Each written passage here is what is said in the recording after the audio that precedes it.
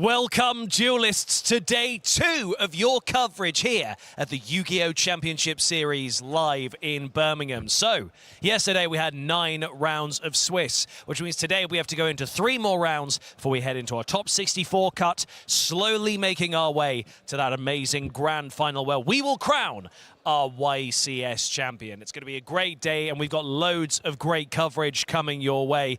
But before we get into our round 1 feature match, I'm going to hand you over to Marcello and Jean-Alexis, who have got some coverage for you. Thank you, Ed, and welcome to day 2 from us as well. It has been a pleasure. As Ed mentioned yesterday, we had an amazing day 1 with around 2,500 players gathering from all over the world to compete in the first 9 rounds of Swiss. And now we are down to the day 2 competitors who have still 3 remaining rounds and then the cut to top 64. But I think it was an amazing day nonetheless, a lot of emotions. The best thing to do if you have missed any of them is obviously go back and check any of the rounds, preferably in the breaks or while we are not going through day 2. But still, Mia and Jean want to go through a little bit of a recap of what we saw. So obviously we can maybe start by showing you guys some of the most popular cards there were in our players' deck lists, and maybe we can commentate on how the meta is looking like, right? Absolutely, because there are some things that we, of course, expected. For example, the Ash Blossom and Joy Spring, the Infinite Impermanence. But there are some other cards that maybe we did not expect that much. For example, we can see that there is some Triple Tactics Talents, yes, which has been an amazing card yesterday. It has like literally shifted some duels. And apart from that, we can also see that there are some Bestials. The Bestials, we talked about it yesterday.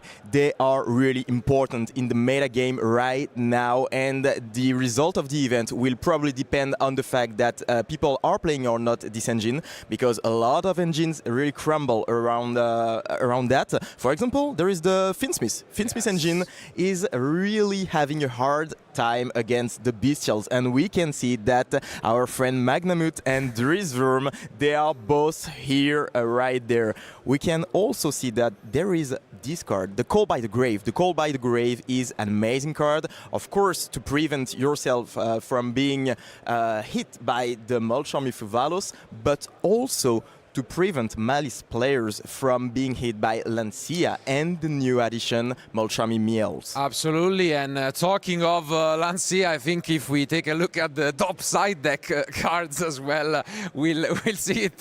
Here it is. 94%, and wow, I don't think we have seen that quite often, but it is for a reason. When we took a look at the meta breakdown for the event, although technically if we combine all the Ryziel, variations, they could be at the top. The number 1 deck, almost 20% is Malice. What a card is Lancia against it. It is absolutely amazing against Malice, so it was kinda sure that it would be at the top of this chart. But the second card is really interesting, because this is Draw and Lock Bird. We were talking about it yesterday, and we're like, is it going to be in the main decks or in the side decks? And I think it's a really strong card against the Mitsurugi cards, of course, but also against pure Ryziel and some other decks, some sleepers like Crystron or Mermail. Are you surprised about that? Yeah, a little bit, but I gotta say yesterday was really a reflection of how the meta is diverse. We saw a lot of different decks, as you have mentioned. I was quite happy about it, mostly for Mermail and I gotta say Crystron, because we are seeing a lot of success. If we look at the top tables, obviously we're gonna find Malice and Ryziel, but at the same time we are seeing a lot of combo decks, and the fact that 41% has Drawn and Lock surely can help against those matchups, but I think it will be interesting, and we'll be able to see once we make it to the top cut how many different decks we can expect.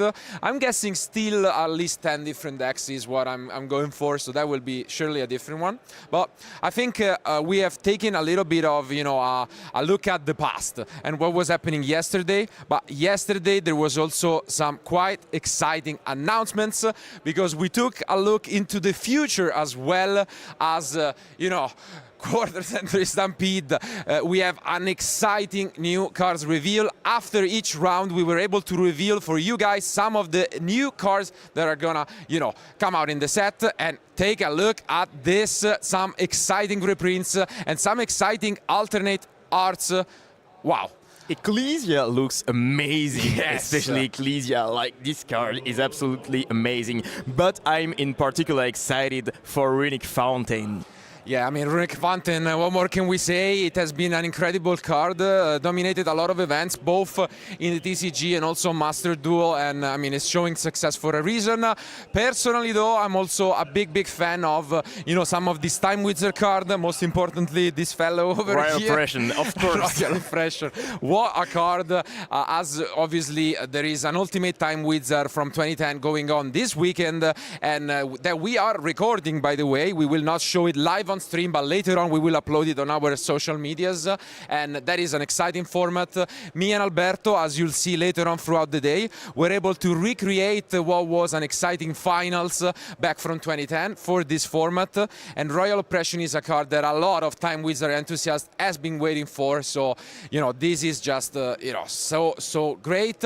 And later on throughout the day, stay tuned, because outside of 9 exciting rounds, again after each round we'll be able to show you new cards coming in Stampede, so you don't want to miss on that for every single round, except there is one exception.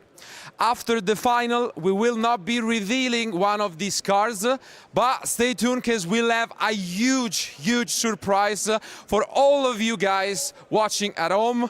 I'm just gonna give it a hint. If you are from Europe, you really don't want to miss on that. So thank you guys for being with us, but now let's go to round 1. Thank you very much, Marcello. A cheeky tease there to make sure you guys stick around all the way to the end of our coverage today. But as you can see, we have our duelists ready, and it's time to kick off our coverage with our round 10 feature match. We have Yuhoan and Mel Davies ready to kick things off here. So guys, we are going to do a high roll. So you guys first. Who would like to roll first? Juho?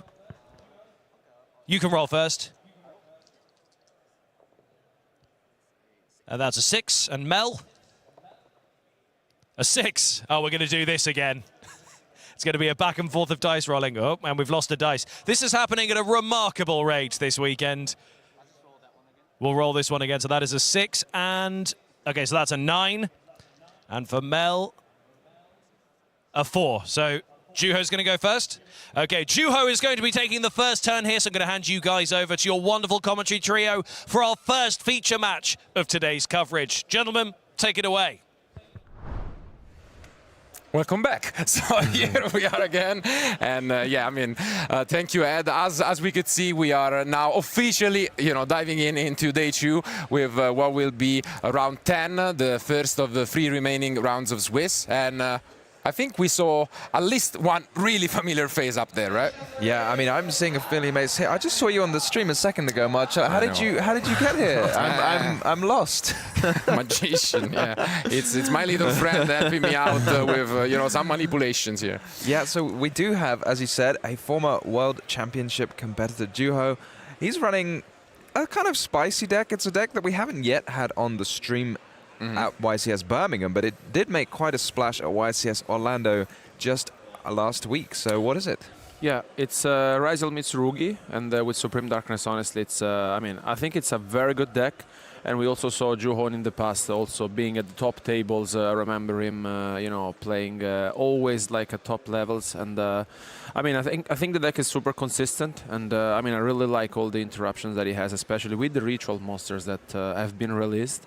And I think he has his chance also. I really like this side deck. It's just super compact, no? Like all 3 offs, and that's about it. And well, on the other side also there's one interesting deck which we have in future so far this weekend, which is Ubel. So, what do you guys think? I think definitely it's one of those decks that we have seen, for example, took YCS Lille by storm. Ever since, a lot has changed, obviously, starting from, a new Forbidden Limited list, then new sets. And though I think it is still a quite threatening deck, especially when it gets to go first. Obviously, Mulcharmi Fuwalos is a card that, can really hurt the deck. But outside of that, arguably still the deck that can set up the most threatening field. So, you know. Yeah, for sure. We've been seeing a ton of combo decks yesterday, and it's hard to discount Yubel as one of these big combo decks. There's also the new Molchami Meowls, so I'm wondering if that might be a bit of a damper on Yubel, because I think it does like to summon a little bit from the graveyard too. But I think our players are ready, so maybe we should not let them wait anymore, and not let you guys at home wait anymore, and head straight to the table.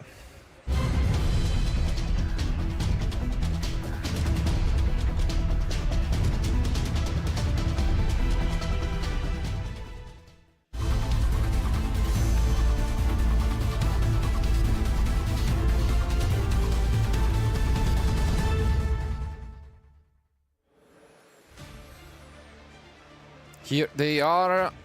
Joe is actually, I think, one of the exceptions, because he was telling us yesterday that he really hoped he would eventually get a future match, and that's not for everyone, I think. Even for the most experienced players, sometimes, you know, they really feel the nerves. So.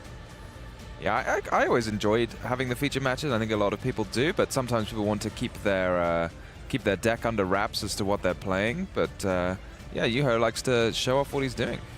And here, I mean, we already see some of the Mitsurugi cards, so at least Mel will know what he is up against. Ooh! Wow! We've talked about that with John. Drawn a lock, 41% sided it, but Mel is one of the few that mained it, and yeah, it's gonna hurt. And talent here, yeah, I mean, we discussed this yesterday as well. I mean, most of our players will have relied either on Droll or Nibiru, but here the talent, he's huge. It's interesting because, yeah, I mean... Take off the tract, I guess? It depends on... both are really, really good, but yeah, he eventually goes... seems like he's having a second thought. It's excellent to have a little peek here anyway, because you know now what you have to play around. So, yeah. I mean, regardless, you know your opponent's going to have one kind of push, be it with the tract or with... Oh, wow. The Ball Drake. Okay. Are we expecting... No, Yoho doesn't play Fiendsmith cards, right? So, interesting choice to send back the Ball Drake there. He had a change of art here. Maybe he has an Ash Blossom on the track. Yeah, definitely an interesting pick, but it's just a pass, huh? Wow. Yeah, it seems like a really interesting choice to send back the Ball Drake when it doesn't seem like it does very much against the deck. I think that's one of the reasons why people are picking up the Mitsurugi deck, is because it doesn't really get hit by Bystials in the same way that the Fiendsmith decks do. Yeah, no, it was definitely quite an interesting play. I mean, we have mentioned how Joe is experienced, so I do think there is a plan for it. And yeah, here we see why Dronenlock was able to stop at least one of the other plays that he had access to. So I guess he prioritized getting rid of the Bestial that could have at least you know, allowed Mel to set up you know, another monster. But yeah, maybe that means he has a Bestial of his own to, you know, didn't want threatening Bestial competition. That could be a good one. And yeah, it's gonna be, I think, here from Joe. Yeah, I don't see. Yeah, exactly. He's gonna allow it. And what did you think of the Prosperity there? I mean, I know obviously it's a very powerful card, but it's quite a nice thing for the Mitsurugi deck. A lot of decks now, they have the Fiendsmith, they have the Ryziel or whatever, and you have quite a lot of competition for slots in the extra deck. But the Mitsurugi deck, because it relies on main deck ritual monsters for its kind of power, can afford this luxury almost of banishing 6 from the extra. Can you imagine doing that in Fiendsmith, Ryziel, banishing 6, where players are really struggling to get that 15-card extra deck? yeah, no, it's. I'm also quite surprised, and honestly, this will be something to ask Juho, because he's not playing Futso. He's only playing the Ameno as the ritual, so he's only playing one. Yeah, he's not playing the other one. Interesting. Yeah. But yeah, overall, I still think Prosperity is probably one of the best spells of all time, and I think here, bold statement, it is the best pot cards ever made, even better than Pot of Greed. And I mean, if you can play it, especially after siding, I think it gets so much better when you're able to just, you know, dig for the side deck cards.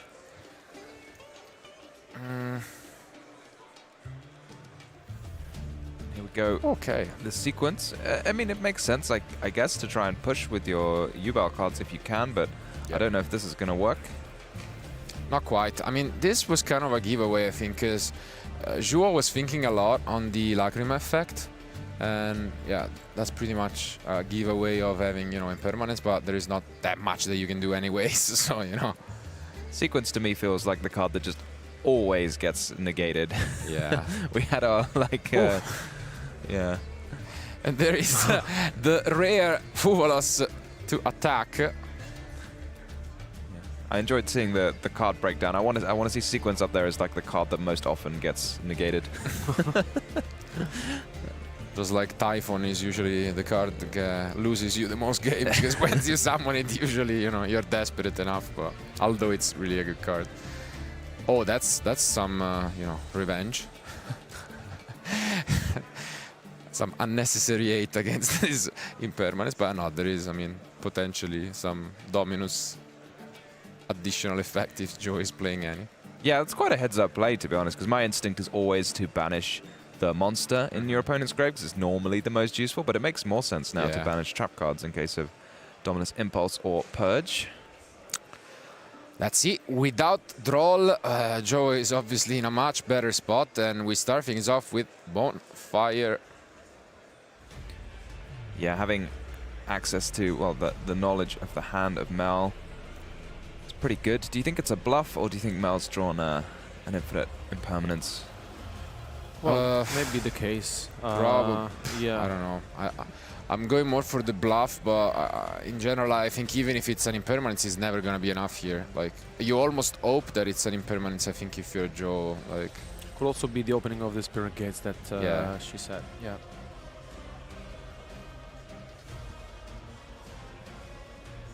Keeping the card very close to the chest there anyway, so we can't see it here.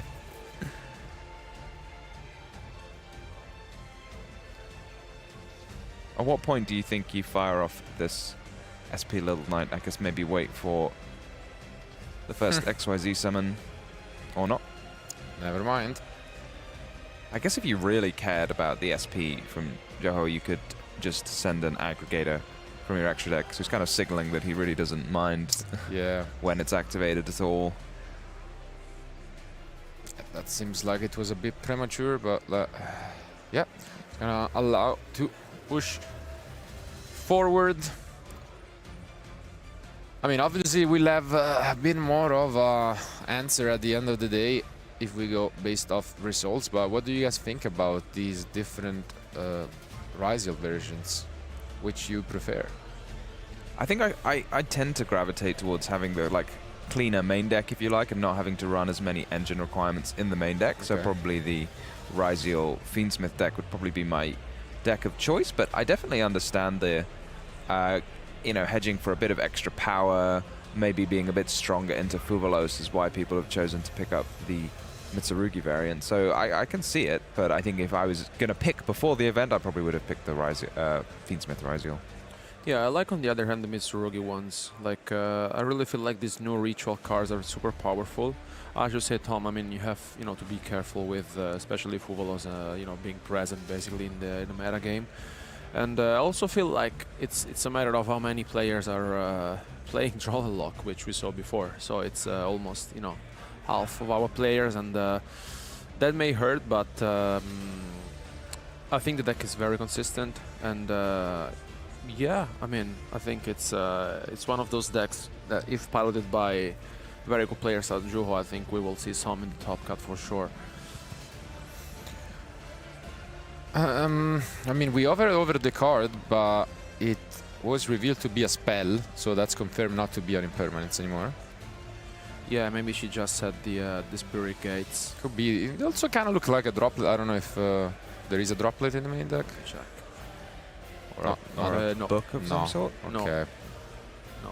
Then I thought about Cold by the Grave, but she's not playing it. No, almost Ah, like... okay, Ah, she's there already it is. Okay, it was kind of an impermanence. Veiler is there, but... It's not going to do anything, yeah. No, also because now Joe knows that the set is the opening, and yeah, it's gonna go off. Yeah, Mal must have felt pretty good with that draw and lockbird completely shutting Joe off, but the combo of talents and then his own draw and lockbird was very, very powerful on the swing back. I guess it goes to show just the power of this Ryziel deck, regardless of what you're playing it with, because you just only need the one card and you can do all of this, and then you can back it up with a cross to negate interruptions. Very, very powerful. Indeed.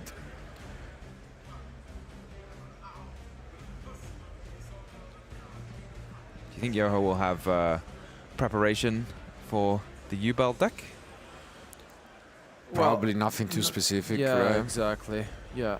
I mean, it's very experienced, so maybe the experience could play a big role in this matchup.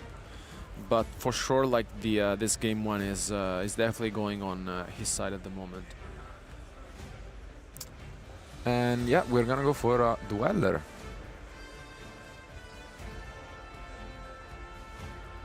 Which you can make with Fuvalos to get 500 boost. No, Fuvalos No, is Fuvalos, wind. no, Yeah, Purulia, Purulia. That's right. I'm making the Dweller now in order to play around any Fiendsmith interruptions coming out of the grave. So he's thinking about next turn already. But yeah, it's something you have to do when your opponent has a Lacrimosa. It plays very well into Fiendsmith and Paradise, because if your opponent activates Fiendsmith and Paradise, you can chain the Dweller. Yeah. And normally, Dweller doesn't negate anything, but it prevents effects from being activated in the graveyard. But if you use Dweller as chaining 2 to Fiendsmith and Paradise, Dweller will have already resolved by the time the big Fiendsmith has hit the grave and won't be able to use its effect. That's it, yeah. Yeah, thank you. I was waiting for the name to appear in my brain.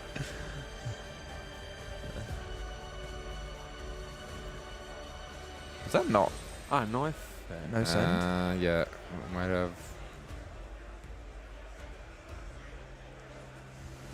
have missed it. Yeah. I don't see a reason. It kind of looked like she was like, no, I don't want to use the effect. Yeah. But I think it's going to be a very tough spot for Mal, regardless. Yeah. At least, yeah, Joe is out of cards, it seems. But I mean, this is still so much. Because he's gonna get now a draw. He's going to have the Dweller, and the Detonator checks opening the Spirit Gates extremely well. Yep. Now we're just gonna push some damage, and then this might be the last draw for game one, potentially. What do you reckon? Dark Ruler no more. Bang. Yeah, Dark Hole. Dark Hole. Oh, yeah, Dark Ruler no Dark more. Hole doesn't also, really work. Yeah. Dark Hole is not really that great, but... As a Okay. standby phase activation, maybe. Is it?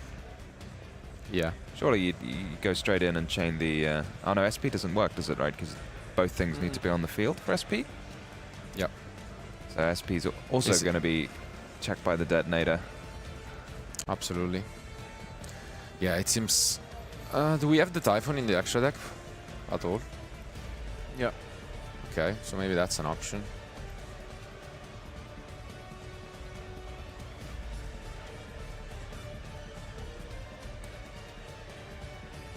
Very hard. Between the cross and the Detonator, it feels so hard to get anything going. I know. So even the Typhon is going to lose out to the cross. But as you say, that's a good option. When in doubt. Does Typhon prevent you from normal something? Or just special something? No, it's... Wait, now you're making me doubt. Because I also thought... It's very strange to have a Typhon and then and then normal summon afterwards, Yeah. isn't it? So, but you so often just normal summon and make Typhon, but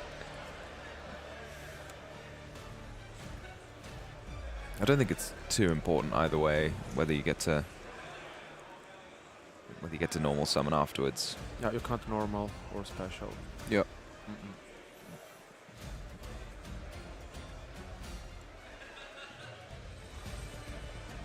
Here comes the cross. Yeah, unfortunately, if it wasn't for the cross, this could have been much, much better, but that makes so much of a difference. We're gonna get additional cards, and yeah. Unfortunately, it seems like this theory of Typhon might be the card with the highest losing percentage. It's amazing to see, like, Typhon feels like it's dropped off a little bit. I guess it's probably because players have a lot of competition in their extra deck between Ryziel cards and their other engines. But it's so powerful against Detonator. It just so cleanly answers it. You can't be activated, so you just go ahead and bounce it and then deal with whatever else is on the field. But if your opponent has the cross, then you're going to struggle. Oh, now we Ash the Blossom, yeah. The Lacrima effect on the Requiem to then tribute itself and special summon from deck. So we are officially out of resources, kinda. And the Dweller is still there, which is nice. It's kind of interesting though. Ryziel maybe not quite having the same follow-up as other decks, because he's got this. He's drawn 2 cards extra even off this cross, but no way of winning the game on this turn, at least it looks like. So now we're going to have another chance. Yeah, I mean, it's mostly due to Duo Drive. If it resolves, obviously it gives you a lot of follow-up. In this case, it was negated by Veiler, so we're setting 2 cards. Wow. But those could well be bluffs if they're Mitsurugi cards. I don't think... Mel must know, actually, that it's Mitsurugi, right? Because she saw the Prosperity on the first turn. But otherwise, this is just looking like a pure Ryziel deck.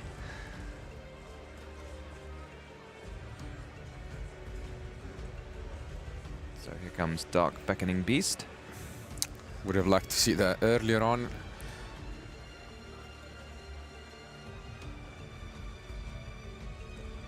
And yeah, that's a good play by Joe, using the Detonator on the opening and then chaining the Impermanence on the Beckoning Beast. Yeah, it's got to be muscle memory for Ryziel players at this point. It's first you activate Detonator. We are chaining Bold Drake.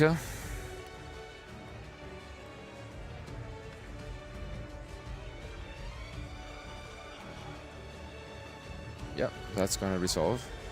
Doesn't seem like he does all that much, to be fair. Beckoning Beast is level 3, I want to say. So no, level 2. Oh, level 2 even. Yeah, So it was played in Sprite, that's why. Oh, okay, yeah, okay. Yeah. My head just went instantly to Chaos Angel when you see a Bestial next to another monster, but not going to be the case here.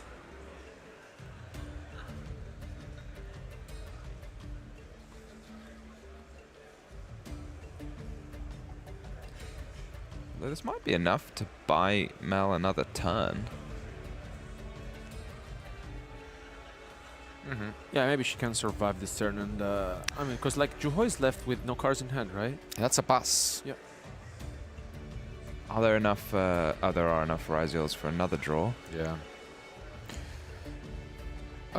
Okay, we are gonna use the Ash, and Joe is thinking. We have a cold buy?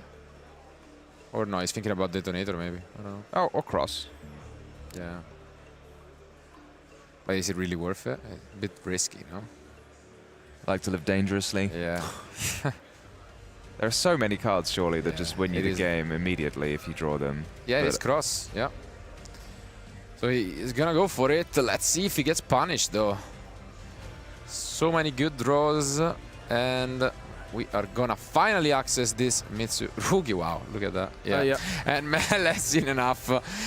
Good effort, but in the end, it was really the battle of the Drawn and Locked Birds here in game 1. Both players deciding to main deck the card, and yeah, it's working out. So, well, I think obviously Joe is gonna be quite happy with how things turned out, considering he passed on an empty field. So, I mean, now at the same time, he's gonna be a little bit afraid in this game too. We have mentioned how tough it is to stop the Jubel deck. And, I mean, taking a look at these side decks, I do like that it's all free offs, but it's gonna be tough to find something specific for Jubel. What do you guys think Joe is gonna bring in? I'm wondering, does he have the Meows? Yeah, he does. So I feel like Meows seems intuitive to me, like quite a powerful card. He also has Ultimate Slayer I'm not sure how effective that is against the U-Bell deck. I'm not sure kind of what fields they're ending on at the moment, but if there are XYZ monsters on the field at the end, which seems very possible, they often like to make a Wave King Caesar or the rank 10 negate, so maybe that's quite a useful thing to bring in.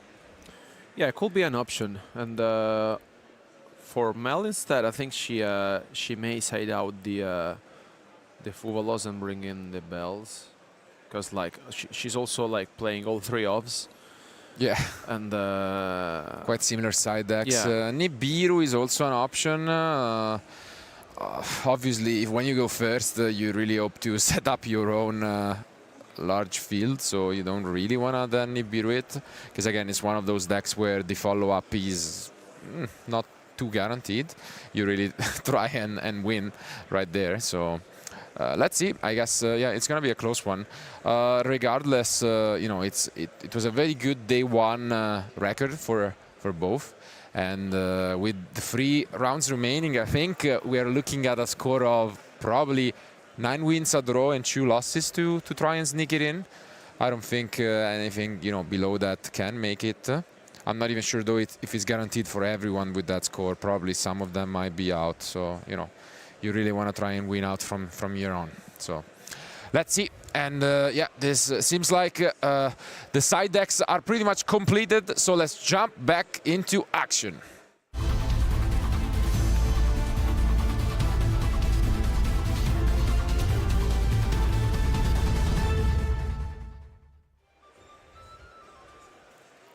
Yeah, I'm excited to see a U-Battle combo. I've not seen one of those for a while. Kind of missed it. And now she will break.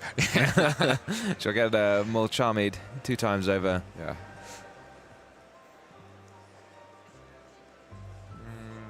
Okay. I mean, as you mentioned before about the kind of follow-up, it is a bit worrying, the follow-up, when you've lost 2 copies of Phantom of U-Bell potentially from your extra deck. So you do really have to go all in and maybe win on the first turn. Yeah, absolutely. I mean, it's definitely dangerous. Also, because is she maining cross out at all, or because that was also one, I don't think so. Nope. Yeah, and so the strategy for many of the U-Bell players in the past has been to maximize on cross out and Call by the Grave, to just try and play around the Fuvalos. But because what really is the plan if you get Fuvalos? I think the plan is to have your own defensive options, or just draw Ash Blossom, as you say, or cross out. And she's not playing Call by the Grave either. Oh, so, really? Yeah. Not even Call. Wow. Obviously very confident in the ability of the deck going first. I guess you can draw Lock during your turn, possibly. But I mean, that's not quite ideal. But maybe that's an option as well. And yeah, let's take a look at these opening ends. I don't think I see any Mulcharmis from Joe. Or at least, yeah, we're not seeing any now. Let's see the check for the Droll, though. Yeah, I don't think Droll normally does too much into U-Bell. I agree. Even in this situation, normally when you're terraforming, that's the best case scenario for a Droll Lockbird. But the opening of the... No, not the opening of the Spirit Gates. Nightmare Throne. Nightmare Throne, that's the one. Can just destroy a card from your deck. Yeah, Nightmare Throne is by far the best opener that you can have. And look at this. Wow. Yeah, this looks like a full combo if I ever saw full combo for the U-Bell deck. Well, we'll soon find out, because this is a very good start from Mel with the Throne plus the Spirit Gates. And maybe the Call by the Grave is not needed, or the Crosstalk Designators. Yeah, we're going straight into the Finsmith engine as well. And yeah, this is the last time that you can freely activate a Fuvalos, so I guess Mel knows no Fuvalos coming down now. And a very shiny looking Phantom of U-Bell as well.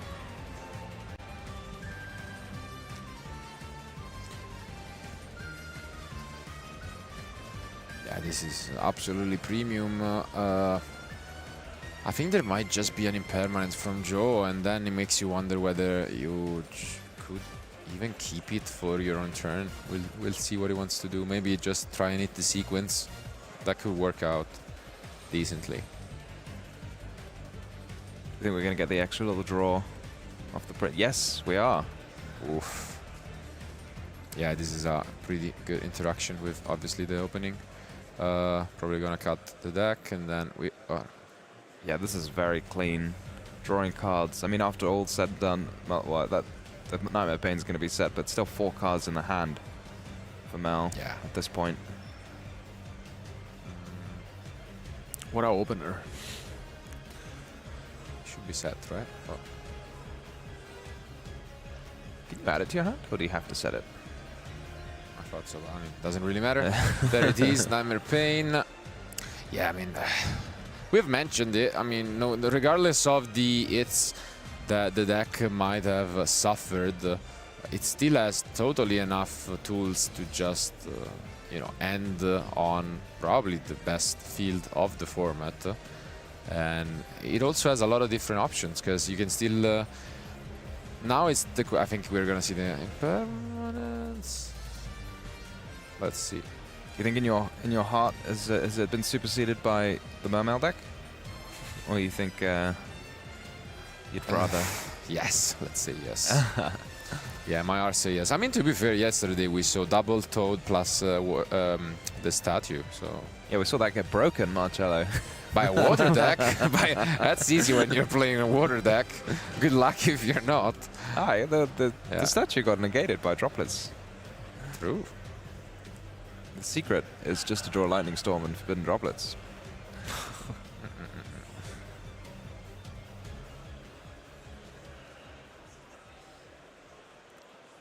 Which of the Unchained trap cards has Mal opted for?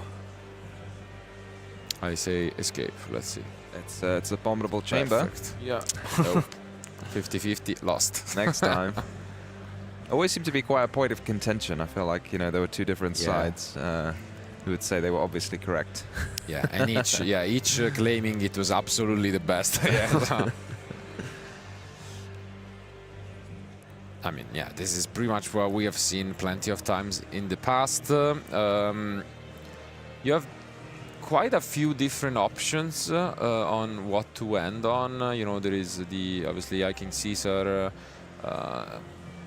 but yeah, this indicates that we might go into a rank 10 instead.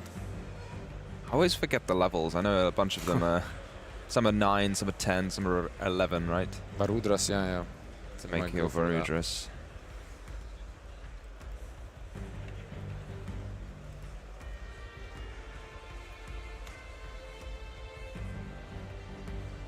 Wondering how you get your other level 10 onto the field. Hasn't Graver been used yet? No. No. Oh my goodness, after all this, you're still activating. This is full combo for the Fiendsmith deck, just Engraver. I mean, you were telling this before, Tom. You've never seen full combo, and here we are. Yeah, wish granted. Here we go.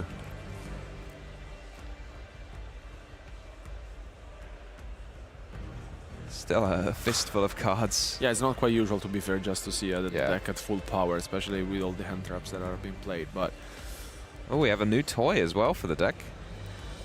Yeah, this is such a strong card, allowing you to get back, you know, Light or Dark. And in this case, it's gonna be the Engraver. Are we going just King Caesar, or what's the play? Yep. It is.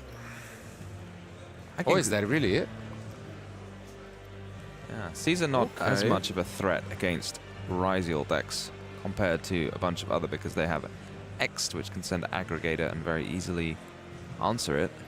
Yeah, that's a pass. So 5 cards for Jo, and he starts with Bonfire.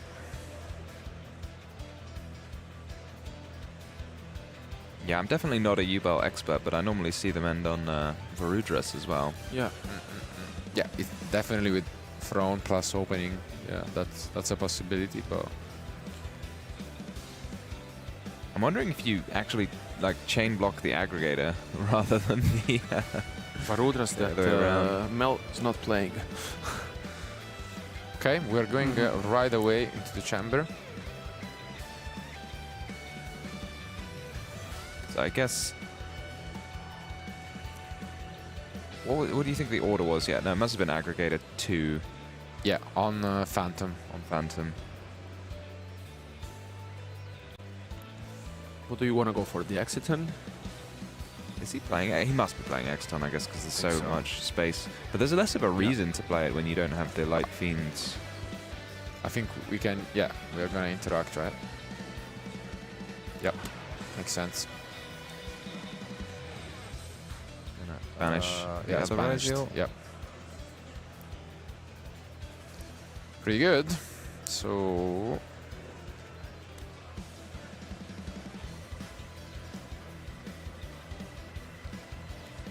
Here comes finally again part of this Mitsurugi engine, but it seems like that is a little more frail against the King Caesar, right? So, oh, and we have an impermanence of our own. Just the icing on top. This may be too much, honestly, for Juho, because... yeah, you called it.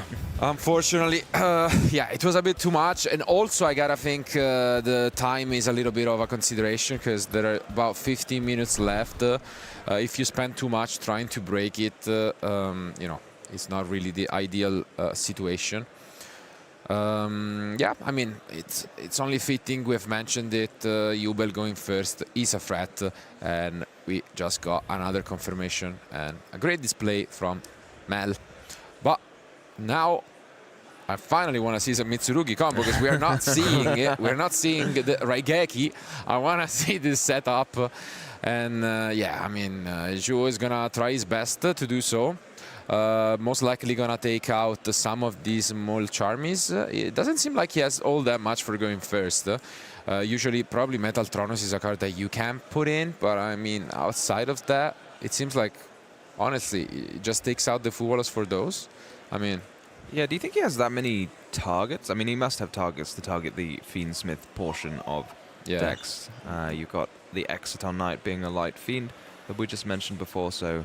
that at least, but yeah, there are some weird-looking cards in his extra deck, which I guess are just Metal Tronus targets. Yeah, I think so. Most likely, because I mean, in terms of you know, just side deck patterns, that seems to be the way to go. Otherwise, you will be kind of forced to keep those Fuwalas going first, which is, you know, never ideal.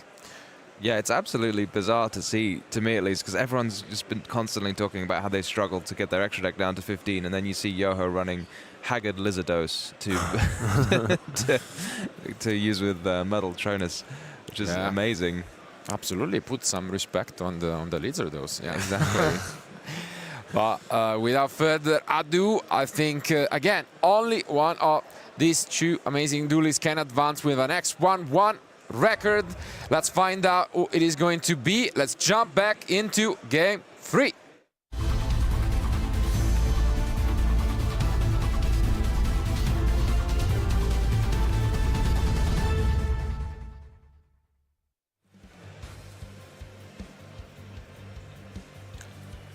"30 minutes might look like enough, but we could also totally get close to that finish. And I'll tell you what, they really don't want to add another draw. So let's see. Yeah, I mean, yeah, 13 minutes, it sounds like a lot, but, you know, the previous two games between them have taken over half an hour, so... Ooh, more than... That's a bluff. Shift into this praying pose, and yeah, it immediately picks them up. Okay, definitely kind of a bluff. But, ooh, we have the Prosperity again. Wow. This is something I also discussed yesterday about using the impermanence on the very first Resident monster, which is sometimes maybe you have already more interruptions because otherwise you may usually wait as well. Yeah. I think unless Mel is playing mind games with us, I'm going to go with that's the only interruption, and I was completely wrong. It's like, I feel like the prayer was like, please don't, you know, like, I just have one interruption, I'm just going to use it and see. That's but it, I was completely wrong. That's That's it. Joe stopped in his track. Are we gonna see another comeback on stream? That's a great way to start, but there is an infinite impermanence. Any Fiendsmith card would be absolutely insane, but there is none, and there is a pass back. Wow.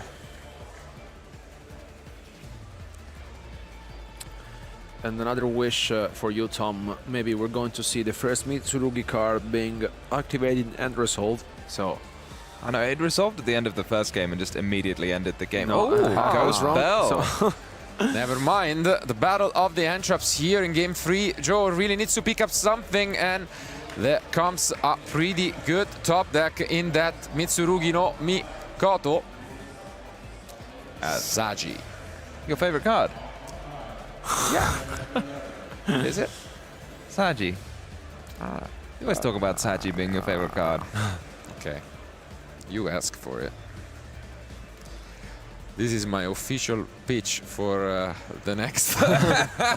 I don't see the difference between that and the other card on the screen. Absolutely. Actually. That is the same. alternate version of Saji you see on. You can see Joe a bit confused looking around, but that's exactly why. This feels like we're at the point where it's extremely difficult to interrupt now for Mel, because even if you negate the effect of Saji, then Duo Drive will be followed shortly after, so you're going to need multiple interruptions from here. Having said that, Mel hasn't been able to push with her engine, so maybe that's what she's got. I mean, unfortunate, but especially because when you play a Finsmith deck, I mean, all you really need is a way to put 2 masters on the field, and then you can at least try and access that engine, but that wasn't the case, and now I think we just got the ritual.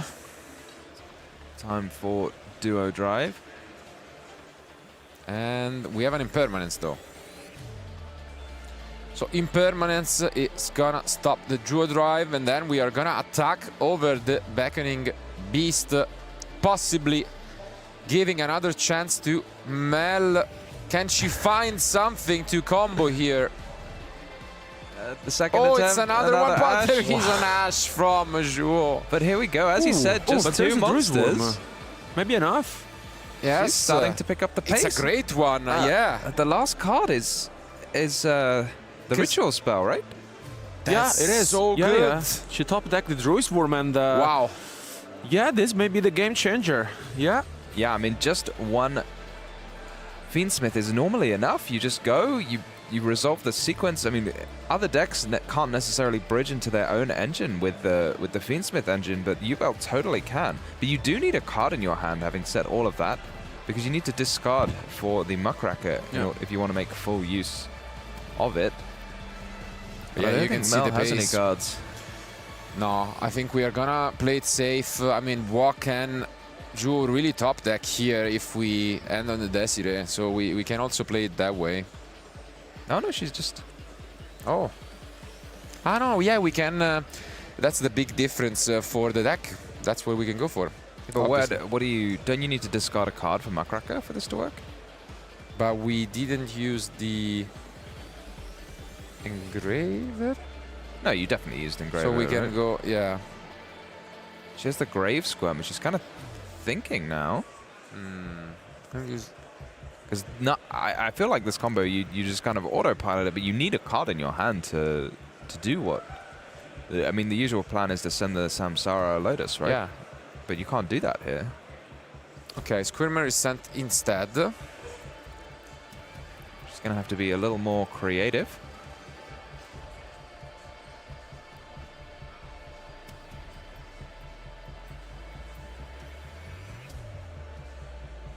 I feel like you can still do a fair amount Absolutely. after all this. You have that This works, right? 0 attack Kinda. monster.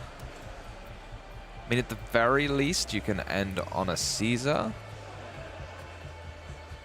I think it would have been nice just to end on Desiree, but maybe we're about to be seeing what more you can do, because when you play Desiree, that's just kind of it. There's nothing that can be drawn. Doesn't matter if it's Yeah, X. I mean, getting to the chamber is also pretty good, I guess, if we still have that, because obviously You can in this add game back, we're going second, so Yeah. it's not too obvious that the card is still in there. you can add back Engraver here, which will get you another monster.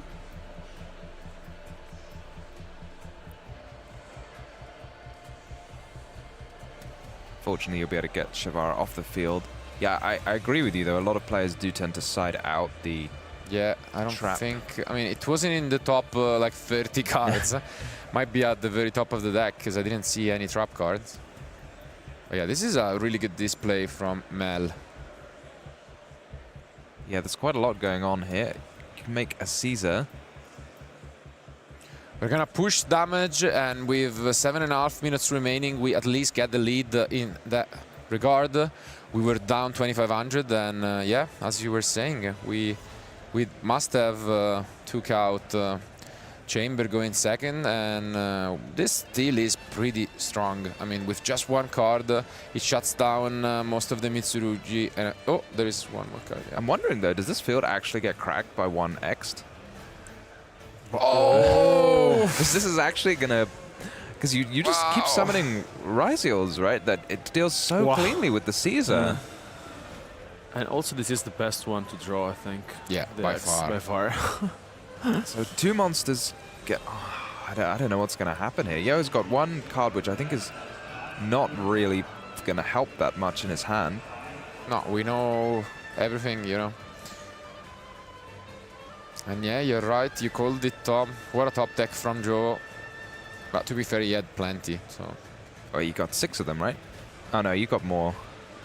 You can draw a sword. I wonder if you activate the ritual spell here to force out the Unchained Soul of Rage.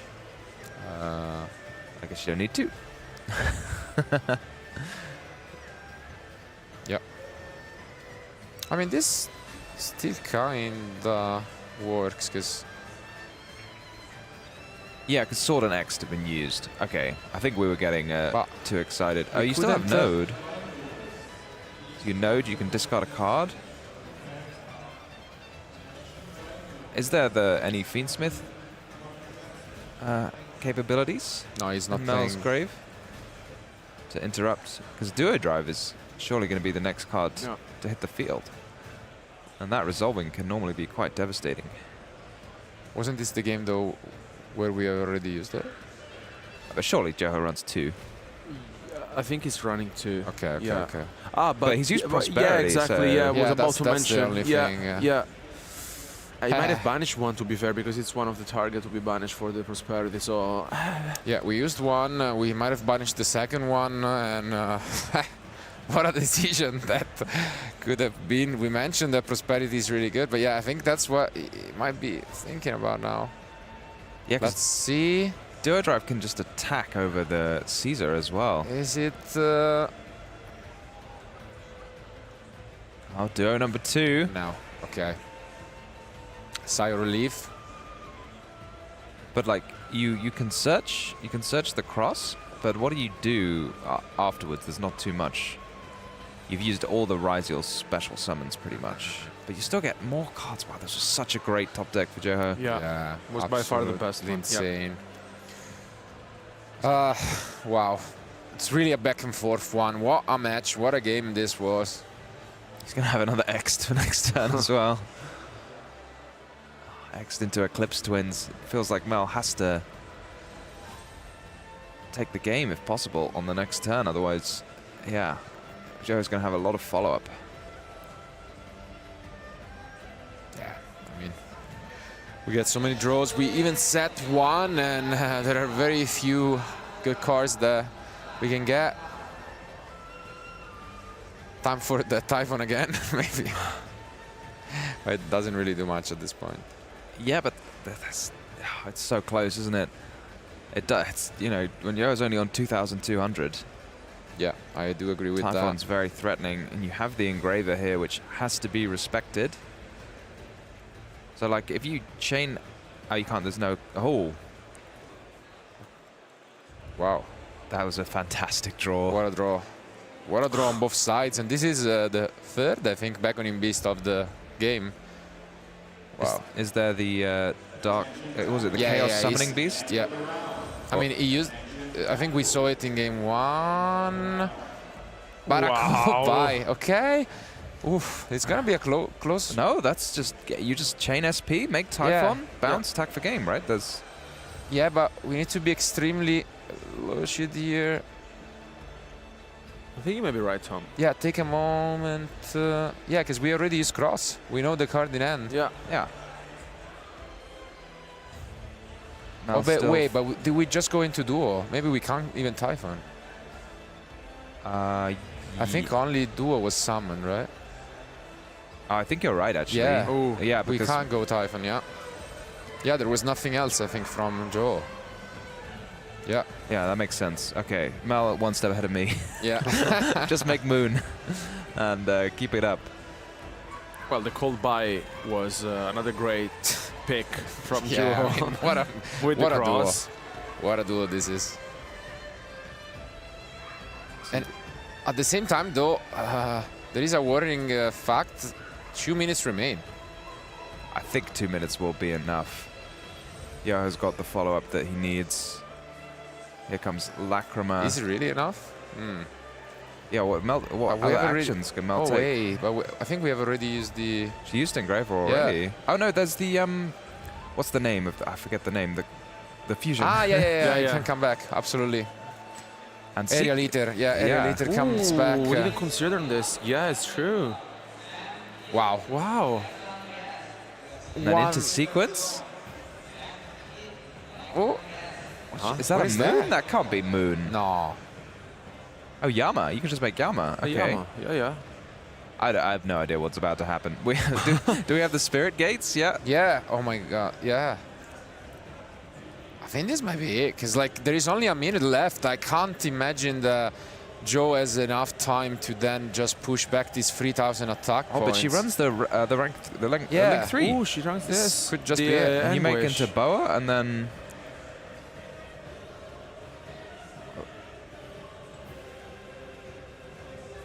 Yeah, does Boa can just pop a card, right? Yeah. But you have to discard for Boa, so. Yeah, we're just gonna use the effect and go into... Oof, 40 seconds remain. Really clutch decision here from Mel. Dark? What is it? Muckracker. Muckracker, yeah. But no cards in hand. And now we are gonna she's- crush and then use Yama, right? Wow, this is very clutch. Absolutely. What a play, what a turn. Here comes Yama. Yeah, Yama number 2 is used. 2300 is the difference at the moment. Is it sequence? Oh, Unchained Soul of Rage? Yeah. And we push some damage. And I think time is pretty much over, so this could just be it. There is a pass, a draw from Joe. But I think time has been called. And unfortunately, I don't think there is enough for Joe to just push back into this game.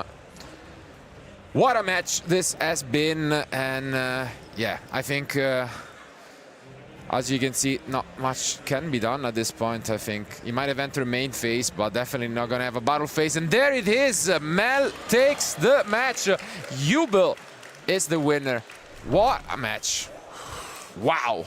I mean, what a start to this day, Chu. I mean, we mention it from time to time when, you know, you're facing off against 2,500 players and then even just making it to the issue is no joke. Only the best players can advance. And yeah, this was just, you know, a demonstration of that.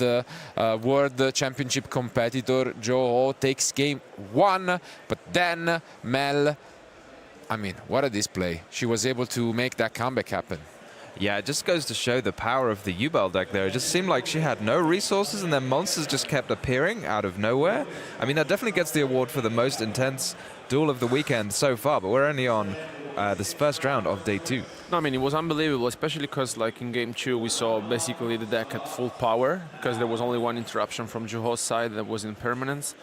And honestly, in game 3, I'm not sure what happened. It was like such a back and forth game in which both of our duelists basically top deck one clutch card after the other. And in the end, it's Mel who advances with an impressive 8-1-1 record. Yeah. So ideally, another win should guarantee her the top cut. So and then for Juho, still, I mean, it's still in. So you know, gotta win out most likely these last 2 rounds, but definitely there is still a chance. But yeah, I think this match really had it all. We saw this game 1 in which there was this drawn and lock war with passing back to each other. But then game 2 had your dream, Tom. We saw a full display of a really good Jubel combo. But game 3 is among my favorite type of Yu-Gi-Oh game, where you just throw cards at your opponents, and then top deck mode, and really it seems as if the duel was locked, but then Joe with the clutch top deck of X Raziel almost seems like could have gotten the game. And yeah, wow, what a match. Yeah, it's one of those things, like, it's such a powerful interaction because High King Caesar is such a powerful card, but then the X Raziel just answers it for free while it's doing everything else. Like, I feel like that's one of maybe the reasons why we're seeing less of it, but everyone is still making this High King Caesar to try and play around Nibiru, but wow, so powerful. I mean, usually, yeah, the X Raziel is the best one to start things off with, especially because, like, as you mentioned, Justin, the aggregator to the graveyard.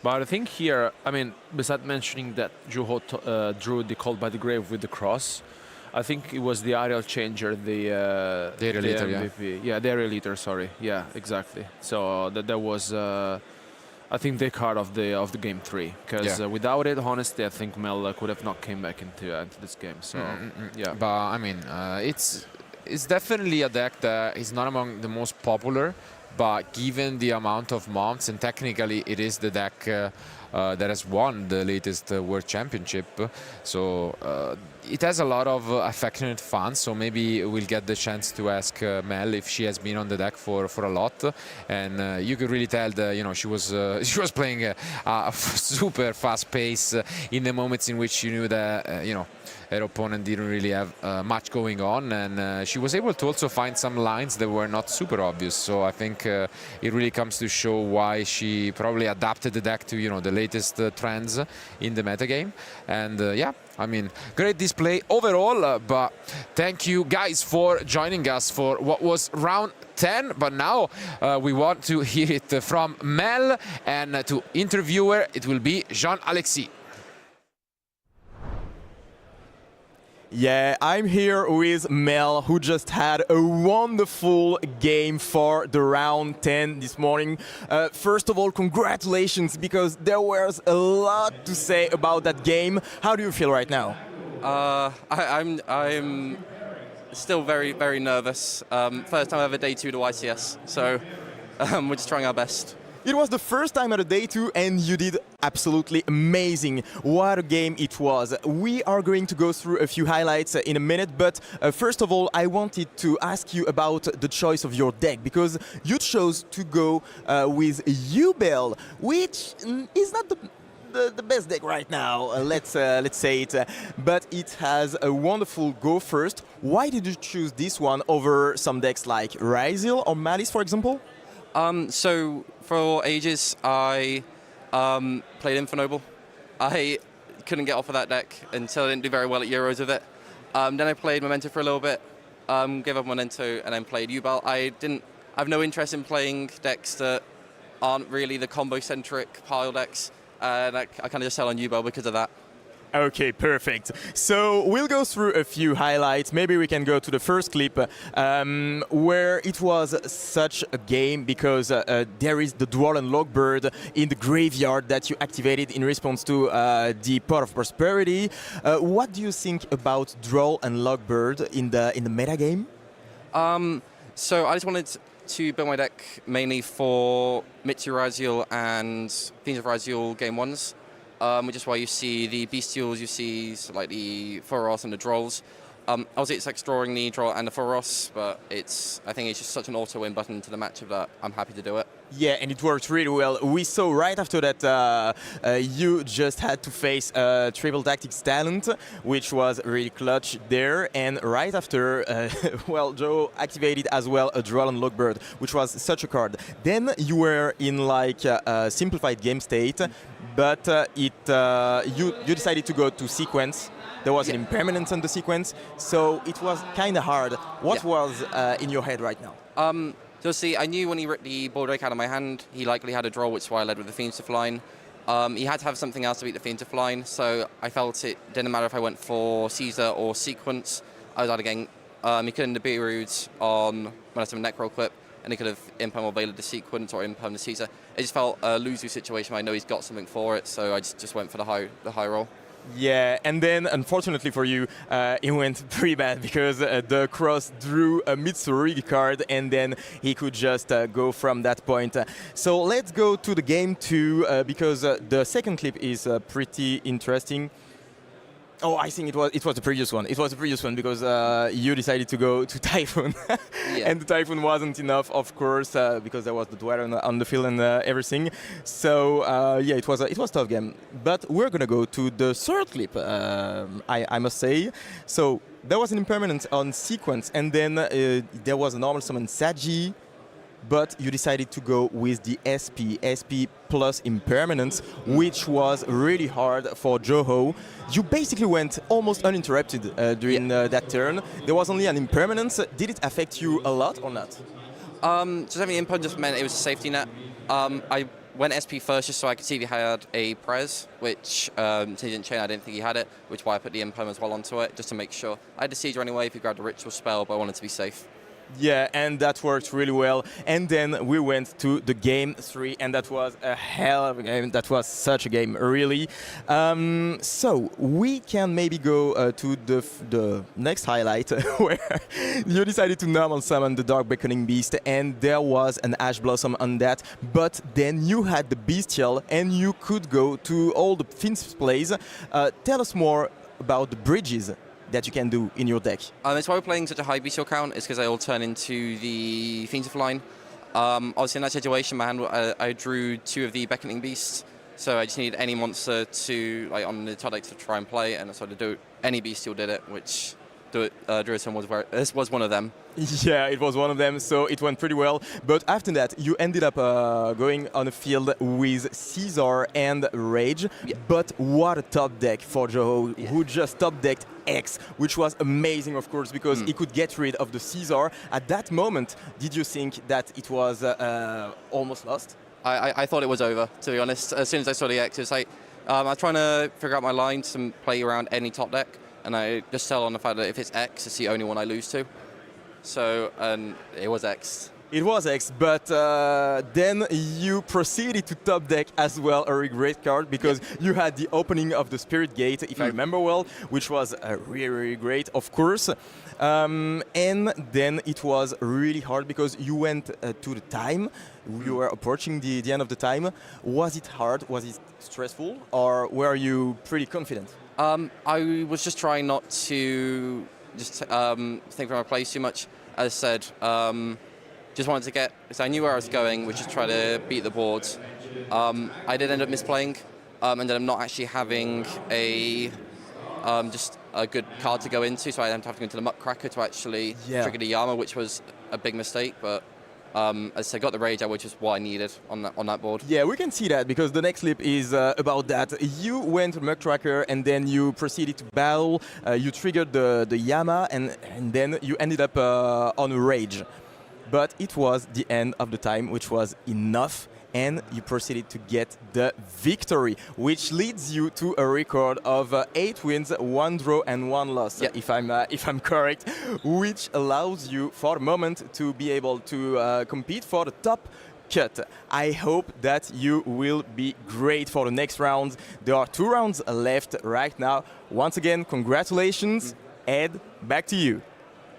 Thank you very much, Jean-Alexis, and congratulations to Mel there on that round 10 feature match victory. As Jean-Alexis just said, we do have 2 more rounds of Swiss, but because you've just seen a feature match, you've now seen the analysis. That means it's time for another card reveal. It's going to hand you back over to your amazing commentary trio who are going to reveal 1 more card coming up in Quarter Century Stampede.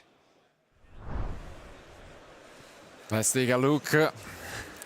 Been waiting a bit for this moment. The first card reveal for day 2.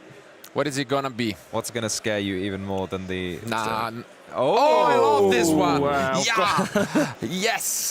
This is one of my favorite ones, actually. Yeah, I love this. It's great. I mean, yeah, I'm really happy about it. Yesterday we saw Construct, and now we see ABC Dragon Buster. They're probably my two favorite, fusion masters. What a deck this was! I loved it.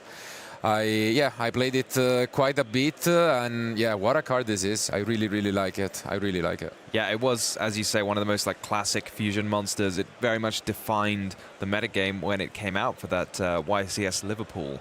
I can't remember which year it was, but yeah. No, I mean the deck was great, honestly, and also the strategy itself. And I think it's great to have this card back. And absolutely, yeah, it was the Liverpool 2016, and yeah, as you have mentioned, absolutely, I love this card. I mean, we have a running joke with Alberto from the YCS Liverpool, where I tend to sleep talk a little bit from time to time, and I was gonna play ABC. It was actually Bochum.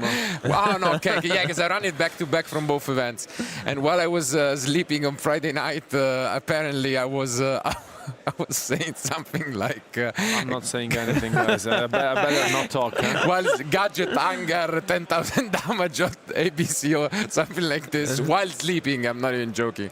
And I mean, it did work out. Yeah, that's why we're here casting today. Absolutely. I mean, I made it to the top 4 back in the day, so it worked out. So sleep, dream about your deck, and you'll do well. But yeah, it has been a pleasure to be with you guys for round 10. But don't go anywhere, because we still have 2 more rounds of Swiss before the top 64 cut. So keep watching, and we'll be back soon with more action.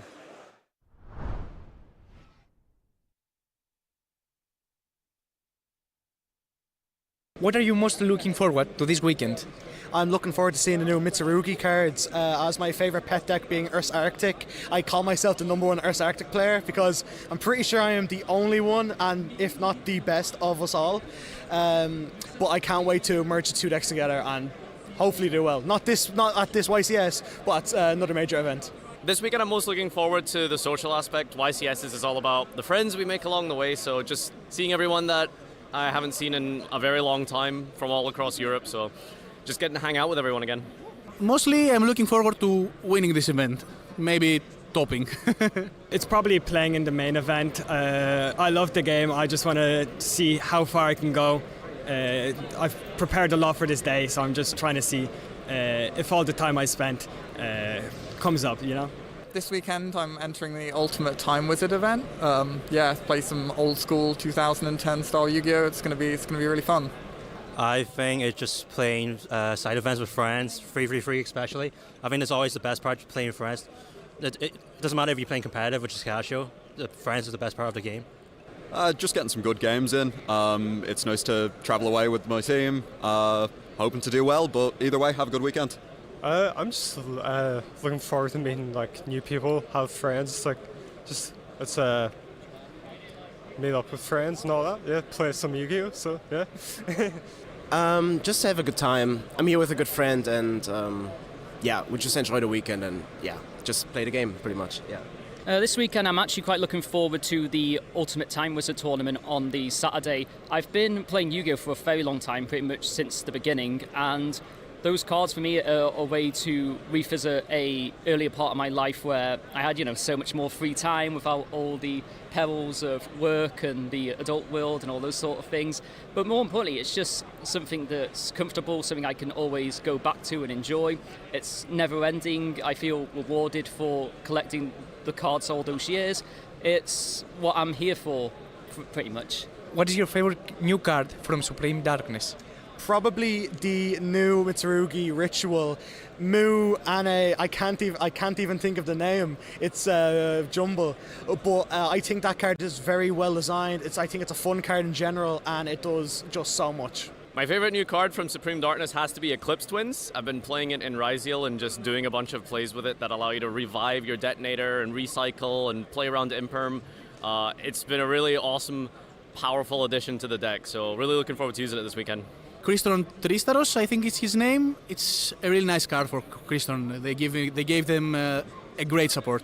Probably Saint Azamina. I really like the cool mechanics of not being able to target your own stuff while your opponent has it on the field. and it's really satisfying, like bringing it out and then getting a free guy from the extra deck. For me, it's going to definitely be Primite Dragon Ether Beryl, because I'm really looking forward to playing the new Blue Eyes deck when the structure deck comes out. I think it has to be between the Evil Hero support or the new Primite monster, because I'm a big Blue Eyes fan, and the new Primate monster gives a big buff to Blue Eyes strategy.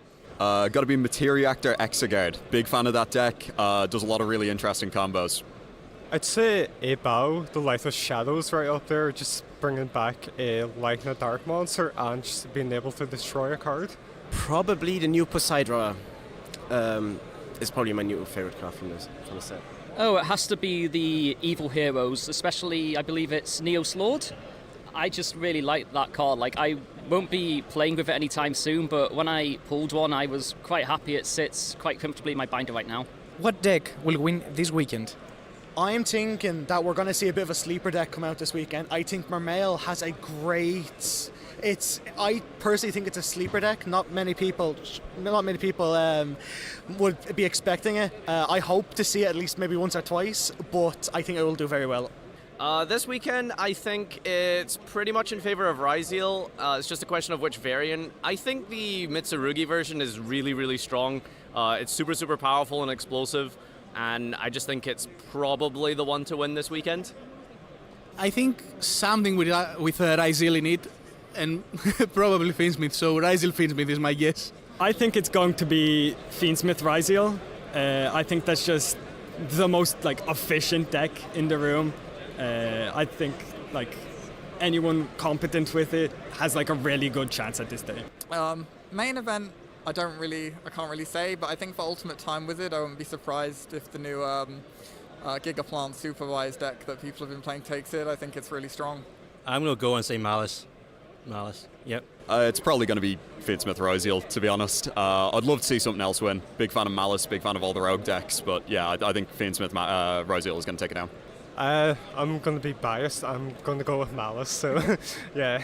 I have to say it's probably Fiendsmith Ryzeal, because it's probably just the best deck right now. It's hard to say for the new format. I'm not too informed on what deck's going to be coming up to win, but I know for at least Ultimate Time Wizard, there's just so much variation. Anything could win. Gladiator Beasts are a threat. Machinas are a threat. Fairies always can sneak in. Fogs, Black Rings, Vayu Turbo. There's just so many decks that you just lose count. It's like I could name 10, 20 decks and they'd all maybe appear in top 8. What deck are you playing this weekend? I am thinking I will be seeing a lot more Ryzeal, as in Ireland I find Malice and Ryzeal both, well, in general, to be the most favourite, but I'm expecting here Ryzeal be more favourites, so I will be on Goblin Biker Fiendsmith, which I can't wait to run.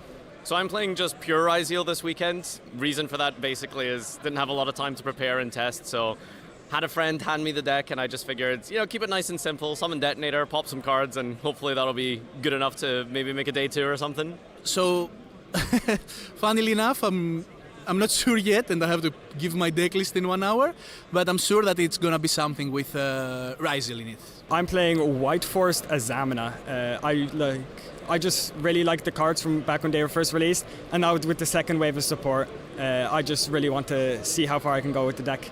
I'm playing Machina Control for 2010 Ultimate Time Wizard. It's kind of my comfort deck. It's one I've had a lot of practice with. I think it's pretty strong. So, yeah, fingers crossed I'll do well. Fiendsmith Ryzeal. Yeah, so but I'm kind of rooting against myself a bit, but yeah, but I still think Malice will win. I'm playing a 60-card pile that kind of revolves around Malice. It's got some Azamina, it's got some Fiendsmith, it's got a little bit of everything.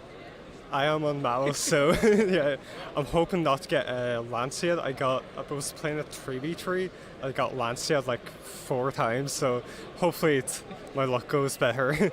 I'm playing Mermail Atlanteans. Yeah. This weekend, I'm going to be playing Machina Control in Ultimate Time Wizard. I absolutely adore playing the machine decks, whether it be Gadgets, Machina, Ancient Gears, so on. They all have this nice little theme going on. Plant cards create seeds when they go to the graveyard, zombies always return, and machines always gather resources so you can build more machines. You just keep building more machines until your opponent can't stop the machine army anymore. That's why I play the deck, and that's why it appeals to me. Are you excited about the release of Early Days Collection? I am excited for it. I'm more on physical card game fan, but it seems like a cool throwback to the old days. I'm super excited for the Early Days collection. I think some of those games historically, especially the World Championship 2004, incredible stuff, and I can't wait to play them. It's definitely a trip down nostalgia lane, so I'm really happy and looking forward to that. I mean, yes, I've been playing this game for like 13, 14 years, and I've played some of the old games, so I'm really excited to play them again. Yeah, I've heard some of those games. They're well before my time, but they look really cool. I might give it might give it a play. Yeah, I actually played a lot of the Game Boy Advanced Yu-Gi-Oh games when I was younger. I think it was the Sacred Cards that I played for like hours and hours on end. I think I like beat it like 3 times. So yeah, it's a real nostalgia hit for me, that one. I think it's going to be good. Yeah, I am. Yeah, it's been years since I last played it, and hopefully it'll bring back some good memories, and I'll hopefully enjoy it. Yeah, I grew up playing a lot of the old Game Boy games and that kind of thing, so it's really nice to see them coming back, being a little more accessible. Definitely looking forward to try the game. I'm absolutely ecstatic about the Early Days collection. I already own all those games near enough, and I'm still gonna buy it. It's just nice to have the convenience of being able to unlock cards faster, speed up gameplay. Online play is huge. For games like Dungeon Dice Monsters, having the ability to play other people with more easier access, it's going to be an absolute revelation for that game. It could even create its own community. So I'm really excited for Early Days collection, and I hope it does well. What is your reaction to World Championship announcement being in Paris? Well, I think that's pretty cool. I am a big fan of Paris myself, so if I manage to do well today, or just in general, I'd love to go at some point. Paris is a great city to host it. It's really close to home as well because it's in Europe, and I'll be looking forward to going to it after I win the YCS. I mean, it's a great location, and it's kind of close to us too in Europe, so I might be able to attend too. Yeah, it's nice to have a World Championship close to home for me. I think Paris is a really lovely city, and yeah, I think it's a really good choice of venue. I think it'll be good. I thought it's super cool, especially since I'm from Europe, so it makes it easier for us to travel to. Well, the time zone makes it easier for us to watch as well. So I'm excited to watch it. Great for me, less of a travel time. I'm coming from Ireland, so hopefully I'll see you all there. I think it's super cool, especially being so close to home. Definitely gonna try and make it this year. Hearing that Worlds in Paris is quite exciting. People love being able to go to a European Championship when, we're in Europe. With it being the mainland, it helps the players a lot to motivate them to travel across mainland Europe, whether it be like, coming over to the UK by train or by flight, travelling by car, train, any way possible across the entire mainland Europe. It's really going to bring the community together and make people push harder than they ever have before. World Championship in Paris is a pretty good location, and I'm looking forward to hopefully maybe attending if it's a public spectacle, or just tuning into the stream and enjoying some of the usuals heading over. Maybe we'll see the back-to-back between Team Snipe Hunters and Jesse, Ryan, and Raymond. Thanks a lot, Nadir, and have a great weekend. Thank you. Stay tuned.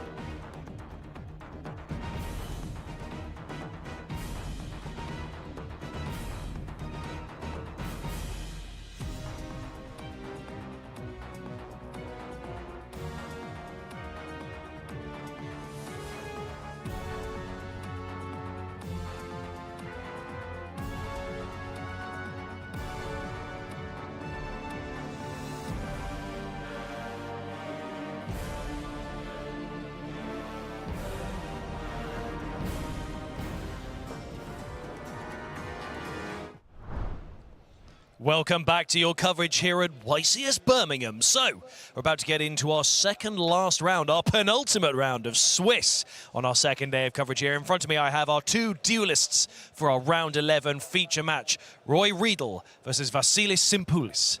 And it's ready to kick off, so we are going to do a high roll. So I'm going to grab these two dice here, place in front of the gentleman.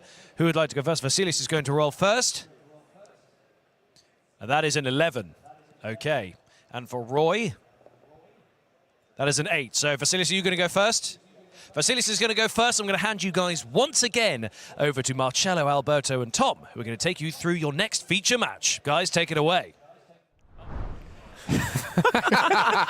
Thank you, Ed, and hi Tom, how you doing? Yeah. I'm pretty well. I mean, welcome to round 11 from us as well. I'm excited to have Jean-Alexis here with us, as finally the majority of the commentary team, as I was in France.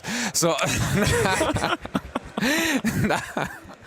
Yeah, I mean, I had to go there, but no, it's great to have you here. Obviously, you have been fantastic on some of the post-match analysis, and we've had the chance to have you, do some commentary yesterday. So it's only fitting that we start the issue as well with a blast. And I think we have a great match, right? Yeah, absolutely, because we are gonna watch a game with a deck that has not seen success recently, but he decided to come with this deck. I hope that you guys will love it. Absolutely.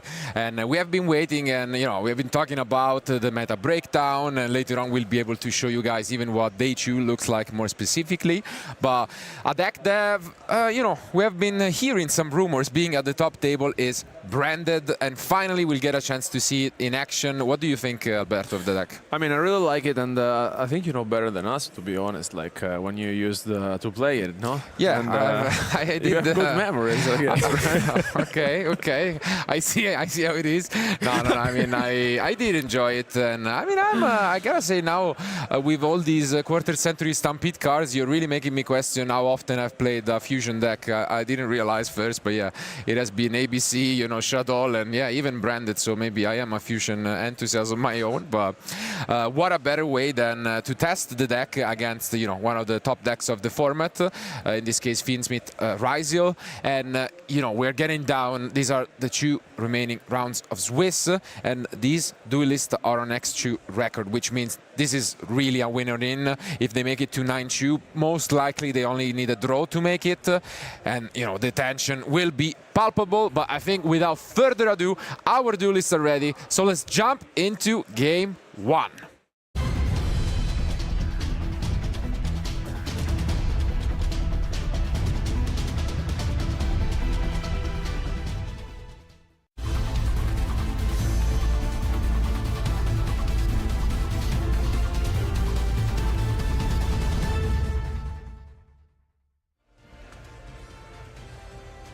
Here they are. So, Jean, what do you think of the matchup specifically? What can the branded deck offer in terms of, advantages? Well, there are some advantages. Of course, the Fiendsmith Ryziel deck is really strong, but we talked about the bestial cards, and of course, when you play branded, you have a lot of bestials in your deck. So you are able to literally interrupt every single part of the Fiendsmith engine. The problem is that, of course, Ryziel is a bit stronger, but you have a strong engine, so you might be able to break the field even going second, especially if you have some cards that are really strong into the field. So I think it's gonna be difficult, of course, but the good thing for Vasilis is that he won the dice wall, which is really important in that matchup. Absolutely, but breaking news, there is no sort of Sanctifier, lock card. So Vasilis is just going for the pure grind branded strategies. Is that surprising at all? I think this is really enjoyable. Because we'll have some grind games and some interactions, which is why we love Yu-Gi-Oh! I think that Vasilis is just relying on the fact that his deck has a really strong engine and is able to just go through grind game with his opponent, and then rely on the fact that he can be better than the guy who is in front of him. Absolutely. But here we started with the Quem, and unfortunately for Vasilis, it's not gonna go through because Roy had infinite impermanence on this, and we just see right now a great card, Nadir Servant, which allows you to do so much in this deck. I also feel like if you're playing this deck, how confident do you feel like with all the hand traps that are being played during the current format, right? Not really confident. Not really confident because you've got a lot of cards. Of course, you've got Ash Blossom, but you also have the new Dominus cards, which are really great against the deck. So you're not in a really good position. And apart from that, you also have the Mulch Armies, which are some great cards. Yeah. So if you just state the facts, you're not in a really good spot. Especially because I'm seeing that both in the main deck and side deck there's no cross-talk designator as well. So which means that you just go all in and hopefully you can navigate through your opponent's interactions, right? So and it went well because he's going very well actually. So we will soon find out if this will be the case also with Roy. And how do you feel like in general is maybe the plan against your opponent? Like, of course, Vladis doesn't know that his opponent is on Ryzel yet. But how do you feel like with the current meta? You think you have a specific goal going first? I think you just want to put as much interruptions as possible, and the good point with Branded is that you have a non-target banishment, which is of course really strong in the meta game, especially against, for example, Ryzel, because you can get rid of all the threats that he can put on the field. And we also saw that with a deck that we see a lot, Malice. They also have a non-target banishment, which is very strong. And the fact that Branded can just recycle every single non-target banishment with the Mirror Jade is really, really strong. So I think the goal here is just to banish 2 or 3 times the monsters that Rory will put on the field. I have a doubt though. We are seeing this Fuvalos used on the deployment. Do you guys think maybe it was better to just keep it and use it in the draw phase? Because I think we are going to see at least 2 different ways to special summon from the extra deck from Vasilis, so during his opponent turn. So maybe that could be a bit of a consideration. Yeah, I mean, I feel like if there's... Because like here you're forcing your opponent to like push, but if you really want to activate the Fuvalos, I think you just preemptively activate it before. So... Yeah, especially considering the fact that Branded, is really known to play some cards like Triple Tactic Trust or Talent, and indeed he's playing those cards, of course. Exactly. Yeah. So it might be hard if Vasilis has those cards in hand. For sure, but now it seems like we're moving to the end phase, and if we have some effects to use. So many, the Magnum as well. That's a great one. Yeah. This is great because basically you had the Impermanence, the Fuvalos, and the Magnum. This is something that we were mentioning before. Alongside the hand traps, there are also the Bestials that are something to be considered. And I think most of our players so far at least have, let's say, a minimum of 3, and then they can also go up to 7, 8, depending on how they feel like. And in this specific matchup, I think Bestials are insane. Yeah, totally. And there is the second one. Wow. What? The Baldrake is there as well. Wow. He's getting rid of all the cards that can activate in the graveyard, because Branded is obviously known to have a lot of cards that just activate in the end phase. Yeah, that's very unfortunate. The opener was really strong from Vasilis, but just the perfect answers from Roy. Almost as if Vasilis just passed them, bricked, this could have been more beneficial probably, because Roy was holding just all of these interruptions. And even the third Bestial, yeah. Yeah, those cards were absolutely amazing. It's going great for Roy, and he's gonna have his draw phase. We're gonna see if he has what it takes to break the field, which is not really impressive right now. No, yeah, definitely. Let's be honest. Yeah, I mean, you're kind of forced just to pass for the Fuvalos being activated, but I think the Bestials here hurt a lot. Because like if Roy now has a Ryzel monster, I can really see it being on the driving set. So let's find out, because like with 4 cans in hand, honestly, I think this is looking super promising for him. And I think I saw Ryzel cards. Oh yeah? Yeah, I think. And also the Lagrima to start things off, it's very good. He has everything. Yeah, what a hand. And indeed, I mean, we already know the Druid Swarm is there, so it's gonna be really tough for Vasilis to even fight back, because as you would expect from a branded deck, he's really, really low on the end traps. So yeah, he don't have a lot of entraps, of course, and he has now to rely on his own field, but as we said, there is not a lot to offer from Vasilis' side. I think he used Cartesia, yeah. Yeah, he's gonna fuse right now. But even the Boldrick is a problem here, so I don't know. Now he's gonna go for Gungignol, probably. Yeah, it is the Gungignol. And then the effect is declared. Roy is thinking a bit, but he decided to let it go through. It's going to be really hard for Vasilis.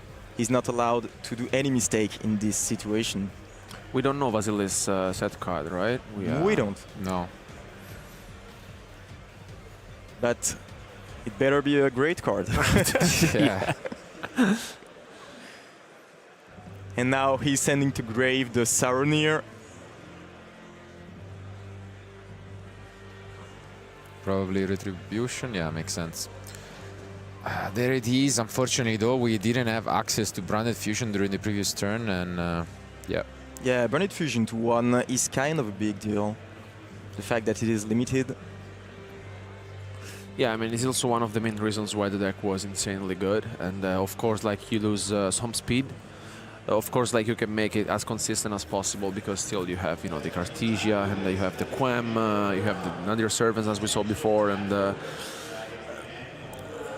I think I'm more concerned about all the hand traps plus the bestials that are in the current format, to be fair. And I think I think it's still incredible that Vasilis is sitting with this record here, and I really hope that we may manage to see some combos. We go for Chaos Angel, which is pretty good.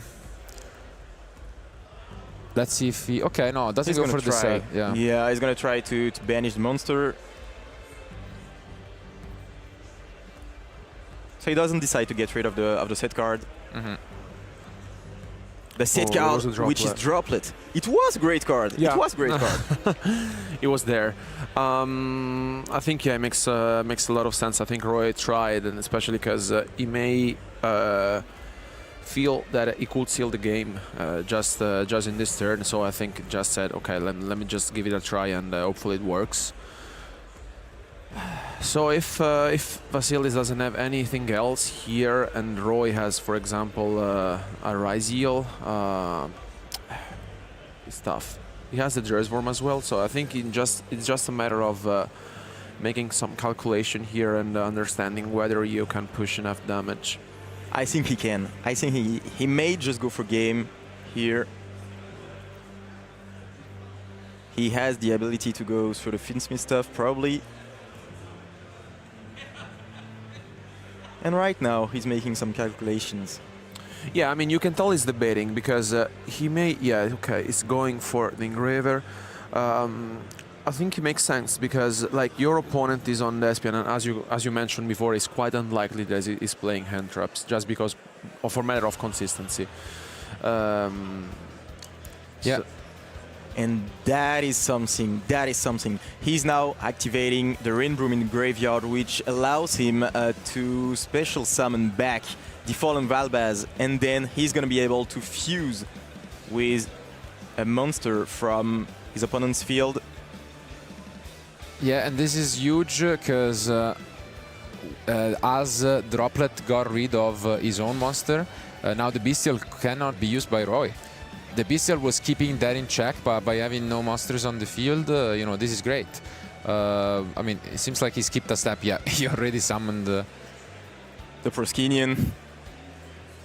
And now he's...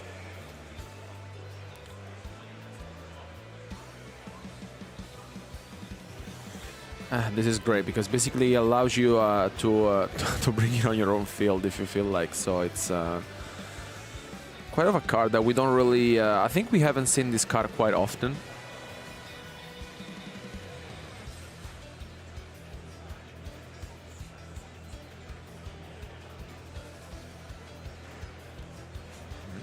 Yeah, secret effect, I would call it. Yeah, but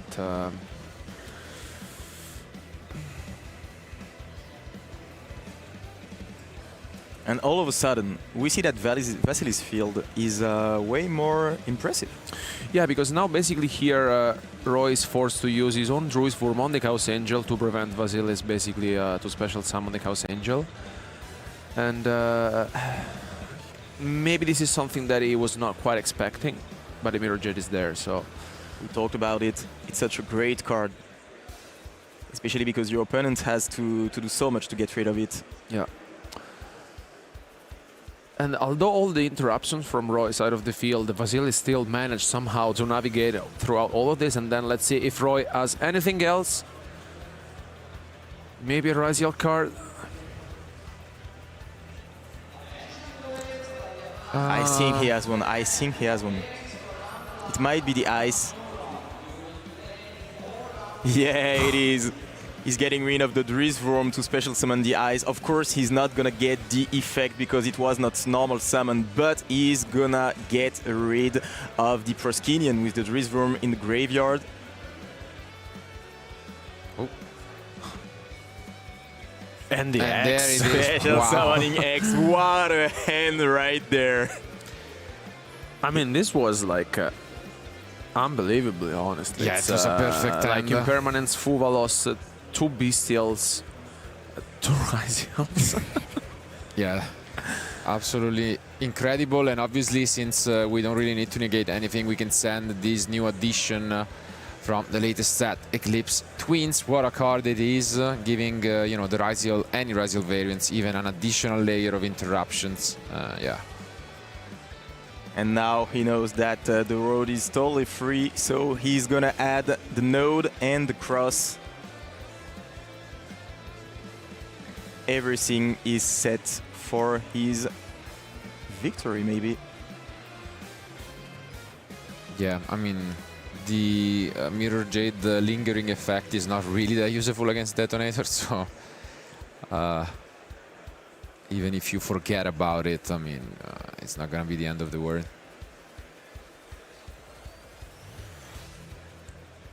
And now he just keeps continuing. He keeps going and he's gonna go to the Detonator. Detonator is gonna attach the new card, the new addition you just talked about. Yep. The Eclipse Twin, which is a great card. Such a great card. I mean, it does so much. And yeah, I mean, sometimes just that one line of text can really change the, the card. And yeah, it plays around so much. It allows you to basically bring back a Detonator or the Duo Drive. You can do really a lot of... So it lets you add things. some interruptions, and it lets you also turn around so many cards a little bit more than before. And it seems as if we have used cross to negate then the Jade effect. So detaching 2 materials, 1 for protection and 1 for that, just to keep this Ball Drake around. And yeah, we're gonna get a draw, and I don't know though if was that really necessary, because I think probably negating because we have a search in the end phase with the Albion, right? Wasn't that maybe a little bit better? I don't know, but we'll see. Might have been, because you have the ability to just protect the Detonator. So yeah, I mean, makes sense. Maybe, but we'll see what's gonna happen during the next turn, because Vasilis, surprisingly, has another turn. Yeah, yeah, still there. And yeah, I think now maybe Roy forgot about it, but hopefully Vasilis doesn't. Yeah, he's gonna be able to activate these Albion. The High Spirit. And then, yeah. The Cartesia. Yeah, you see. And the Albion. Still has a lot of recursion, and that's why like Abyss Dweller is a premium card against this deck, but I mean, didn't quite have enough to bring it out. And it is another card that just is very strong against the deck. So we talked about the Mulcharmies, we talked about the Bestials, we talked about the Dweller, which all are in the meta game, and still Vasilis is right there sitting with a record of 8 wins and 2 losses, which is absolutely amazing. Indeed. This is impressive, to be fair, because like after what we saw from Roy, Vasilis is still hanging in there, and I think this duel is far from over. Yeah, and it was banishment, I believe, that was set. Totally. So, yeah. Now it's looking still promising, because only one material, obviously, is the Eclipse Twins. So, it's a little bit more then. But Vasilis is gonna have his own turn, and it looks very promising for him. I mean, he has some cards. He has 3 cards in hand, and he's gonna start right now with the banishment.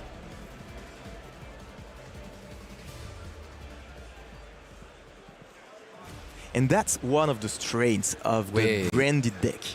Yeah. We didn't negate it. Okay. So, obviously now we cannot push forward. Yeah, that's it. Wow. That is something. Like, that duel, that first game was amazing. I didn't expect that. At first, I thought that literally the brand player was gonna just crumble under everything that the Finsmith Rysil threw at him. No, I mean, it was unbelievable because, like, with Roy's hand, I mean, he was able to stop his opponent plays. He had to overextend, like, for the also with 2 Rysils. Yeah, it was not enough. So, I mean, obviously, it's a deck that has been out for a lot, but has fallen off in popularity quite a bit. Yeah.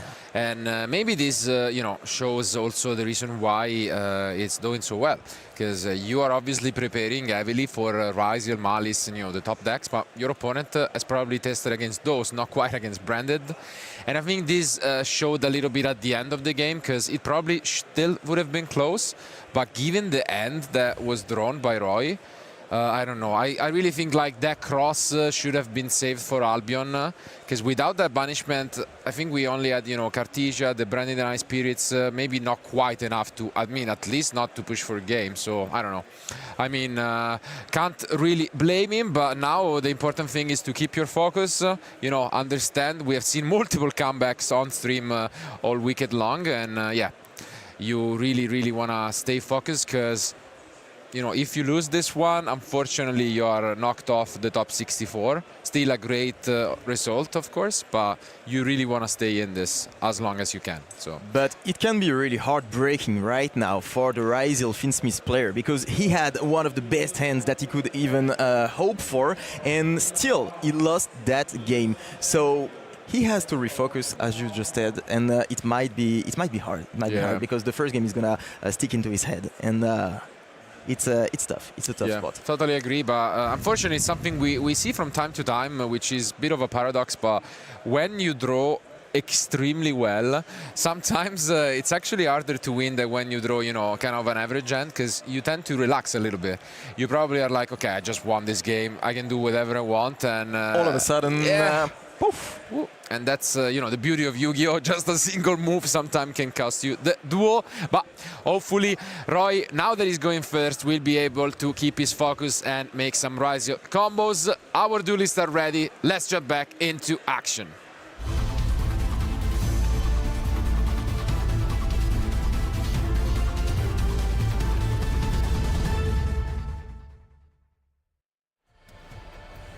So, what do you think is the plan now that he knows he's up against branded, John? What?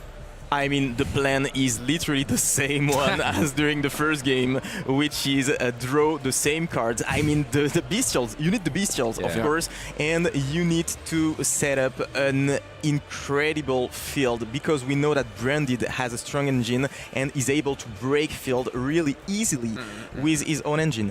The problem is that we saw that Vasilis has some really threatening cards. The droplet, of course, and there is also the triple tactics first and the talent that is supposed to be played in branded. So for Roy, it's a really tough spot because you don't know what you're gonna have to face. But for now, he's going with the Finsmith stuff, which is of course a great stuff. Yeah. And then he's probably gonna go to the Risals. Yeah, we do not see Fuvolos from Vasilis, so that's great news for Roy. The question is, most likely, is he gonna try and force going for a Dweller opening turn 1? Yeah, I think so. Dweller is a great card from the extra deck of Roy to face branded, of course, because a lot of effects activate in the graveyard. You know that. So yeah, he's gonna go for that and probably protect everything with the Rizal Cross. But is it gonna be enough? We're gonna see that during Vasilis' turn. But we do have Sword, so we opened pretty well. It might be interesting to see if Roy has some strong going first cards, because of course there are some strong power cards like Droplet, but you can negate them using some cards like Solemn Judgment. Yeah.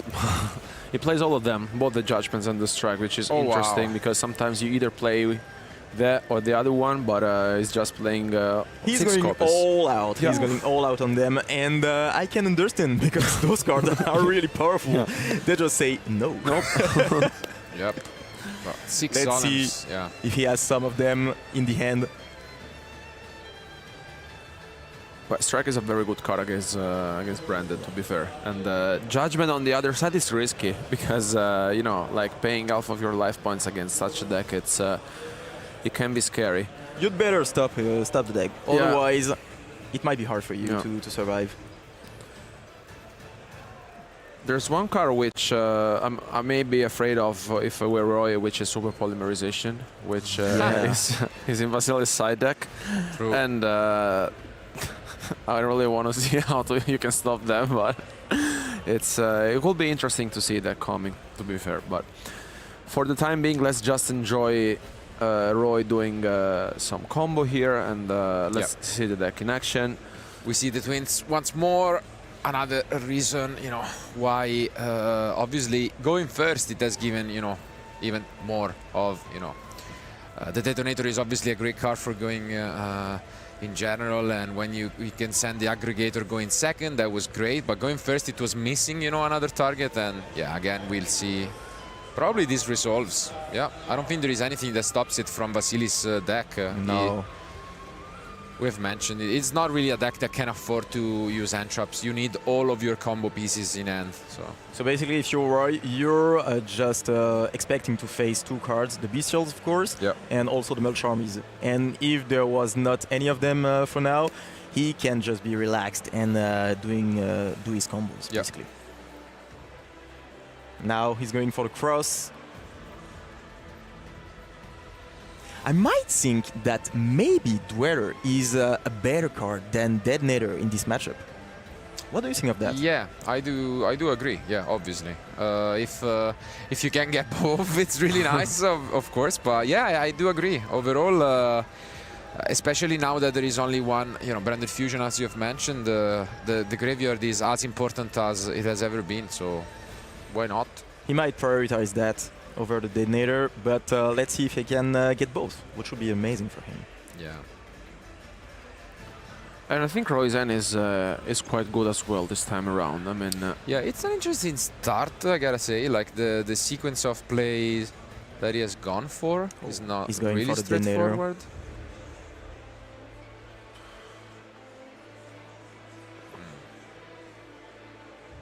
And Vasilis is just enjoying his time. Oh, can you see a reason why he summoned the Detonator in defense?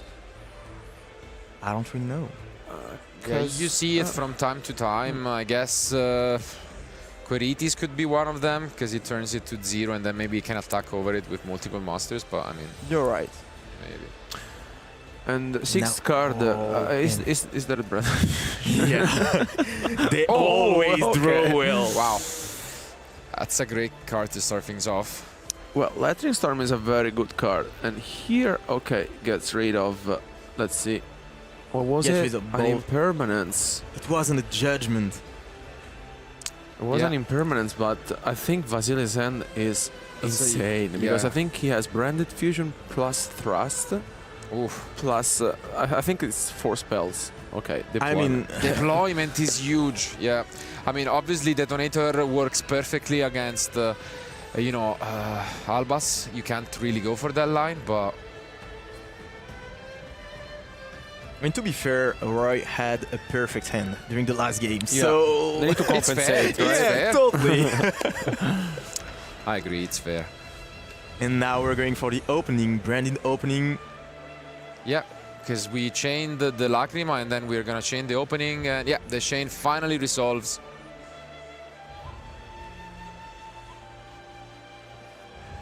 So let's see what he goes for. Could be just Cartesia then, I don't know. Yeah, it is. Makes sense.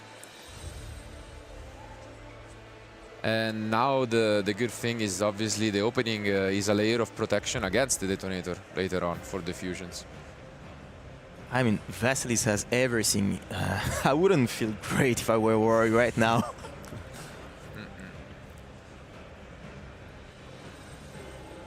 So, in a new chain, let's see, we're gonna use the Aluber.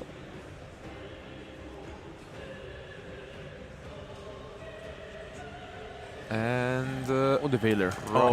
but yeah. the Veiler, yeah, I mean, I guess can work out, kinda. Yeah, in this case it does, because even if you go for the Cartesia, then they can detonator. Well, Yeah. He accepted it, I guess. yeah, seems like he did. And then,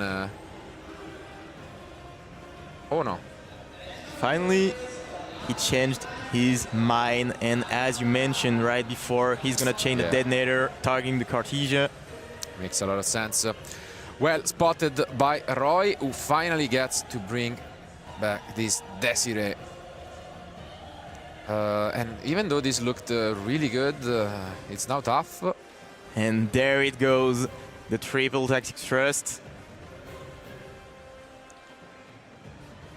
So the last card in hand, according to you, is a branded fusion. Yeah. So Oh yeah, it is. we're gonna see it, because we do negate the thrust, and then And we then- have the last card being the branded fusion. It's gonna be heartbreaking right Wow. now. This is the branded fusion, and he's laughing. Yeah, you can see Roy laughing. What a hand. He didn't expect this one. Yeah. Yeah. Wow. And they're both smiling, and Roy knows that, I mean, nothing that he could do about this. No, the difference maker was really the lightning storm, I gotta say, because it was a 2-for-1 in terms of interruptions. And let's see if this is enough, though. It's still not that easy to break this field.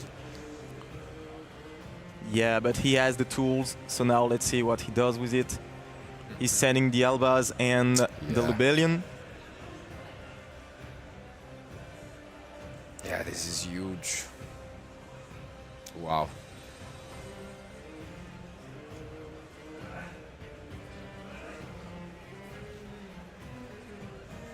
Yeah, he's gonna take have a think and goes for the detonator. As we've mentioned, there is the opening In the grave. Yeah, which can protect the fusions if you want. But he must be thinking whether he needs that layer of protection afterwards for another fusion. You don't really care too much. Yeah, I mean, I think that detonator doesn't accomplish too much right Yeah. there.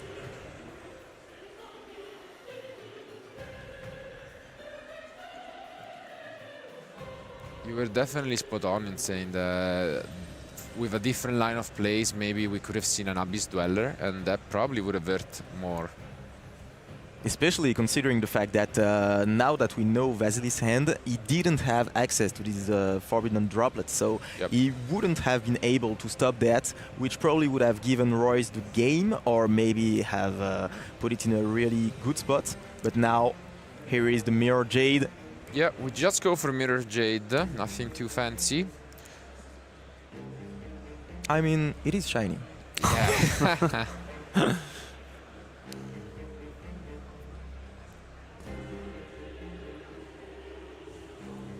Okay.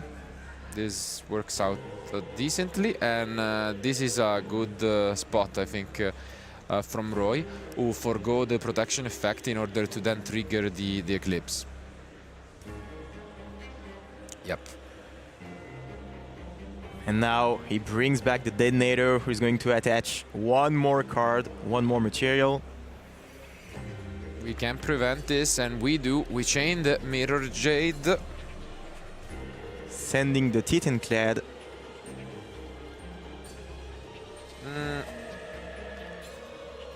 Oh no, we cannot, obviously, because we are in the damage step still. Yeah. True that. So we gotta wait at least for it to resolve, and then we are gonna be able to use it, yeah. Yep. But now the new detonator can chain, and it seems like it targeted the Mirror Jade, which can be protected. By the opening in the graveyard, which will be done right now by Vasilis. He's probably asking if he can use the detonator, but that's not, you know, activated. You don't declare that. Exactly. Yeah. So, not quite possible.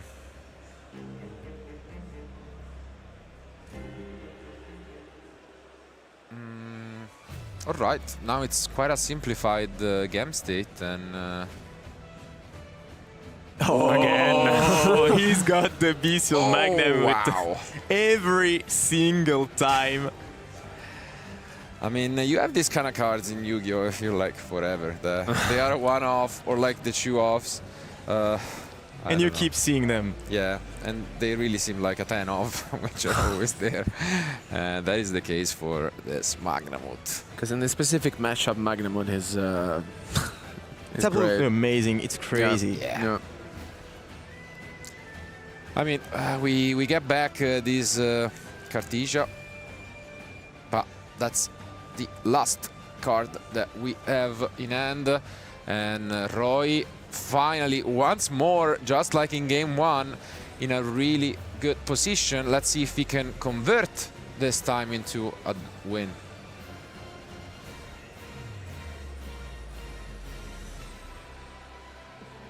He's gonna start his turn by summoning the Sword Ryziel. And there is no answer from Vasilis' side. Of course, the Mirror Jade has already been activated during the past turn, so he's not gonna be able to activate it this turn. Yeah.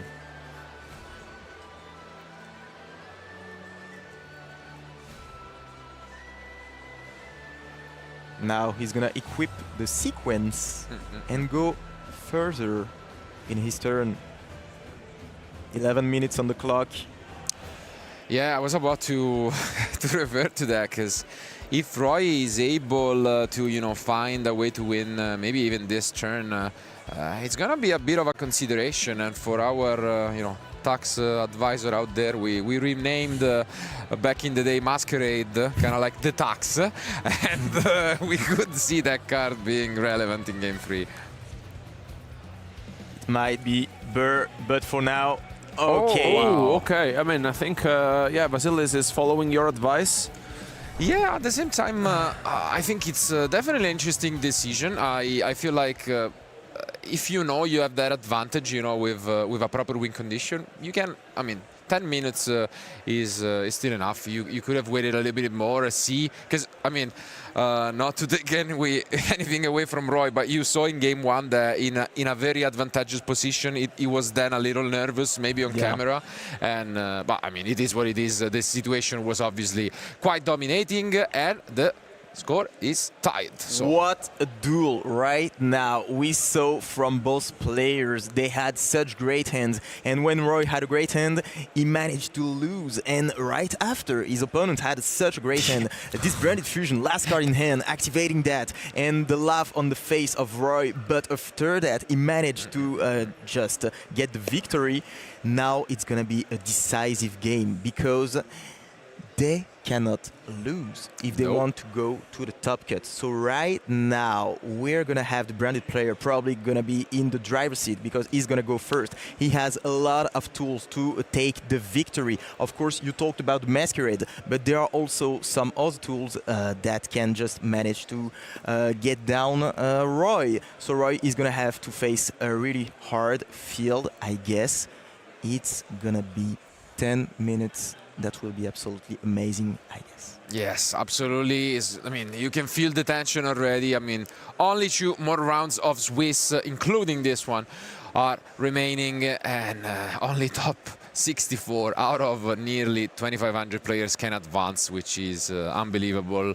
And it's going to be the best of the best from all over the world. Only one of them can advance, though. So, as they are finalizing their decks, let's find out who will be the winner of round 11.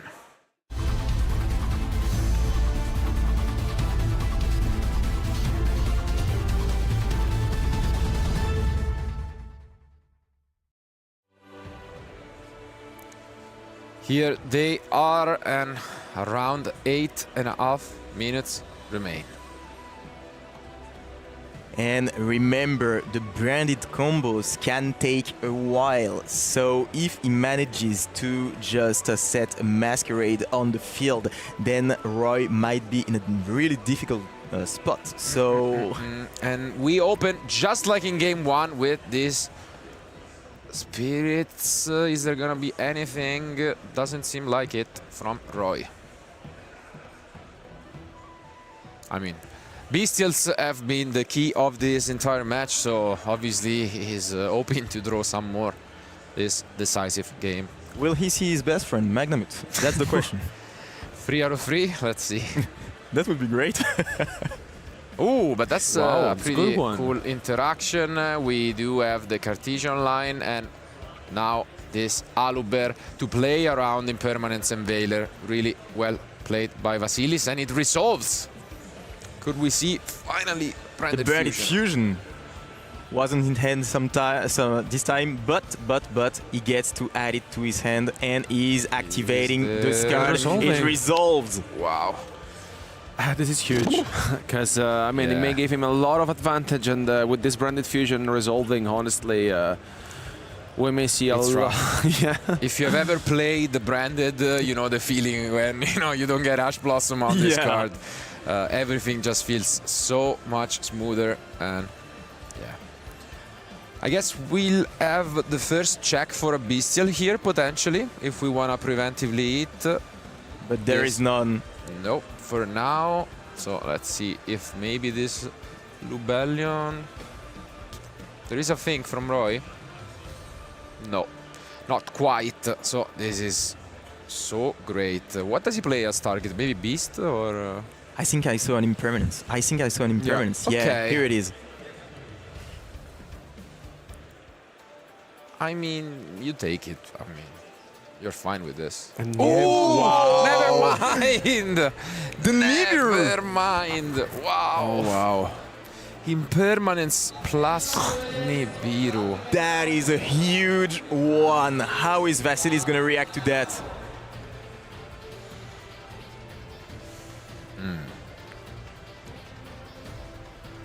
What a game. Pulling off the Nibiru in this decisive moment. And every single monster is going to end up in the graveyard. But the question is, why did we Impermanence in the first place? Couldn't we just Nibiru on someone? It looked cool.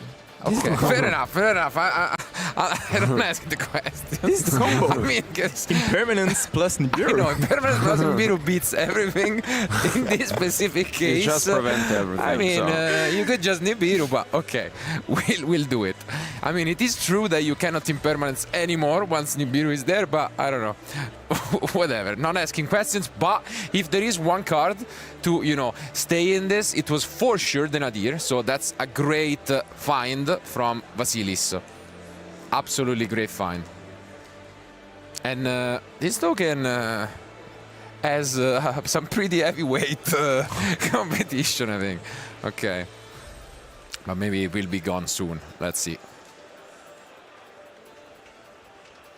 It feels pretty good to have a card to send on Maximus, I Yeah, think. The absolutely. DSRA.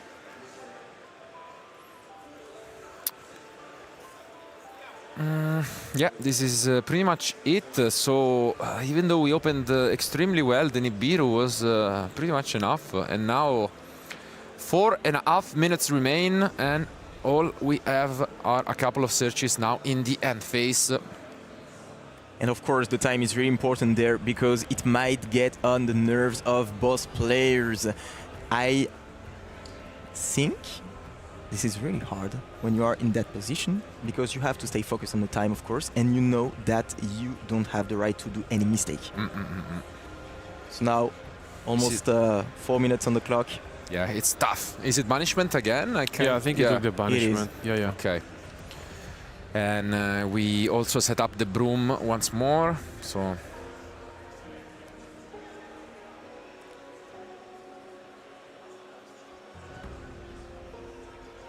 And now he passes his turn to Roy, and he doesn't have any Masquerade on the board.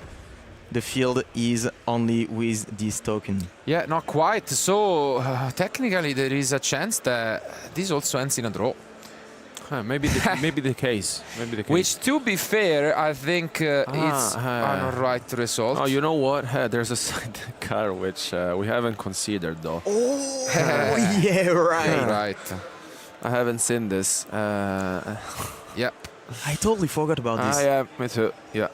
But I mean, it still needs to find a way to play the game. So if we save, it depends with what we're gonna do with the banishment. But yeah, it's gonna be close. But yeah, as I was saying, even if it ends in a draw, I think there is a good chance that there basically will be on a bubble match because being on 9 wins, 1 draw, and 2 losses, it's still enough to make it to the top cut. Probably not everyone will, but I'm pretty sure some definitely are gonna make it. So. And there is something really important that you mentioned before. You talked about the super polymerization, and we saw that. So it might be a card that is maybe set. We don't know. Yeah. We only know one of them. Case. Yeah, maybe the case. Yeah.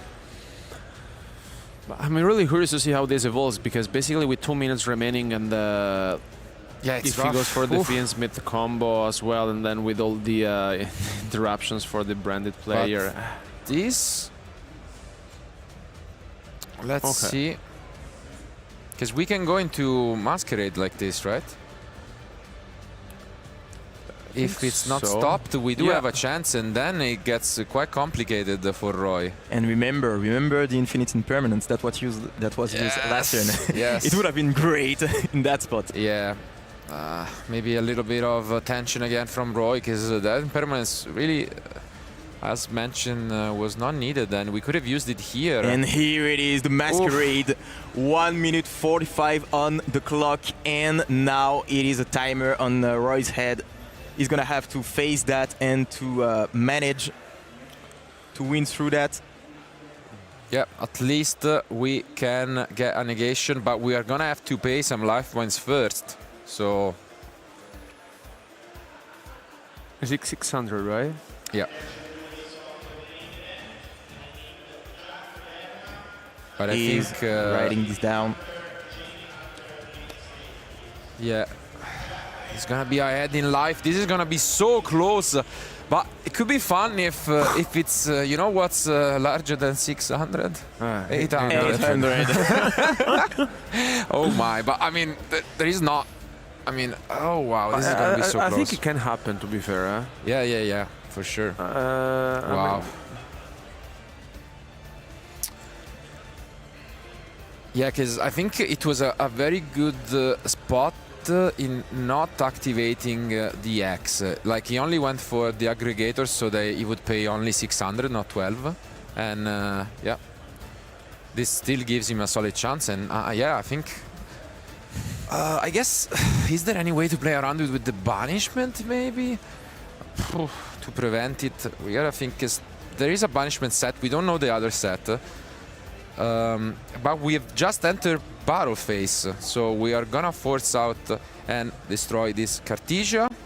He's not playing impermanence as well, so there's no impermanence. 5 seconds remain, so now it's all or never. We are gonna have a whole main phase 2, so there is no need to rush.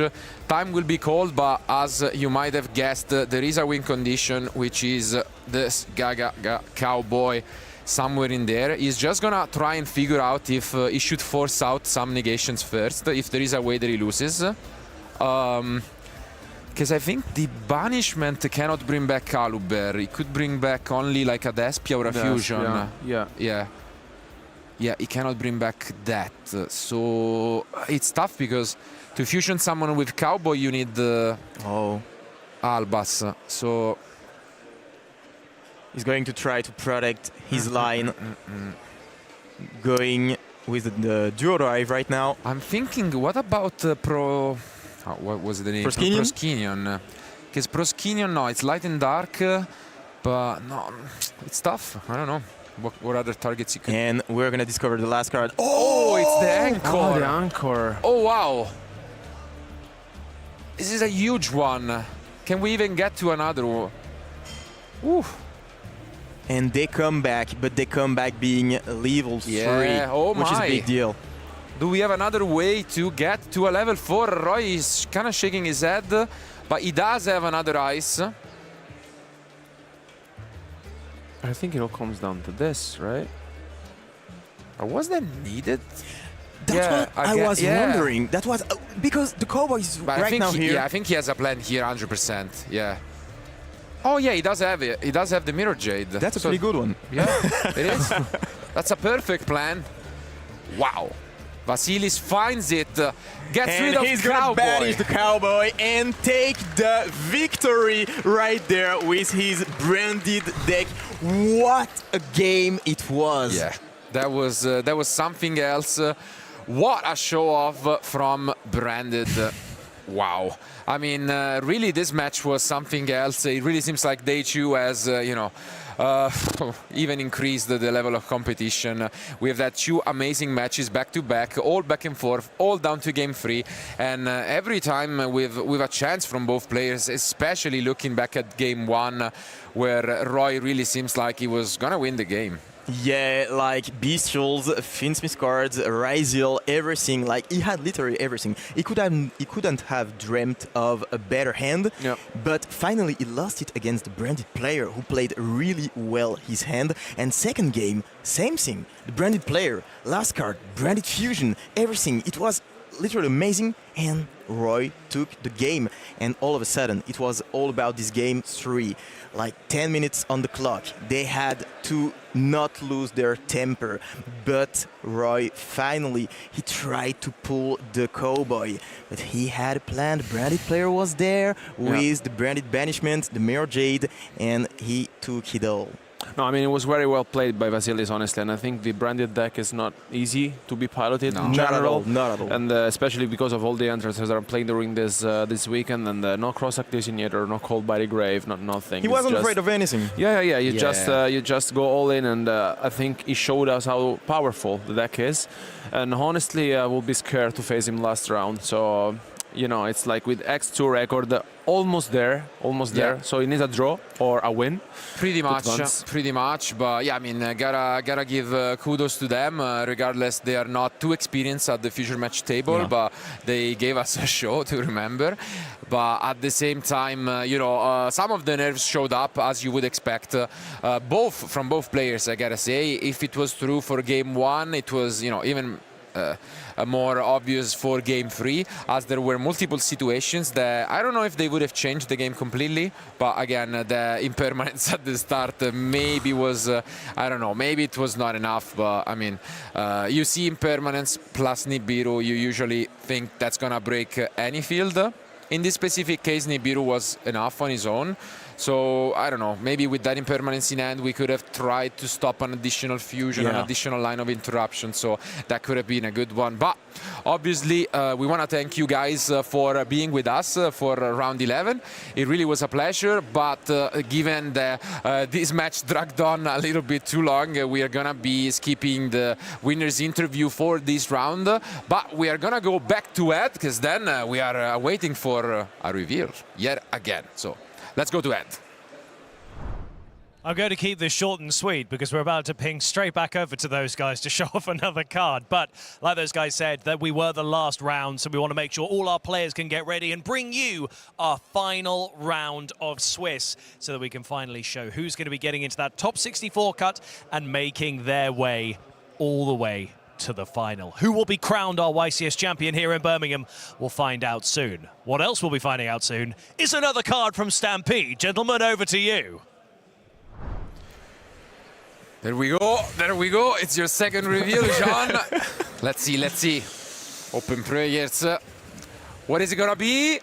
Alistair, the Invoker with an alternate art, another fusion summon-based deck. This is the theme of the weekend.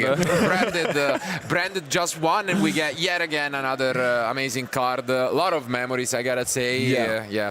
A lot of. I mean, it really was a unique deck. I mean, some fun memories from even back in the day at the World Championship, where Michael Forner, another fellow Italian, played it all the way to the top 4, and we had a really fun fourth player out match, so it's a really good deck. I think it's a fun deck for a lot of people. Absolutely, and it brings back some memories for a lot of us. So I think a lot of people will be really happy seeing Alistair the Invoker with an alternate alt.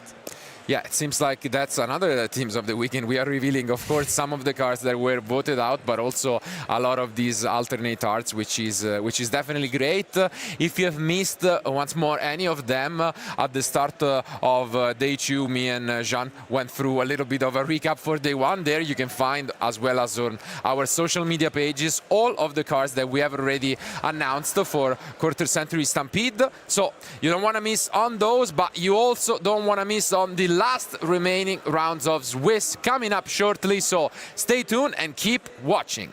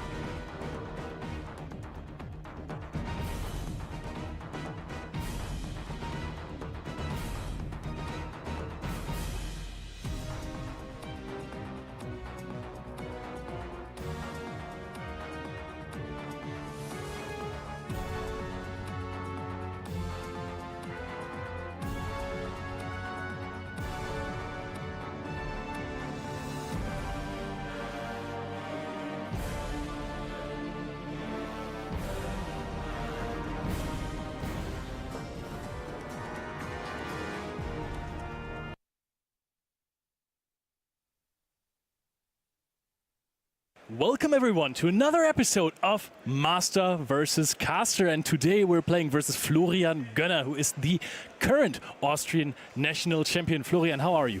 I'm doing perfectly fine, thank you for asking. No problem. So we're going to have a little bit of a mirror match of the August Sky Striker deck according to the Forbidden and Limited list of December 2019.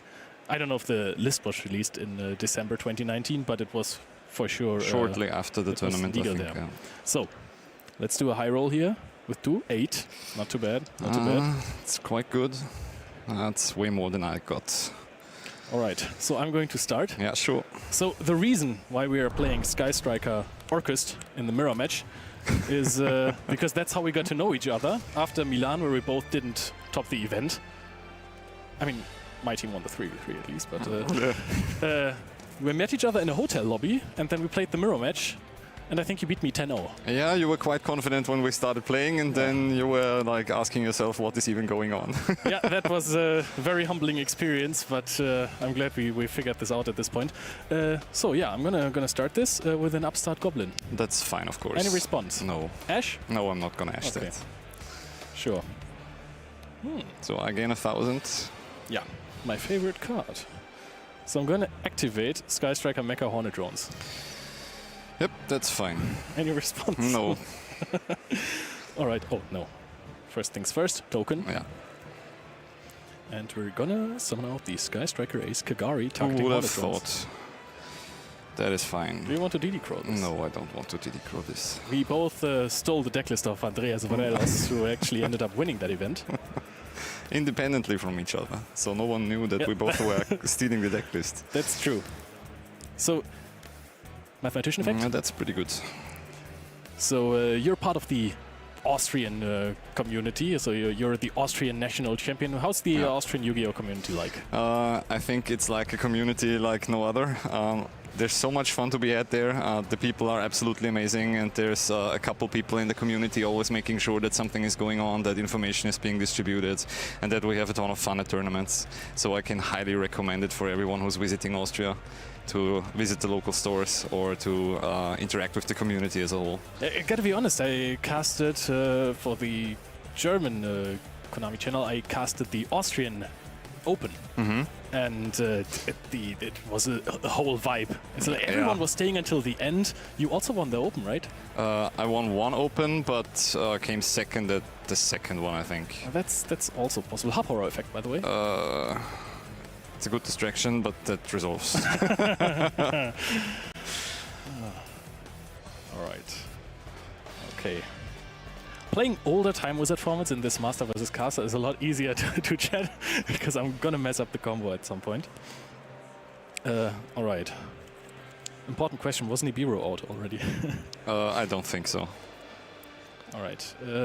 I'm going to summon Galatea. A familiar face, yeah. And I'm gonna use Orcust Nightmare to target Galatea. Yeah, that's fine.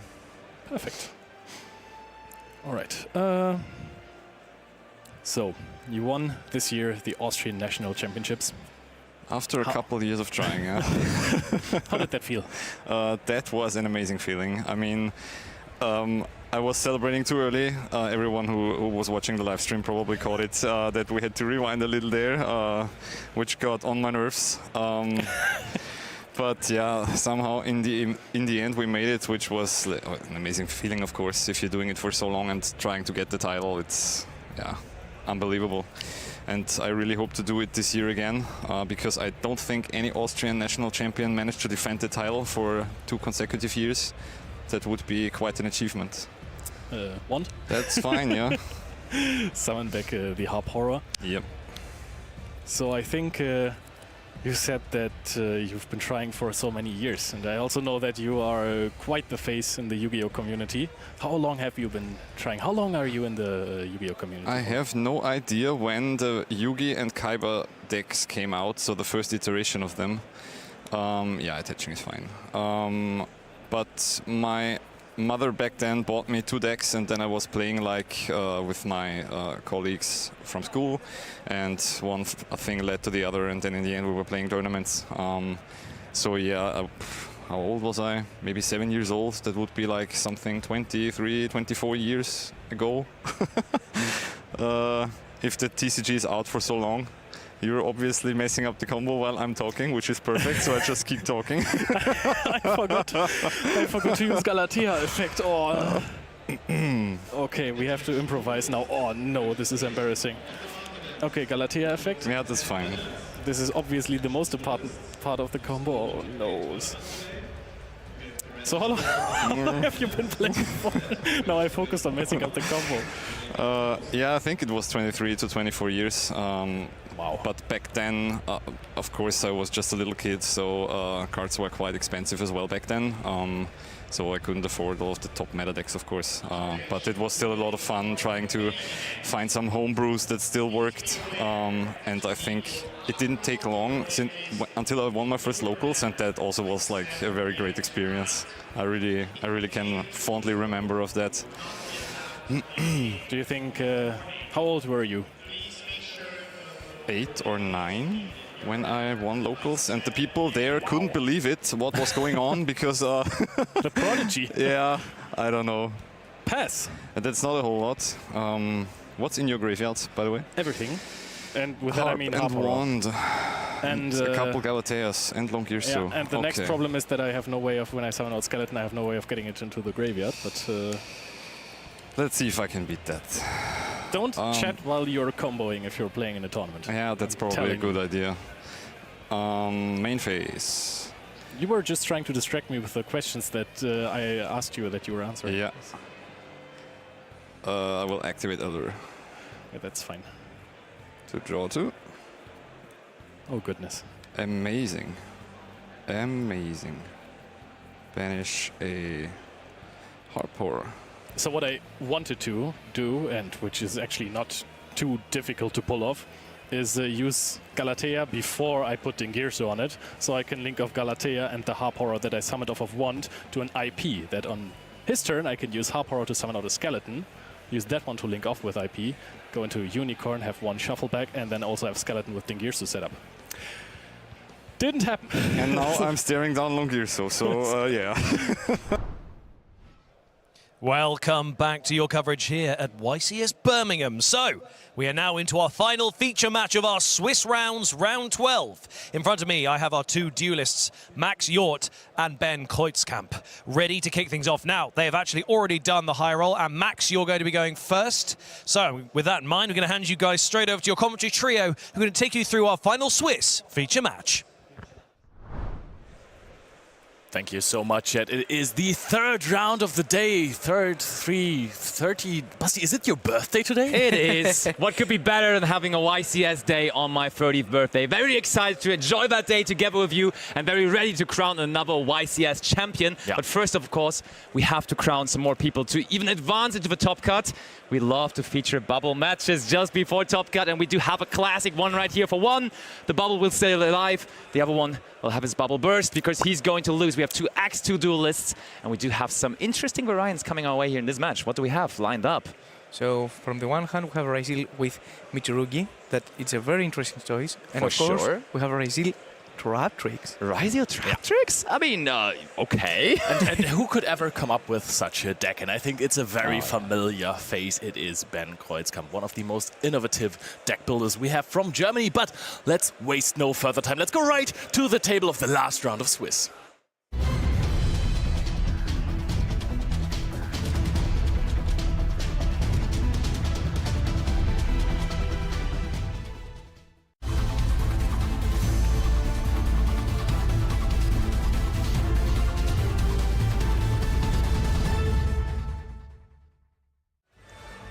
So one of them took the newest approach possible to the Raizil strategy by including the Mitsurugi cards, just 1.5 weeks old from Supreme Darkness. And the other one, Ben, just went quite some time back to the Traptrix cards and included those into his Raizil cards. So once again showing the variety of the Raizil deck and the Raizil engine and ways to combine it. And we do have Max immediately starting off by revealing his variant of the deck by activating one of his so powerful Mitsurugi cards, in that case the Mitsurugi Prayers. That's Rituals.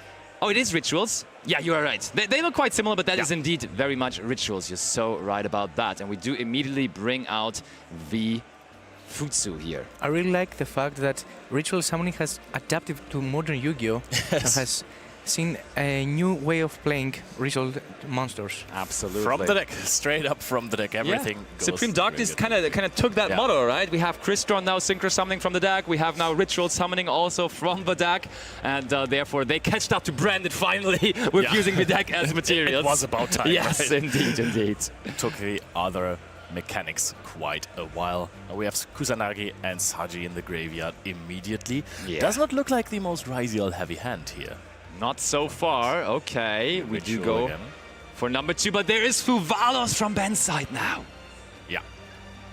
So Ben does have one of those super powerful interruptions, and the good thing is it is resolved, no response from Max whatsoever. And Ben already grabbing that card, he is going to draw, and there we go. You were wondering, hey, that's a Ritual monster, how does that even interact with the Fuvalos? But yes, we just Ritual summoned from the deck, as we just explained, because there's two different ways of doing it. Either you use the materials from the deck, or you summon out a Ritual monster from the deck, and therefore that is how this big, powerful new Arme no Murakamo no Mitsurugi found to the field, and he actually has decided to main deck the trap card, the Great Purification, which honestly is kind of a debate between Mitsurugi players. Some people do like it, some people don't. I'm telling you something though, if you do get hit with something like a Fuvalos, it's a very, very good card to search, because you can now just go ahead, pass over with a minimalistic field, but that trap card has some power in its own. And a great play from Max that holds us. Because he has Asblossom in his hand. Ooh, okay, he didn't mind the Fuvalos. He really knows his deck and knows how to play around Fuvalos. All right. Also, always the chance that he just forgot to ash the Fuvalos, but I think that because he has no Ryziel in hand, this actually just makes a lot of sense. Like, the ceiling of this hand is probably not as high, so he thinks Purification plus Ash is gonna be... I can tell from his facial expression that he's pretty sure what he's doing.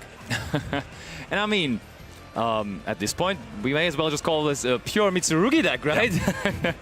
Okay, oh, immediate infinite impermanence bow right away, but not on the big boss monster, but instead on the Futso here, which does have the ability, of course, to bring back monsters from the graveyard later in the turn, so Ben wants to rule that out early. Okay, and there's X-Ryziel now, as Ben is not combining with any other Fiendsmith cards or something like that. He is fine by getting locked very early into rank 4s, and therefore this X is not a problem at all. And I think that Ben actually did not activate the X effect to search, because that would mean he has to discard another card. Just went for... No, he did activate it. There we go. So Aggregator and X going in, and we do search out Sword Ryziel. And Ban is nodding. Ban knows there could have been way more that he had to face here, so this is possibly breakable for him, and I'm sure he has done things like that before. You were mentioning earlier, Ben Kreuzkamp, surely and certainly one of the most insane deck builders in all of Europe, definitely in Germany, and he is ready for another YCS top this weekend. And he doesn't have to discard because X was channeling 1 and Aggregator was channeling 2. Yeah. So it was already negated. Ooh, now this time around, it is Mitsurugi Preyas, though. So we now just tribute the Ame no Murakumo. And when that is tributed, it may as well come back later on in turn. So this is possibly dangerous for Ben, and the trap card was not even activated. The Great Purification. Oh, Ben is thinking about it though. Called by the Grave though! It ain't coming back! Ame no Murakumo is targeted by the Called by the Grave, which is massive, but we do chain the Great Purification to it, tributing the Futso. Yep, and that means that Called by the Grave is going to be negated and banished. Indeed. Should be banished, no? I mean, not that it's not really important, necessarily to be something that we need to worry about too much. Max continuing, searching out another copy of the Ame no Murakumo.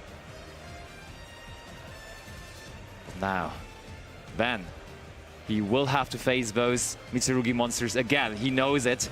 So probably not going to be able to keep around his Ryziel monsters down the field for too much longer. But we have just resolved the effect of... wait, no, Sword got ashed, right? If I saw correctly.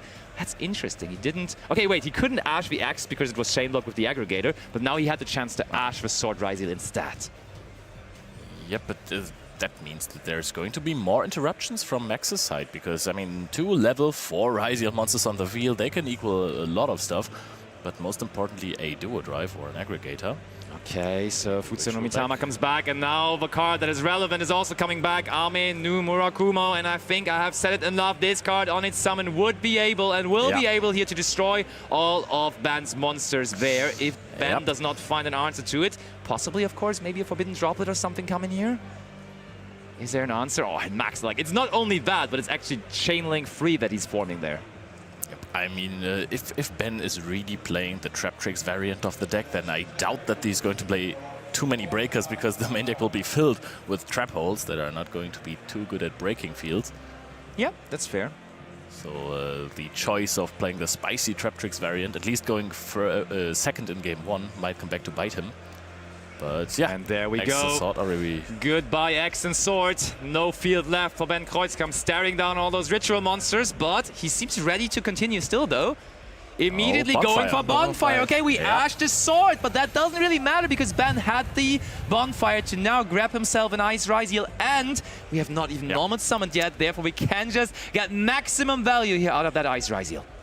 And there it is. I mean, maximum value, I'm not too sure because he has nothing that he can special summon that searches more cards, but you can just get another monster from the deck and go into powerful rank 4s. And if Ben is not thinking about getting interrupted here, there's plenty of stuff he can do with a duo drive, search node, send away duo drive to go into aggregator and have a cross on the field as well. Who needs duo drive when you can have Trap Tricks Rafflesia, right? That's the approach that Ben Kreuzkamp took this weekend. He doesn't have a trap in graveyard, right? Or did he use impermanence? Because then there could be the treacherous treple, but You don't first of even all, play treacherous. There is a trap, and I don't think you would run it. Yeah. Kind of counterproductive to what we are trying to do with the deck. But now, like, if you had more possible ways to extend, but I think Ben is lacking views at the moment. He needs the duo drive first to get additional ways of extending, possibly by most likely the no dry seal that we're going to see here. And therefore we couldn't go into a preemptive Rafflesia here to protect our plays, but instead we do go for duo drive, and it is resolving. So Ben keeps on going. Ryziel cross and Ryziel nose. So we have a backup, we have a way to protect ourselves, and we have a way to extend with the no Ryziel here. No, things are looking good for Ben now. I mean, there is a reason why you play Ryziel Mitsurugi and not only Mitsurugi usually, because you really want a detonator on the field as well, possibly a Ryziel cross as well, and now... However, Max has a lot of follow-up in his hand. Yep. Ben should not underestimate it. Yeah, that's for sure. But one thing I gotta say is the Ryziel strategy really is not that good at closing out games, right? Yeah. That's like we had decks in the past that they were really good combo decks and had an easy time just putting up enough damage. But the Ryziel deck specifically is one where we have to say that doesn't work that well. Even Ryziel cross on the field, as soon as you have a detonator, you can't even summon a second one, so you're really not having many options with great attack points in your extra deck left. Yeah. So that's one thing. And I think that's also like not the worst thing, because that creates longer games in general. Yeah. So it's a pretty cool thing to see. Decks like Malice have very few problems closing out games, where X's Code Talker is just an extender as well sometimes, which is very funny. Note being summoned here, it's going to aim for a detonator, I think. See, did we also see a Zeus there? I mean, at this point you're way locked into rank 4s though, but still... Nope. I think you would trip in, there is no Zeus in his extra Probably deck. a Typhon then, right? Yes, that one makes more sense. That one should be there. Actually, Ben also put away 2 Ryziel monsters from the graveyard. Yeah, okay, I was wondering maybe he missed out on keeping one in the graveyard, but that's not the case. Veiler discard instead duo drive is also a very interesting thing, but that would mean that the Amino, the Amino is at 3,100 attack now, and the detonator is also at 3,100 attack, so you can crash, and that's a pretty convenient way to get rid of that card. So I really like sending away the Veiler instead of the duo drive, which feels sometimes like the duo drive on the field is useless after it used its effect. Okay, battle phase. We are attacking Kusanagi going over the Kusanagi, and now detonator. Yeah, we're clarifying that they were both on the same attack points, and now there is a potential crash. But Ben, of course, with his detonator, has the ability to just detach one material from it to protect it from destruction. And we have 2 cards to set afterwards. Imagine you're breaking a field and then you're setting 2 trap cards. That's crazy. Yeah. Oh yeah, I like it. I like it a lot. Doesn't look like Max has found any way to summon out a Ryziel card yet. So that's still a tough one. Yeah. But sure, Max has his plans. Max came all the way from Denmark, actually, here to this YCS. And we don't have that often, right? Denmark is a rather small Yu-Gi-Oh! Community, but it's great to see them being represented here. He's even rocking like the flag of Denmark on his shirt. But now, first of all, Mitsurugi prayers. Basti, haven't you had quite some success in Denmark back in the day? I wouldn't call it quite some success, but I did play Denmark Nationals once, and I did make top cut at least, yeah? That was quite nice. Good job. Yeah, very fun community. I like the people. What deck did you play? It was the Life Twin Runic deck at that point. Oh, wow. Yeah. Impressive. Not an easy deck to pilot. Thank you so much. Biggest respect I've ever gotten from you. Don't get used to it. Yes, indeed. So, let's see. Ben is really reading that prayers as hard as he can and thinking about maybe responding to it. But no, he gives off the nod. Amino. Oh, and we can chain block the Amino. But is there maybe a possible infinite impermanence? We can also unresolve just... Oh, that's a card you don't necessarily expect. I mean, Max, at this point, he did not know yet that there is going to be Trap Tricks cards in there, but there we have it. Gravedigger's Trap Hole. And the cool thing about... Oh, but there's also infinite impermanence, so we do find a way in the end to negate. So the Gravedigger's Trap Hole was there to negate the graveyard effect that activated of the Futsu, and now we also have the infinite impermanence to negate the on-field effect of Ame. Honestly, if I'm playing game 1 versus a Ryziel deck and my opponent activates Gravedigger's Trap Hole, I would look over to the judge thinking, hey, this card maybe is still sided in. Are we sure about that? But yes, this is actually Ben's cooked-up deck list with the Traptrix engine in their even main deck monsters. Yes, and the cool thing about Gravedigger's Trap Hole is it interacts so well with Rafflesia, because Rafflesia, if we go first, we can just summon it out basically as our first rank 4 monster before, of course, the summon number 5. And then you can have from your deck being activated the Gravedigger's Trap Hole to play around Nibiru in case it gets activated. But now, first of all, the battle phase of Max it is, who is going to attack the Duo Drive here. Do you protect here? That's a very interesting decision. Also, I need to read the Duo Drive again, because do you need to detach 2 materials from any card, or does it have to be 1 card? Because otherwise, if you can protect here with the detonator, you could detach. We just give up the Duo Drive. Okay, fair enough. I think at this point, the detonator certainly is the more important one. It could actually search with 1 material on each card. It's from monsters you control. Fair enough. Or in brackets, a monster. Look at that, Max looking at all those cards in his hand. He's asking himself, where are my Ryziel cards? I do play those for a reason. That's at least a level 4 now, but still not a Ryziel finding its way onto the field. And we haven't used Cross Effect yet to negate, so we have certainly not popped anything with the detonator. So this could be the moment, but no, Ben says this is completely fine. You are playing with your Mitsurugi cards the entire time already, so this is going all right for me, so I'm not stopping you on the Mitsurugi cards. As soon as you may go into your Ryziel cards, I might change my thinking and go after these, but for now, with your Mitsurugi cards, keep on going. And just another copy of Prayers here for Max. I like the fact that he gives his interaction for the right moment instead of panicking and just destroying things with detonator. I mean, Ben Kreuzkamp has participated in the last World Championships for Master Duel, so he's a seasoned duelist. He very much is, and he's one of those crazy deck builders. He always takes the challenge of innovating, always tries to find something special, and he again has found something special, and he has made it work once again. Yep, now we are showing off really what the Mitsurugi engine is made of, because as Max has to adapt to his pure Mitsurugi deck at this point, this is quite a challenge to play versus a Ryziel engine here, but he's doing the best.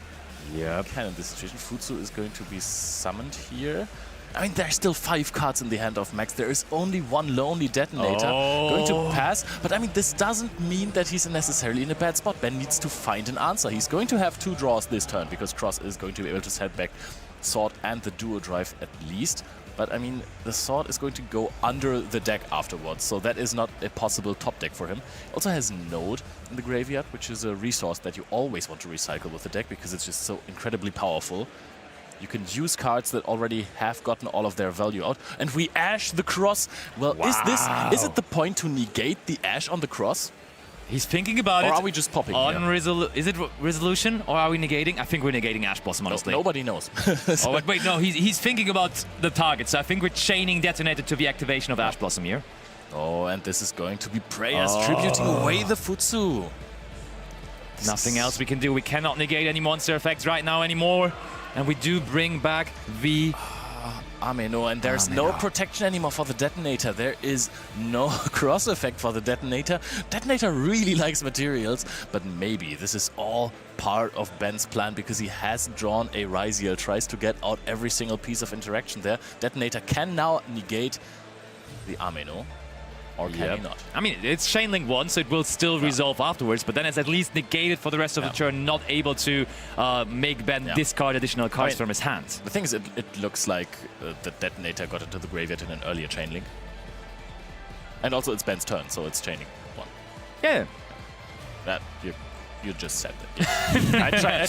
Thanks for summarizing once again, Leo. It's Ryziel! I thought it may be this one. Yeah, we activate Ameno, but it's not going to resolve, as it was negated by the aggregator. So Max cannot stop this Sword Ryziel coming to the field here. But there is going to summon back the Kusanagi here. Kusanagi coming back. Can we create something out of this here from Max? He is searching extra Ryziel. Kusanagi adding back the Purification, but that's not interruption for this turn, at least. Yep. And Max is only on 3,600 life points. Maybe now Ben in this turn close it out, because we said the deck is bad at doing 8,000 points of damage in one turn, but 3,600 possibly. That is manageable. Maybe that's why you play Traptrix. I mean, Gravedigger gives a trap, inflict 2,000 damage. True, very much. I mean, I think we don't play more than 1 Gravediggers, but at this point, ceiling of Ben just gets higher because he doesn't have to send an aggregator. He can send the Eclipse Twins. That's right. Going through his deck here. And I think the main synergy between the Traptrix part and the Ryziel part, besides both of them being decent with level 4s, is of course the fact that Ryziel Plasma Hole, yeah, you heard the last word right, it's a hole card, and therefore it does also work with the Rafflesia. Yeah, you guys are confused by that? Yeah, someone did that to me actually. Yeah, you can activate Ryziel Plasma Hole from the deck by Rafflesia. That's the interaction that is so crazy about it. Hole and not only yes. Yeah, that's insane. Yeah, it is, Leo. I was also surprised by that when someone did it to me, but that's actually the case. Or just a normal trap card. Oh, even that. There you go. No, whole normal trap card. Yeah. Okay, now we figured it out. Yeah, Basti was you. right all along. He didn't lie. Okay. That's how this actually works together, and that's so cool, isn't it? It's crazy. Yeah, that's... Like a lot of other Ryziel decks have cut the Ryziel Plasma Hole, but when you play those trap trick cards, it actually it works so well together. And now the Eclipse Twins, as it was sent to the graveyard, just summons back the aggregator, the detonator. Detonator is going to attach something as well immediately, and the Eclipse Twins again. Such a strong Exceeds monster. Oh, I love this game already so much. It's so grindy. We're seeing both players really struggling, but kind of Ben now advancing to the point where it looks like he may really turn it into his direction, even though he was not able to go first. And we do go for Dugar, so we could double the attack of Detonator here, possibly even. Yep, there is. If we want to go for that. There's one interesting thing. Oh no, we bring back the note. I was just gonna say, because Ryziel Cross was negated earlier, Note is not in the deck. Otherwise, the X could have searched for the Note, and then it would have been a really, really nice play to double the attack of the Detonator if we had summoned it before. Let's see where Ben goes with this. He's going to skip his next main phase. Oh wait, there is a Zeus though. I just saw it as well, Leo. I think you were... Yeah, it is there. I actually disregarded it. There is a Zeus in his extra deck as well.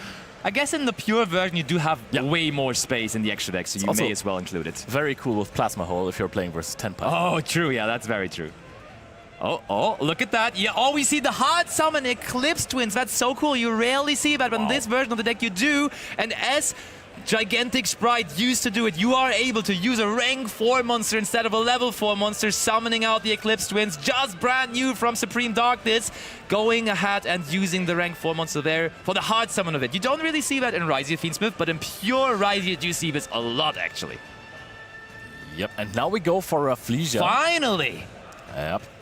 We don't have anything that adjusts the attack of Detonator, though, so that has to be kept in mind. So I think that the Amino is going to stick on the field here. Okay, attack. Futsu has quite the high defense. Oh, we're going to activate Look something. at this! We are actually going to activate Ryziel Plasma Hole here from the deck, aren't we? That's I crazy. think we're just going to get rid of the other 2 monsters, and then Detonator might be able to attack directly, isn't it? But it's for each Ryziel Exceeds monster, no? Oh, so it's just for one? Ben. But there you go. I explained it to you, and actually he's doing it just now with the Rafflesia for the Plasma Hole from the deck. Both of these decks actually just using their cards in their deck as they were in their hand, with Max using Ritual Summons from the deck, and now Ben activating trap cards straight from the deck as well. But it has to go back over, so game not over yet. Max gets another turn here. Yep, and when Max wants to activate a card like... actually he can't summon out Typhon with a Plasma Hole effect because there's not a lot of extra X summons going on. For now, it isn't, that's true.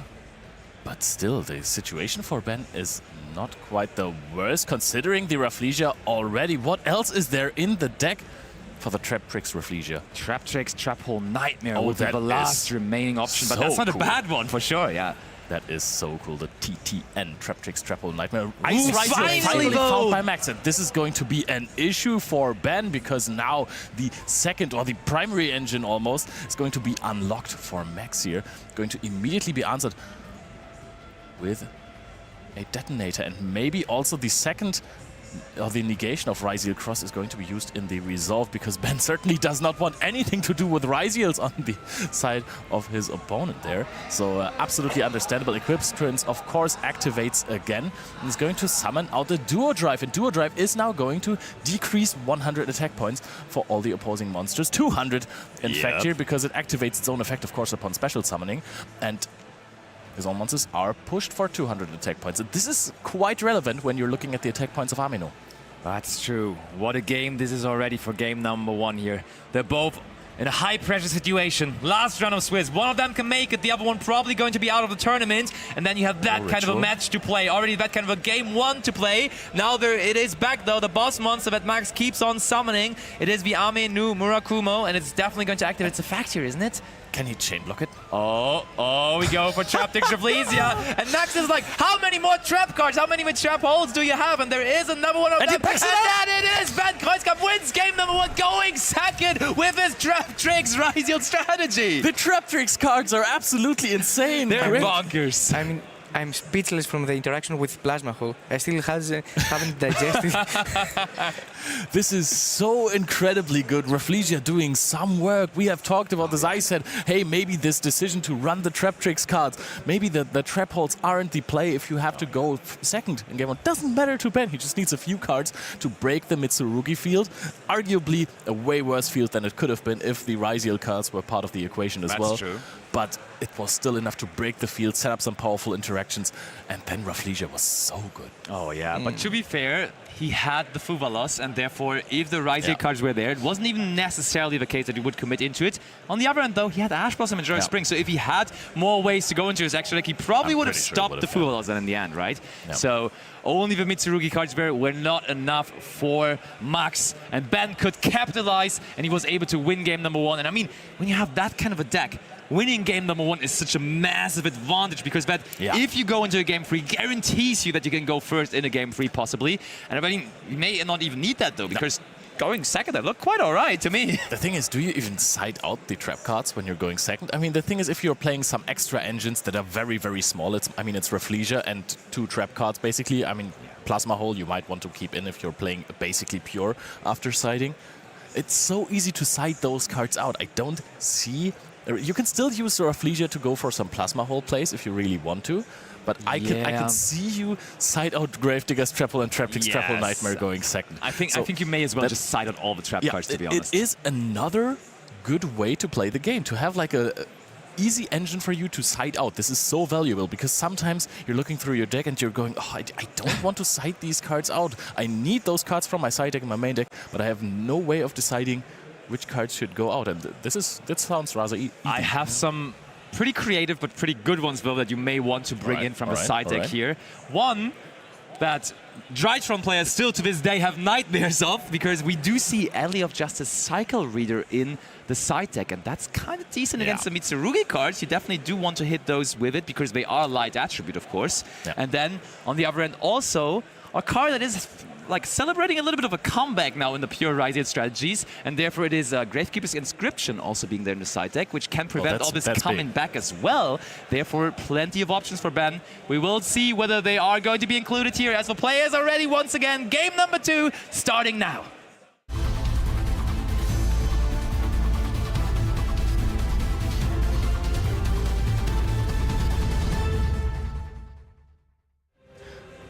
Actually, the Mitsurugi cards kind of all dark. that is. Oh yeah, a little bit of a mix-up, light and dark, almost the same, isn't it? For Bestials, it doesn't matter. For Cycle Reader, it's a pretty big difference. You're so right. Can you tell us, Leo, why Ally of Justice doesn't hit dark?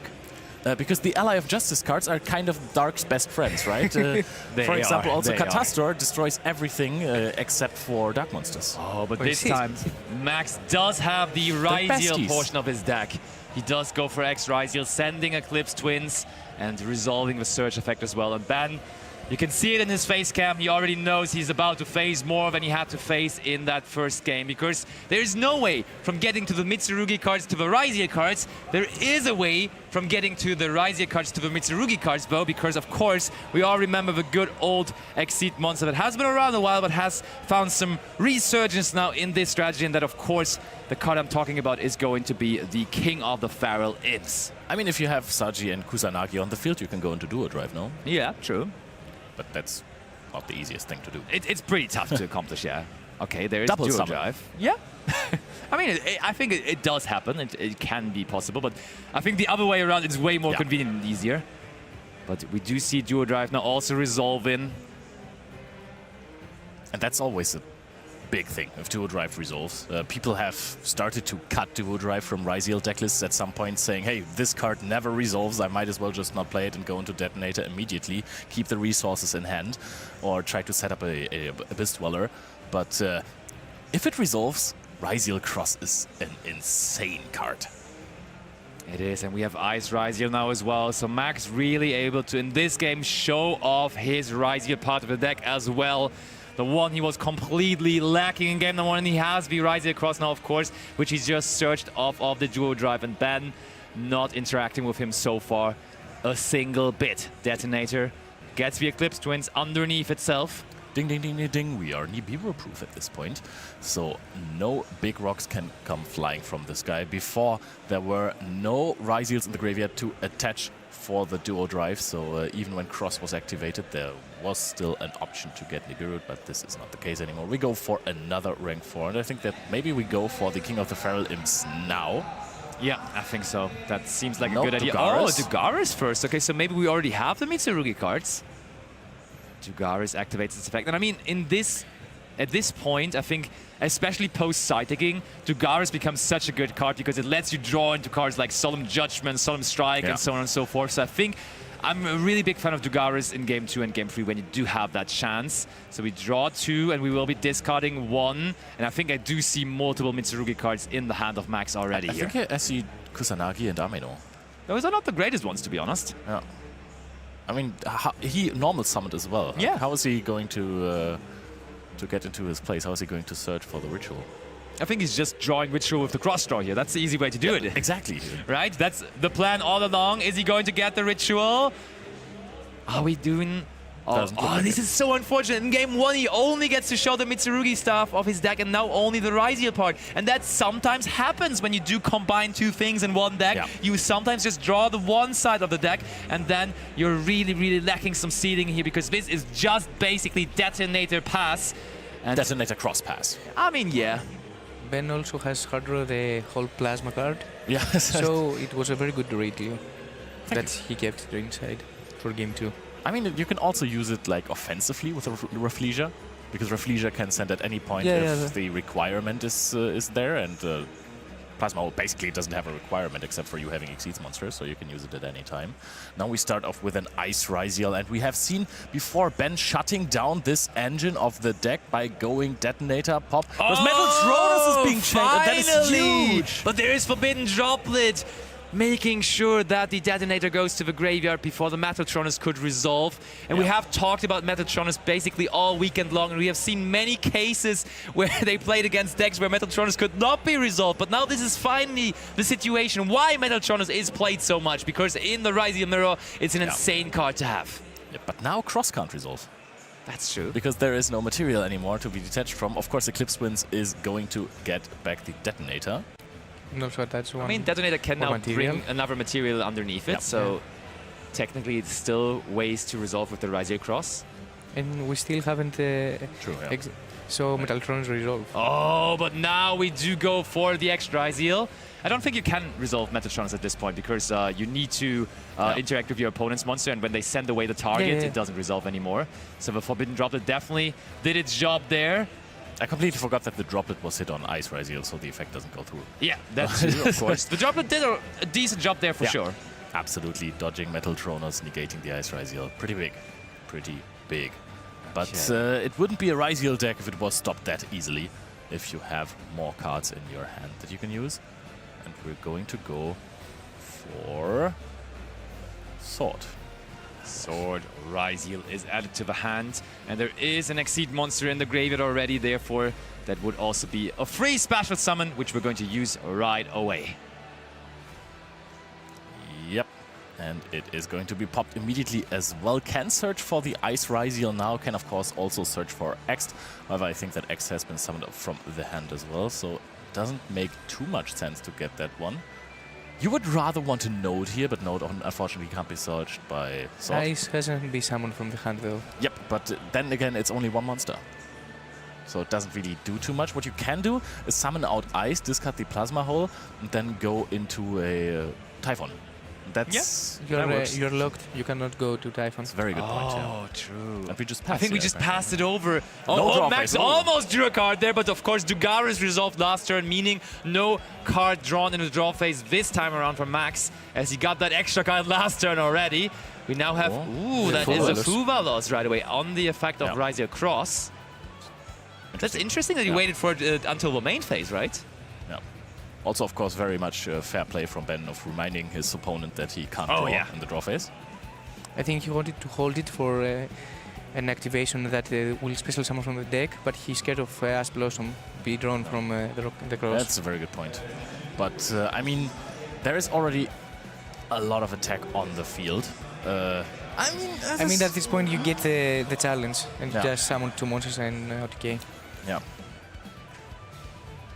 Right, so we're going for Ice Ryziel. Ben knows this game is not going to be such easy. a good play here. Note is such an incredibly good play because it summons a big body from the graveyard. The duo drive is always sent away giving the up detonator though. Okay, Max, you know that you have a battle phase this turnaround, right? Because the Dugarers may have not given you a draw in the draw phase, but battle phase is completely cool. Yeah, and I haven't seen any runic cards activated so far. Same. So now we have Ice Ryziel in defense position. And Triple Tactics Talents is going to hit the Fuvalos. And I think if you're trying to play around Ryziel cross-drawing into Ash Blossom, you should definitely use it in the standby phase. Yeah. Or draw phase. I agree, for sure. But maybe Ben was hoping that there is no engine to follow things up and just like that the opponent possibly just goes into the battle phase. But he may have just forgotten a little bit about the Ryziel cross being able to give him another draw there. So we do go for another Exceed summon. Looks like Detonator is going to be. Is it going to be another draw? It's another draw. Indeed. Picks up another card for Ben. And now, if he gets to see another turn, the Fuvalos draws are going to be actually very relevant. I mean, that's the point that he sent a Detonator before because he couldn't summon the second one. Yeah. True, now we have 3 materials with the Eclipse Twins. And we now have picked up the Mitsurugi part of our deck. We had to search for it for a while, but there is now Ame Numero Kumo, and that's a big monster to have. 3,200 attack points next to the Detonator. I think we do now have over 8,000 attack points on the field. Yep, now we get to read the ritual once again. Ame no Murakumo no Mitsurugi is looking threatening. We are almost at 8,000, right? This should be 7,900? No, I think we're already over 8,000. How big is Ice Ryziel? Because we can 1/7. turn around the... Yeah, but we can turn around the Dugarers, and Dugarers can freely attack as well. That's a very good point. But it's but not there is Nibiru, yeah. but we can use the Cross, of course. Yeah. Cross was not used yet, so we can just negate the Nibiru. Yeah, and that's what we do. Ben hoping that Max forgets about the Ryziel cross, but of course he does not, negating the Nibiru, the Primal, being a card that has dropped a little bit in popularity because so many decks can play around it nowadays, and you really need it with another hand trap to follow it up, which is not always the case. But we're equaling the score here on the side of Max. And I mean, what other hand interaction would you even have there, right? Against with the cross, nothing, yeah. There is nothing really you can nothing have. for cross. Yeah. Except for Typhoon. Does that even work though? No, there was not another spell card. I mean, when they activate Ritual, you can chain Typhoon. Okay, yeah, I guess that works. Ha! Yeah, all right. Ogre Everyone when play the draw Typhoon. comes. Ogre Yeah, on the true. draw, When they do go for the draw, negate it, to be honest. But then the nip comes in, so that's pretty nice. Yeah, exactly. See, and then Amino triggers because it gets tributed. Yeah, you know, it's definitely not easy, but we have said it after game number 1. When this trap-orientated approach to the Ryziel deck gets to go first, of course, it has a massive advantage because there is already trap cards in the main deck, and I can tell you there's more coming from the side deck as well. Very, very popular at the moment. Solemn Strike is in there, as in, I would say, it feels like at least half of the players' side decks this tournament, right? And I mean, there was one player who consistently played Solemn Strike for years and years, ever since this card came out in Breakers of Shadow. There was a Max van Eversale, multiple national champion, who played Solemn Strike in every single deck that he brought to any tournament. Most of the time, even in the main deck. Yeah, and now, which is possible at the moment as well. We see pure Ryziel players doing that too. Yeah. Should be his time to shine, actually. Yeah. For sure. But when you now bring up some other names, of course, the people at home are, of course, rooting for certain players in the playing field. I have to mention it myself because I'm the biggest fan, basically, of Dinkabui. To the enjoyers at home, Dinkabui is already locked in for top cut. We had him on feature in day 1. He was X1 before this round, so pure Fire King. I don't even understand the words that are coming out of my mouth, but pure Fire King is going to top YC's Birmingham for sure. I did the interview with him, and he told me that his plan was just to make a small field and just play with Skyburn because he played multiple. Yeah. And I mean, we saw that clearly. Try to control the game state.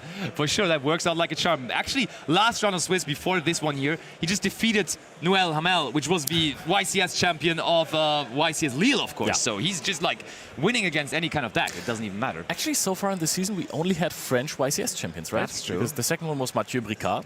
So I think that the other countries need to step up here a little bit. Otherwise, we get 3 French YCS champions. The French community is growing, as always, of course. But that's not what this round is about. The last round of Swiss at YCS Birmingham. The deciding Game 3. Let's go over to the action.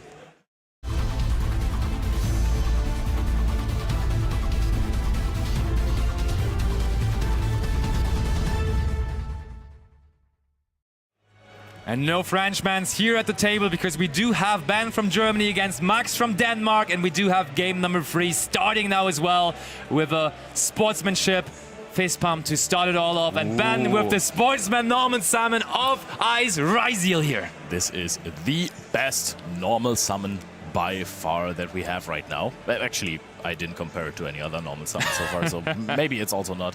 But this is a start that you like to see if you're playing a pure-ish Ryziel approach. Of course, X is also a phenomenal starter, now with Eclipse Twins as well. So you get to play around multiple cards there. Yeah, actually, it's arguable in the pure version of the deck, right? It's definitely the best starter in the Fiendsmith Ryziel version, and then the X is the best one in Mitsurugi for sure. Yeah. But I think in pure, X is also the best starter because it does save you a normal summon. You can like, if they want to activate something on your X. Oh, and we immediately go for the trap tricks. Rafflesia, making ourselves safe from Nibiru that might possibly be in the hand of Max here.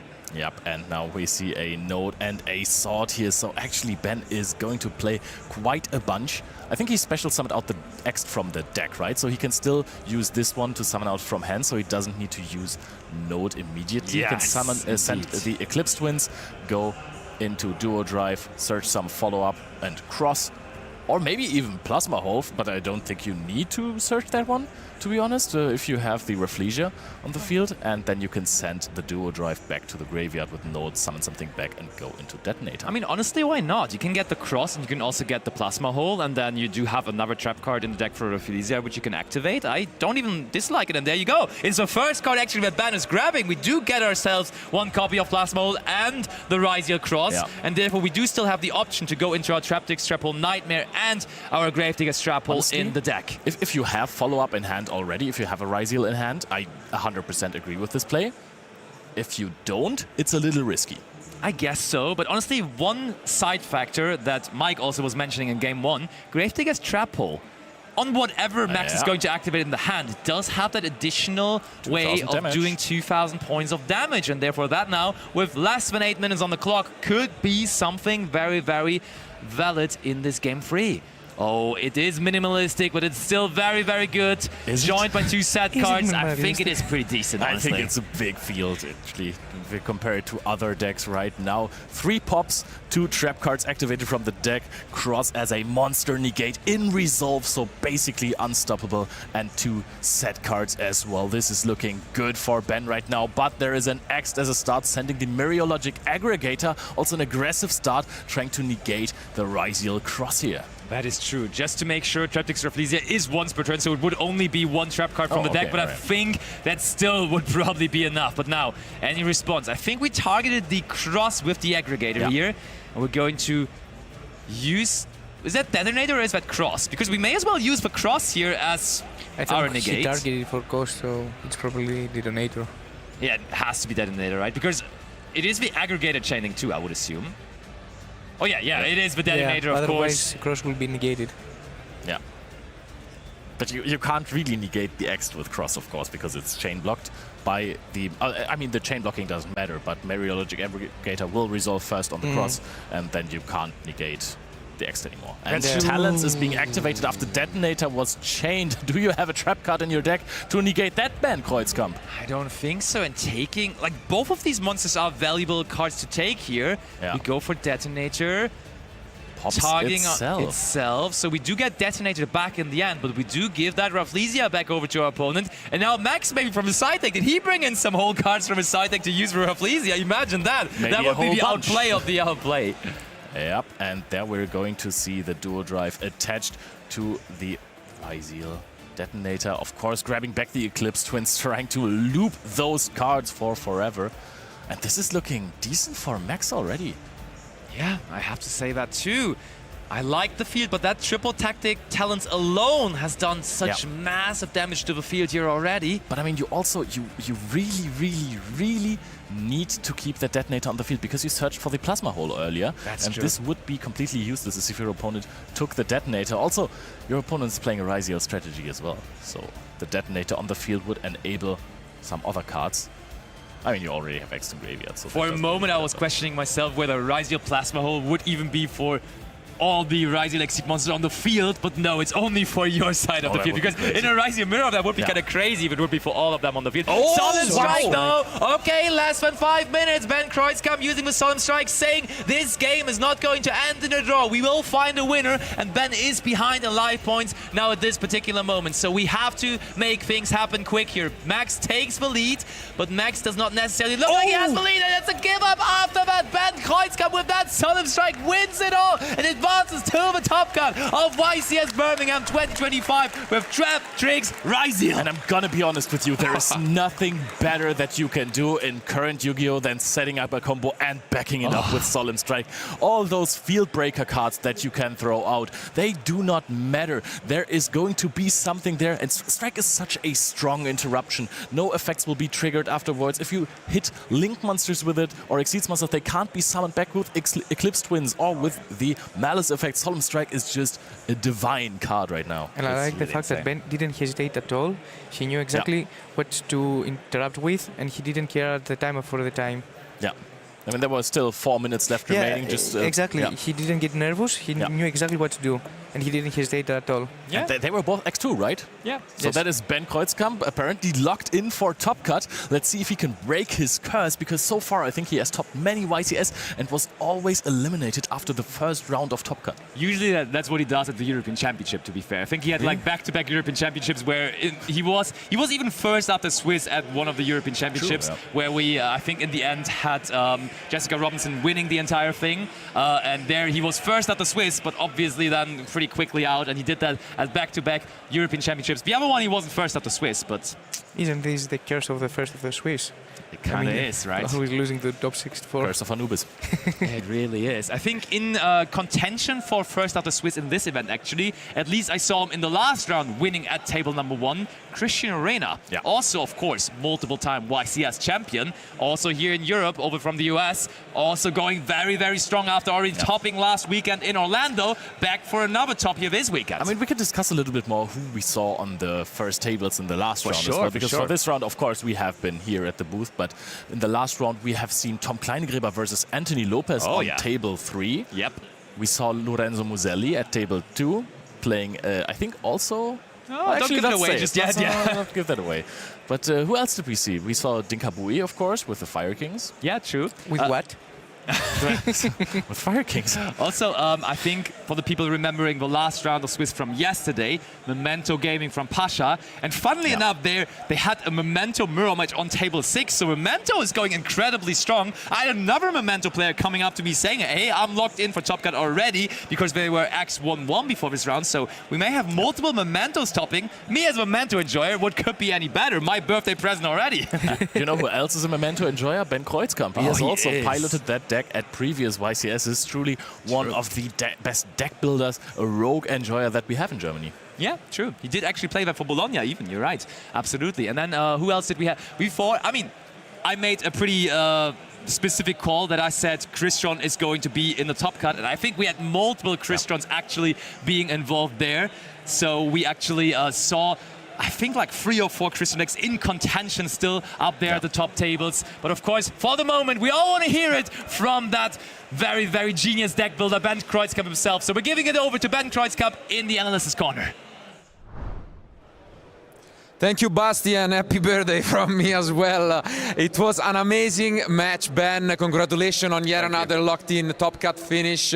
You're having some amazing seasons in the latest years, and yeah, what a match this was to end the Swiss portion of the tournament. Obviously, first and foremost, how did this deck came to be? I was looking at different options to splash rank 4 decks because Ryziel on its own is a good deck, but it also works well with other strategies. Yeah. We've seen the Mitsurugi strategy that I played against, the Fiendsmith strategy, but I thought, okay, there has to be some kind of rank 4 deck that's very good, that you can maybe mix the two. And I came to Trap Tricks, tried it out a bit, and then started cutting the cards that weren't optimal in my opinion. And then I landed on this. Yeah, worked out pretty well, so obviously you'll get your chance in the top 64, and we'll wish you best of luck to go all the way down. But yeah, let's take a look at some of the key moments in this match, starting from immediately the first clip and the beginning of the match. So you had this Fuwalos, but your opponent actually had a pretty good response to it, because not everyone, especially in the main deck, is on Great Purification, right? Yes, exactly. The Mitsurugi cards themselves don't really play a lot into Fuwalos. They don't give me a lot of draw, so at least I was hoping that maybe I'm cutting up the Ryziel engine a little bit, and then not everyone plays the trap. That is basically it negates anything, and it also gives you a chance to tribute your monster, which then comes back, so it plays around my impermanence a bit. Yeah, absolutely. Because it reborns the card, so that was a bit of a bummer, but yeah. I mean, I think it worked out, because game one was absolutely insane. It was fun. So many back and forths. One of the longest games we've had all weekend, and yeah, to just show what your deck can do, I think an amazing turn was the next clip here, where you were already, coming back into the game, but you had this incredible sequence with one of the key cards, I would say, in the deck, right? This Gravedigger Trapple plus the impermanence. So the card is amazing, right? Yes, it was really good here. Because usually you don't want to draw it, but in my hand I had the choice what to discard for my node effect, and I thought, okay, the Mitsurugi cards have really powerful grave effects. They bring them, the big rituals bring themselves back, and they add. So I thought, okay, I'm probably better at cutting off his follow-up if I keep the trap hole. Yeah. And I worked out really well here, because I could use both in the same chain to negate the ritual. And yeah, I think it was a perfect sequence for me. Yeah, absolutely, really, really good. But at the same time, as we'll see later on in the latest clips, Gravedigger is insane to set up, obviously, and play around entraps. But there was an additional surprise that especially Mike really liked, which is the next clip, and there is the synergy between Rafflesia and the Ryziel cards, right? Yes, exactly. Basically, Rafflesia sends any hole trap card, which usually they are quite reactive cards. Your opponent has to play into them. They're trap holes. But the Ryziel hole card doesn't have a specific timing, so you can send it at any time, get access to destroy anything, use it also aggressively like I do here. Exactly. And it also has a grave effect, which is very relevant in this strategy, especially since we got the new Eclipse Twins, because now you can also use it to overlay your XYZ monsters and maybe dodge some negation or interaction with your XYZs. So it's very powerful. Yeah, and it was a great catch, as you've mentioned, the ability to use Rafflesia also offensively. I think it's something not everyone is expecting, so you can catch a lot of people off guard. But then game 2 was, a little bit closer, and there was a key moment, again, that we can bring up, where going second, your opponent had some weird ends. Sometimes he played only Mitsurugi, sometimes only Ryziel. This Metaltronus looked amazing, but yeah, the droplet was there. Yes, it was quite unfortunate. I was not expecting droplet here. I was more looking at something like impermanence, or maybe he has an Ash Blossom in hand. So my thought was, okay, I will use this Ice Ryziel to maybe bait out some kind of interruption first. I was hoping maybe if he has an Ash Blossom, he will use it on the bonfire already, so my Metaltrons will resolve. And then, yes, I absolutely played into the droplet. It destroyed all my chances to go to play into the board here, sadly. But if you showed your deck, and you as a pilot obviously performing really well going second, finally game 3 is where you get your chance to go first for the first time. And we can take a look in the last clip at the setup and this amazing Rafflesia into Duo Drive to play around interruptions, right? Yes, it basically plays around any interruption here. Your opponent it's very hard to interact with the Duo Drive here. And Duo Drive is such a strong card in Ryziel. It adds 2 cards. And basically most people feel like if Duo Drive gets to resolve, the game is more or less won, or it's in a very good spot. The issue is it's quite vulnerable. It has a target on its back. Of course. But Reflegia is very good at forcing it through.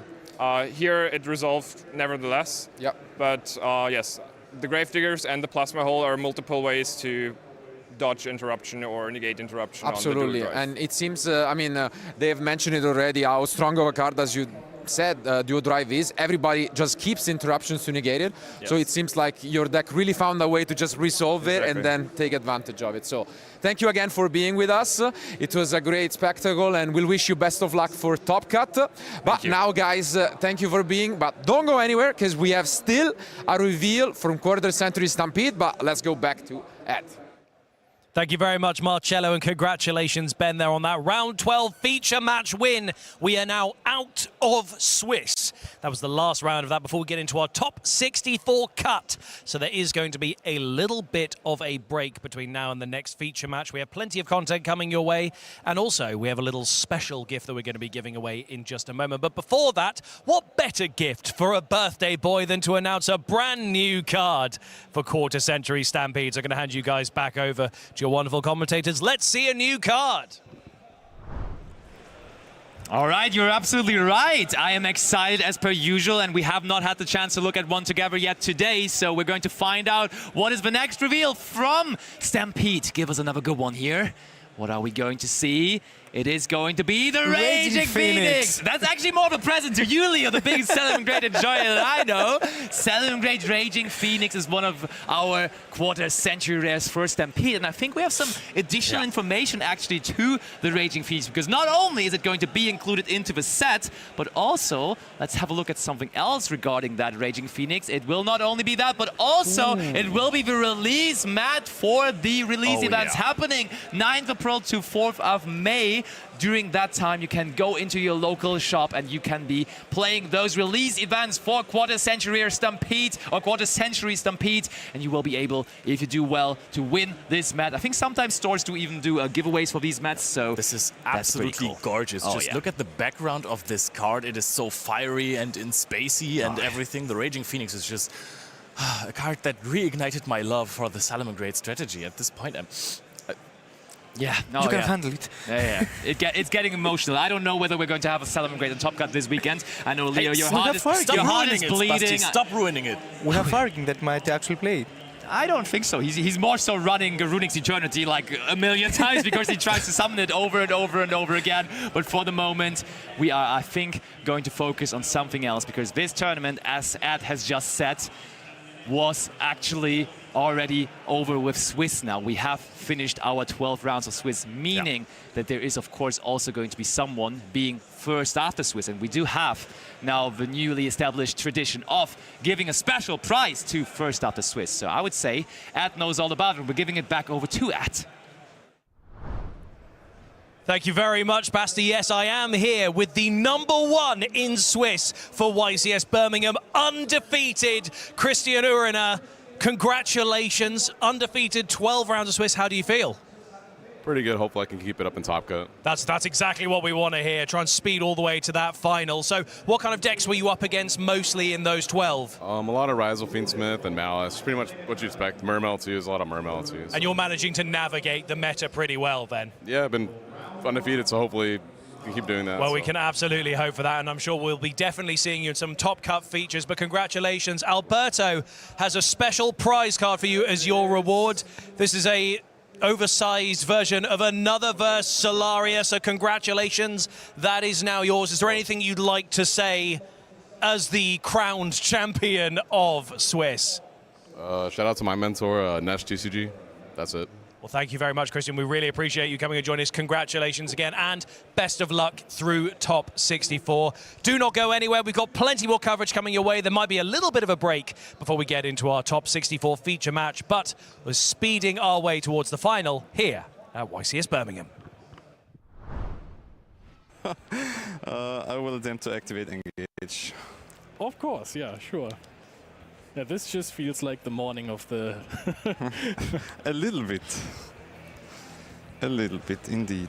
So Longirsu says that it can send a monster points to, right? If I shuffle back 2 banished Orcus monsters.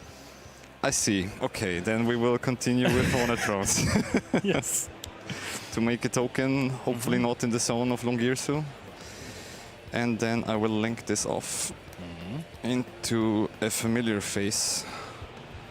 Effect of Kagari targeting the engage.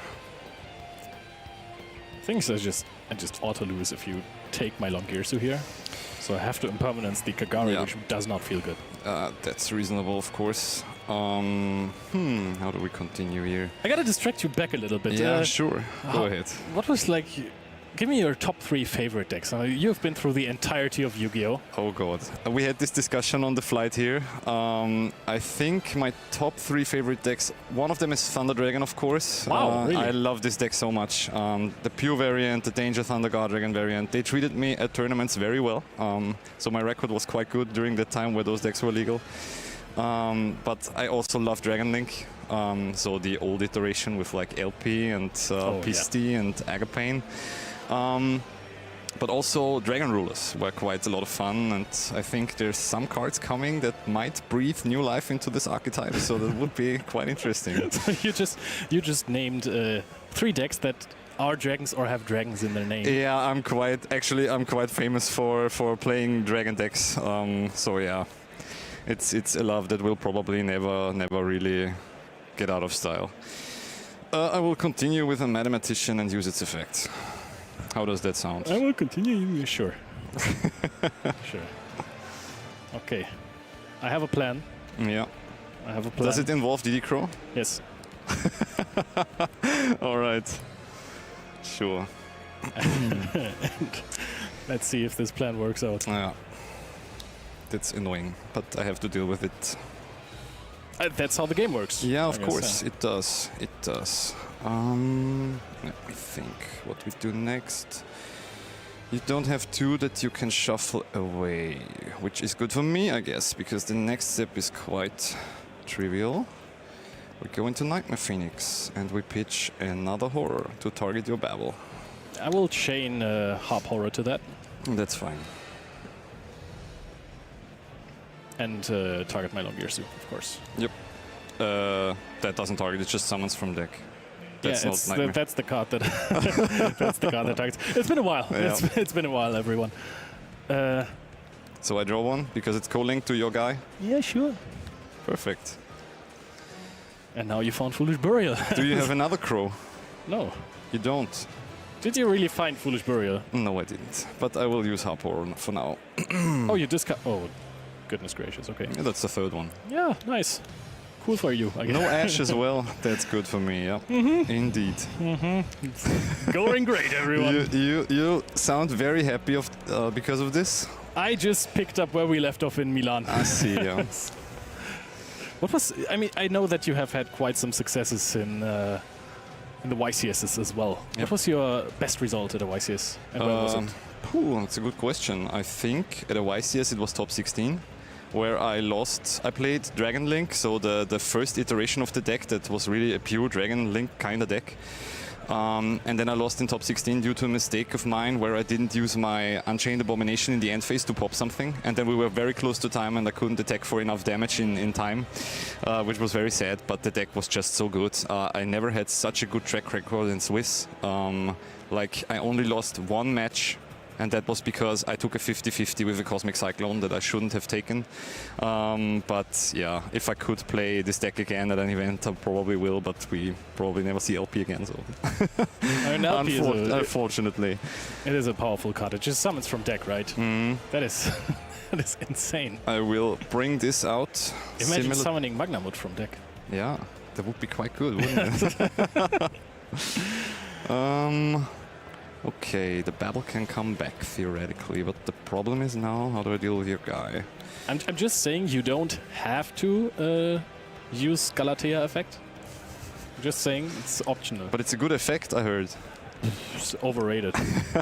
Overrated. I will link these 2 guys off, and I will go indeed into Galatea. And I guess I will use the effect of Galatea. To shuffle back a Harp Horror. So do you have something like a rival or a player you look up to, especially in the Austrian community?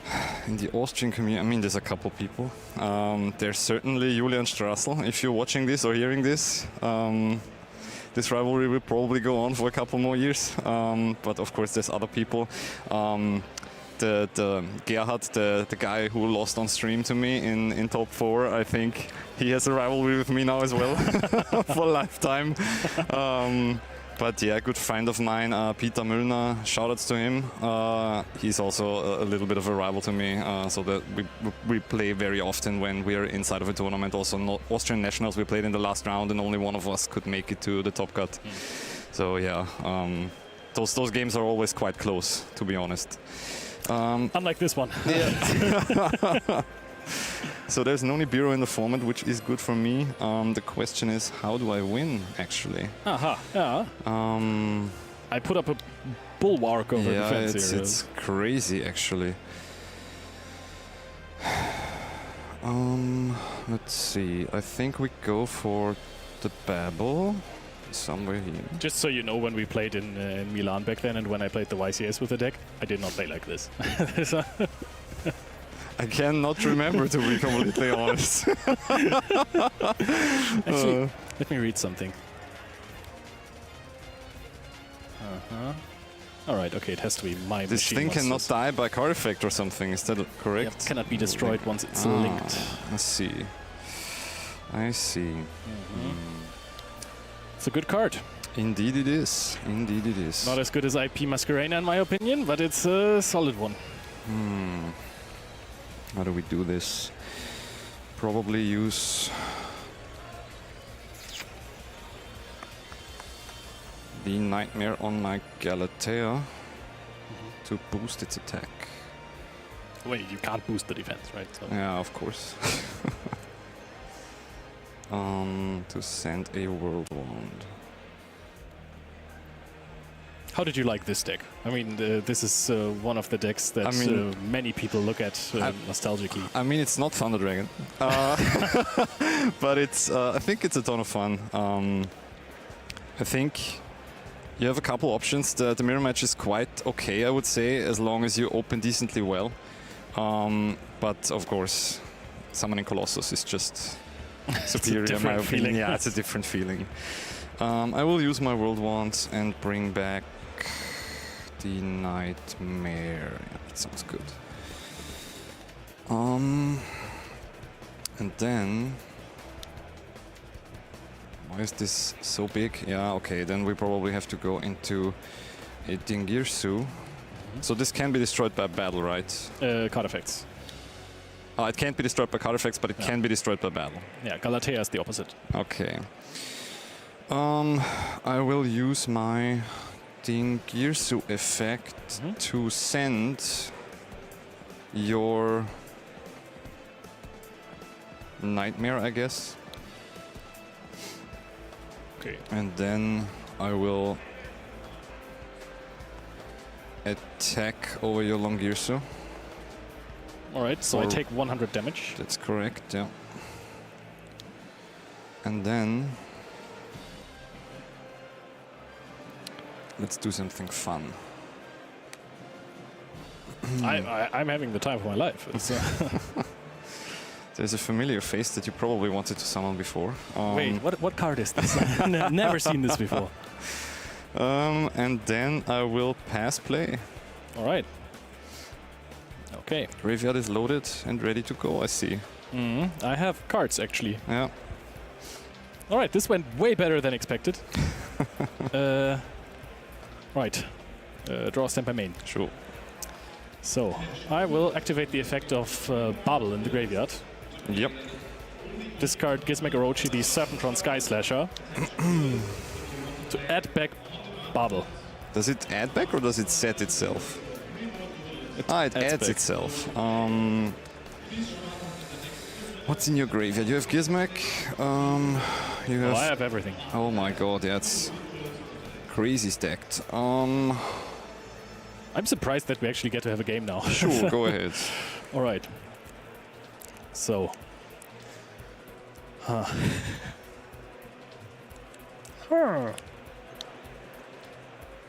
have an idea. I don't know if it makes sense. That's the best idea. Oh. The idea made no sense whatsoever. And none at all. I guess I'm starting off with a Bale. Yeah, that was known. That's completely fine. And then I'm going to activate the World Wand. Summon back the Harp Horror.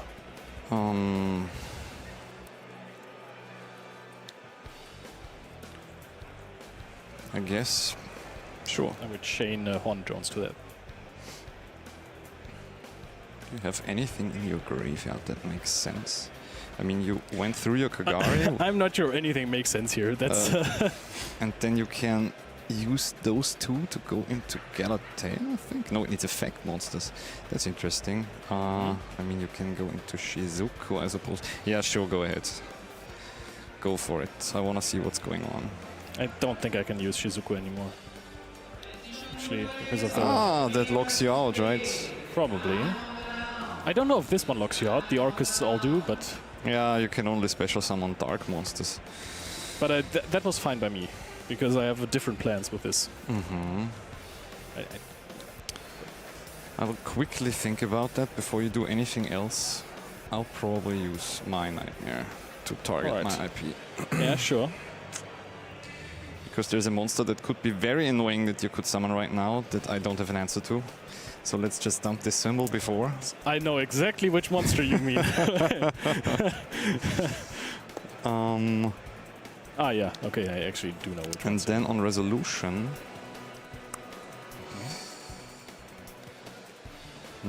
I will use this to target my Dingirsu.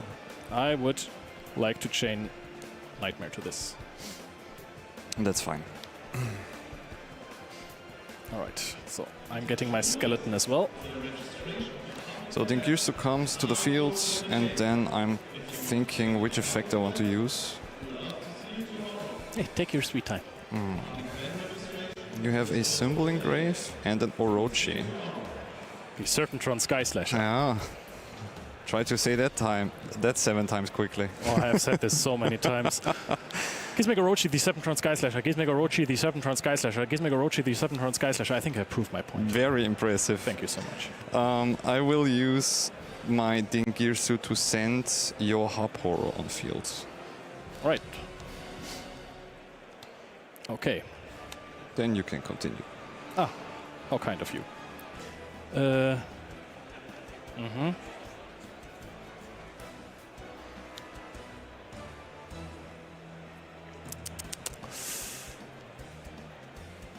I'm going to use the skeleton targeting Longirsu.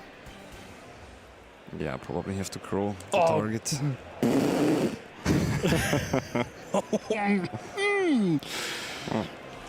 Nice. Okay.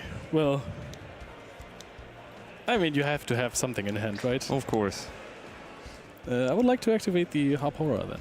I have even more stuff in my hand. Well, isn't that great? I am really enjoying this.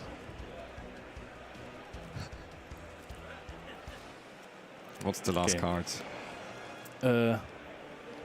End of main phase.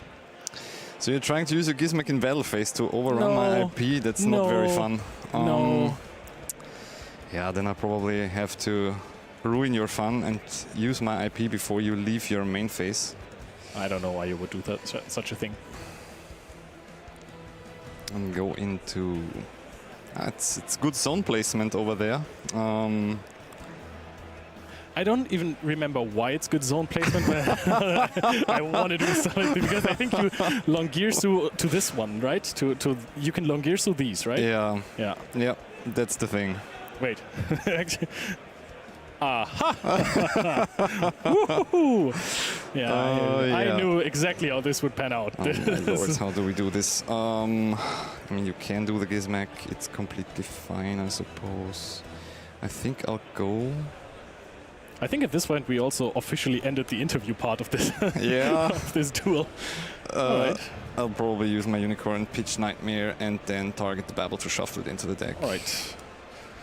Nothing I can do against that. And then I'll probably get beaten by a gigantic mechanical serpent. I'm staying in the main phase. Okay. I mean, the problem is that you have a lot of stuff, right? Actually, do you have a lot of stuff? There is a lot of stuff banished. Look who doesn't have a lot of stuff in the graveyard. Look at that. Who would have thought? All right, normal summon, Orcust Harp. Oh my god. Oh yes. All right, and now I'm going to activate the effect of one of my favorite cards of all time. And I'm going to say it in German this time. Gizmek Orochi, der Schlangotron Himmelsschlitzer. Sure, all right. Go ahead. Top 8, banished face down.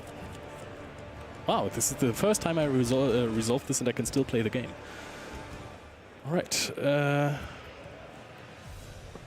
Summon out this one. Yep. I have no cards in hand, which is an issue for IP plays.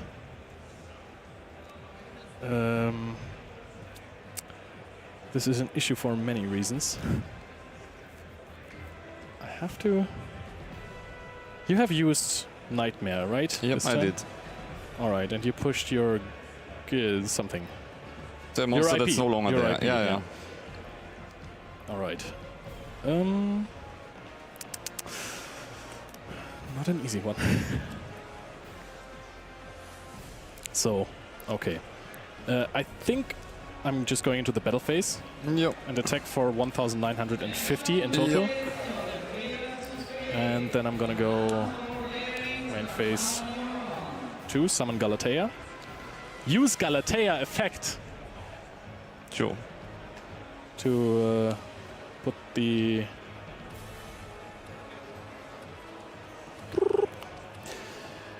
Don't know what that noise was. The real question is, did you banish your counter trap? I mean, I have Babel in my graveyard as well, again.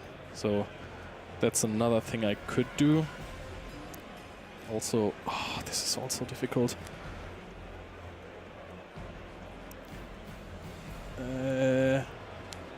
I'm... Oh my. I'm definitely gonna keep this one. I'm gonna put this one back in. There is no reasoning behind this, I think. So what is your effect?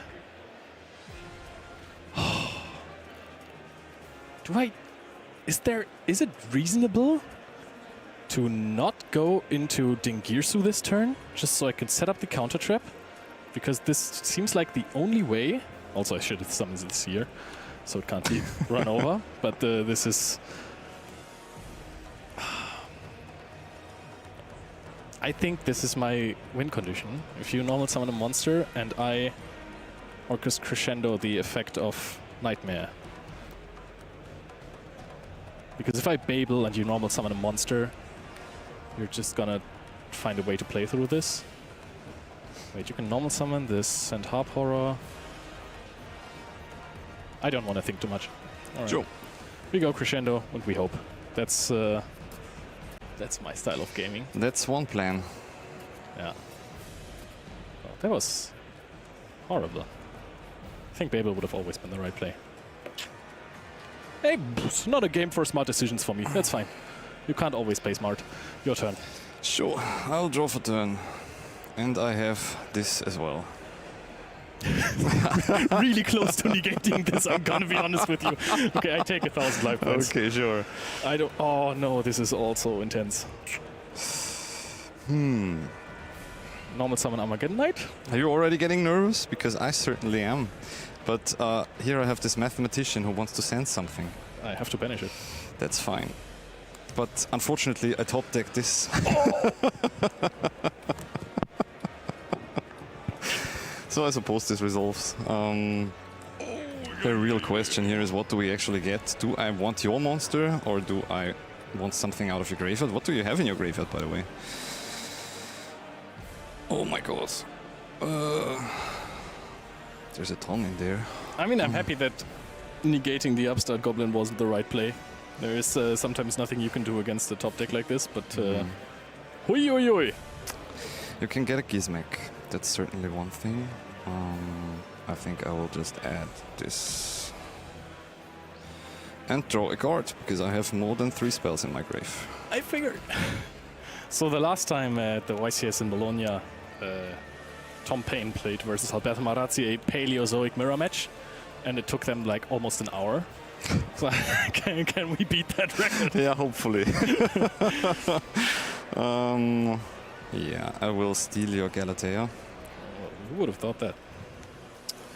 And then I will use my Nightmare to boost your Galatea. I'm gonna be realistic with you. I don't think we're gonna beat the 1 hour thing.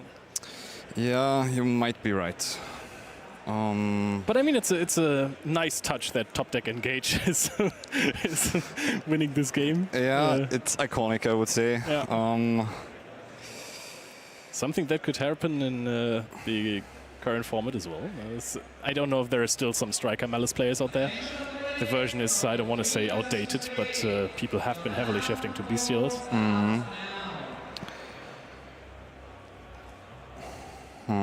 I mean, there's a lot of stuff banished. It's also a problem to some degree. Yeah, I figured. Yeah, there's not a lot of stuff in there. I will use this horror. Do you still have cards? You should have a skeleton left, right? That's correct. Yeah. And 2 nightmares. I think you're good. That could certainly be worse. Hey, do you want to activate Galatea? Probably not. Want to try? That wouldn't be so great. But what I will do is summon a Dingirsu on top of it, and then use its effect to attach my World Wand to get some resources going. And then, how big is this token, by the way? It's the 1,500, 1,500, I think. Oh my god. Yeah, sure. No, it's 0-0. 0-0. I upstarted it and I have Hornet droned. Okay, I see. Yeah, I will. That would be Galatea, I guess. Then this would bring back a body. Then we can go into this, which is less damage now. Just go Bellface, attack your token. I felt like in Milan you won harder games against me and that much faster. Yeah, it might be. Attack with Dingirsu. Yeah. So you take 2,600, and then I'll go main phase 2, of course, to go into my own Galatea. I mean, you don't have IP anymore. That's the thing I got going for myself. Yep, indeed. I will summon this here. I have a plan, everyone. I actually do. And then I'll use... It's optional. You don't have to. Yeah, I will. Don't worry. First of all, we use the wand. Yeah. To bring out a symbol skeleton. And then I will use my Galatea to shuffle back a wand. But what do you want to set? I figured. All right. So you need an Orcust Link monster for that, right? Yes, I do. Right. Indeed, I do. And I have just the guy for the job. I'll probably go with this guy here, familiar face. And then go ahead. In the end of phases, I will activate the effect of my favorite card. Gizmek Orochi, the Serpentron Sky Slasher. Yep. Yeah, this is not looking so fun anymore. And I will summon it back. Yep. So unfortunately, we have made a smart choice by summoning out Longirsu because it cannot be destroyed by card effects as long as it's linked. Yeah. That was my plan all along. I draw a card. Sure. It's a good card. Did you also draw Engage? No, I saw him. I normal summon Armageddon Knight. God. Yeah, the real question is, what do you have left in your deck even at this point? Yeah, but I also want to check because I can't remember. Oh God. Yeah, sure. Go ahead. That's a lot of stuff. That's not good for me. This card loves me, and I love this card. It might even win you the game. Yeah, I'm not too sure about that, though, but... There's the wand. I will send the wand, yes. Yeah, that's pretty good, actually.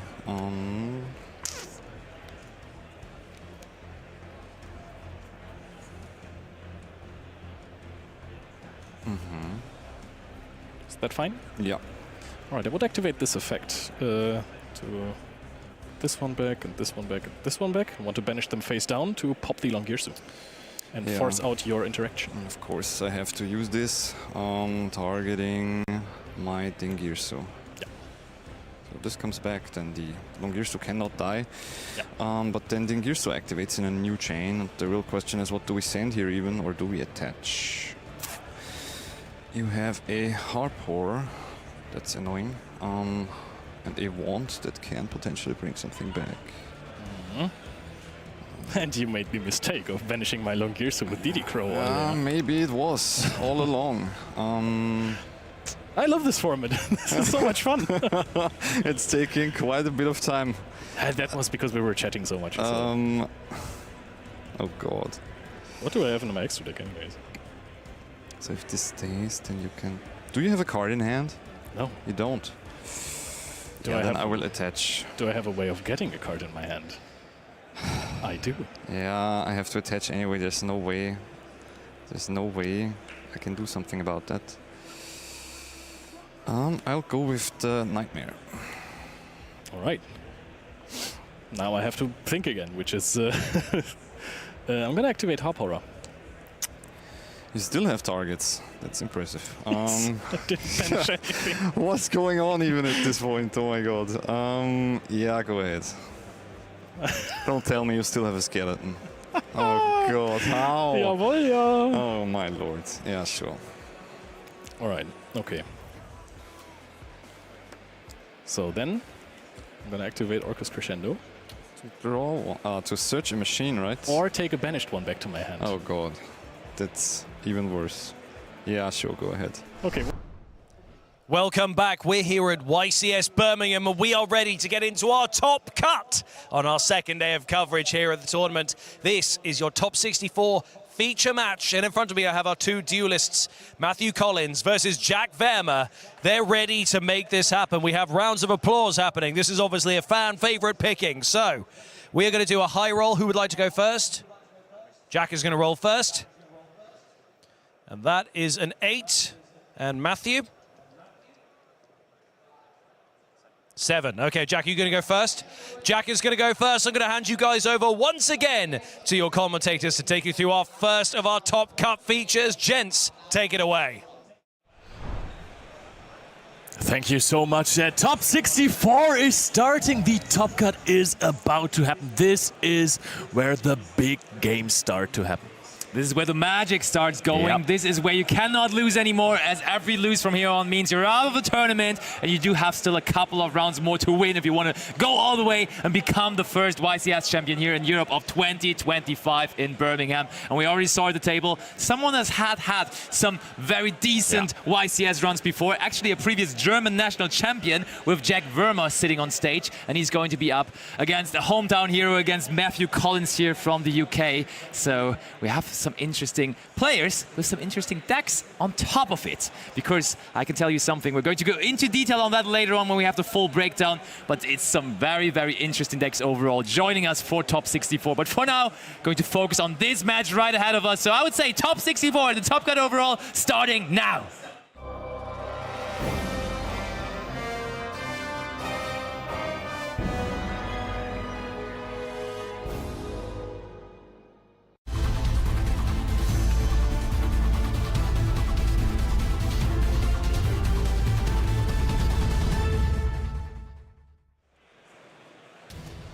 The cards on Matthew Collins' side looked like a sunrise right there in that order, but I'm also going to see if he is starting, because Jack Verma, he is playing a 10 pie strategy, which are known for going second, but this is a special one, opening with Fiendsmith tracked, of course. Fiendsmith Bestial 10 pie likes to go first, set up a field that is not the biggest of all fields, but still a rather decent one, and then try to go for a game in the next turn.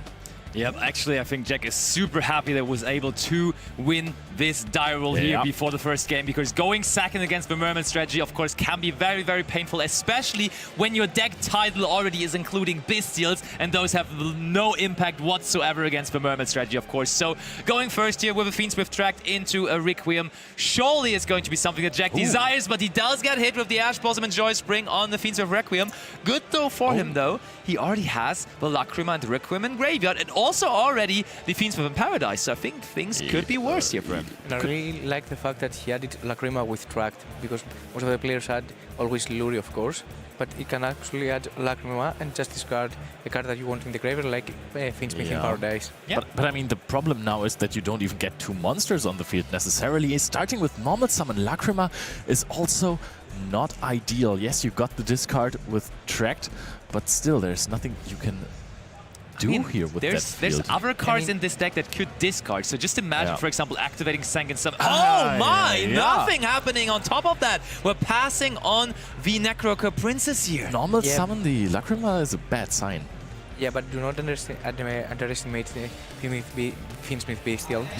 No, Jack just a huge sigh of relief there after his opponent also just setting 1 card and passing it right back over to him. What is this first match here right away? And now I think that I saw Jack pack up a very, very strong card in his hand.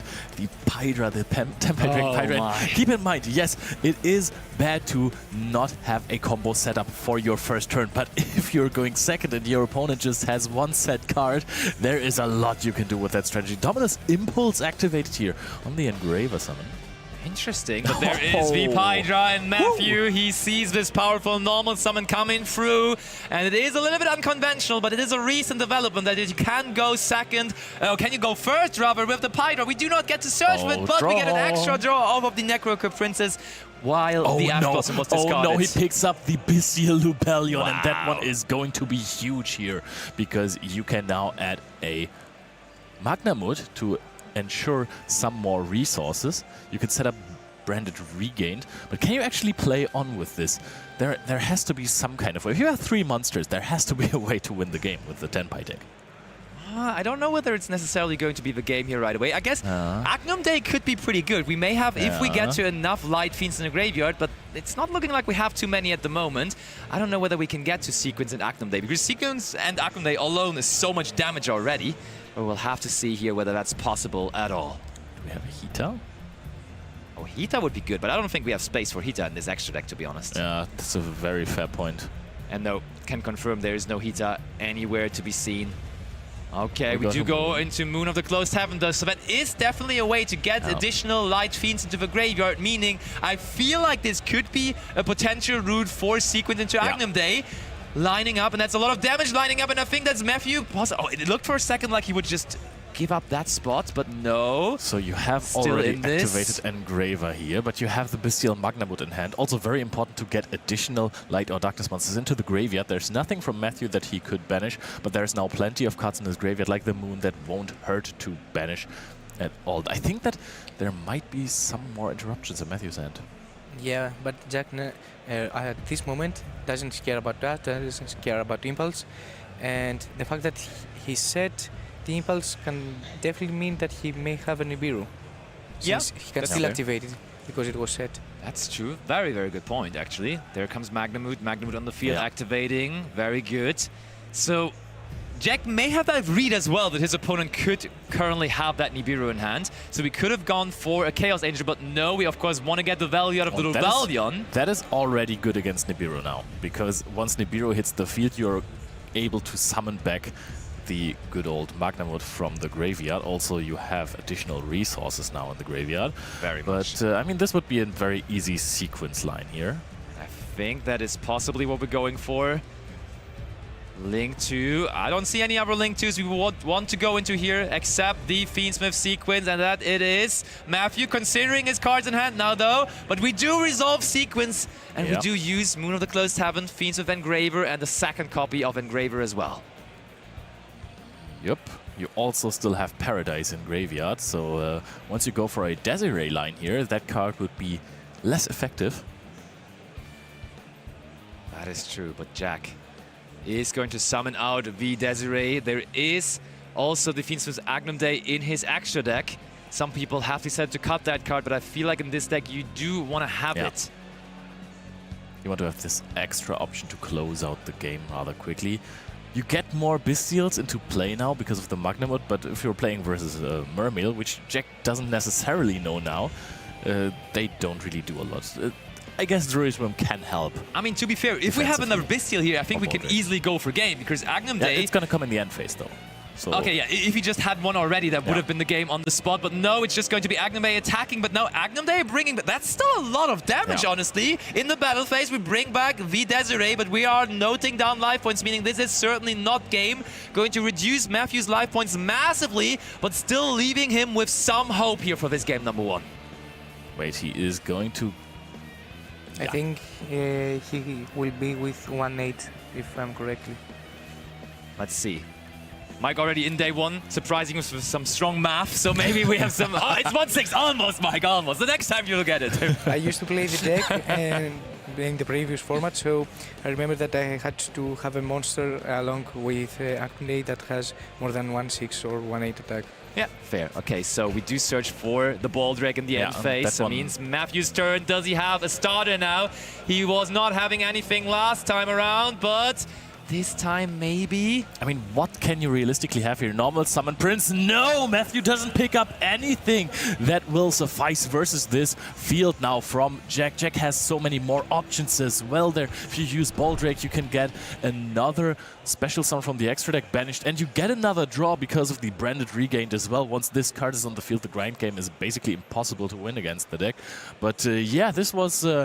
not the strongest showcase of Jack's deck. This was rather Matthew not being able to play any card. Oh, look at that. We also have a quite nice overview there. Those are the tables of our top card. You see some familiar faces there in the venue, in that area. We see Johan, for example. There we see Ben Kreuzkamp. We saw them on feature before, and they have made their way into this top 64 card as well. And they are, of course, alongside these two we have here in our feature match area, trying to win this YCS from here on out.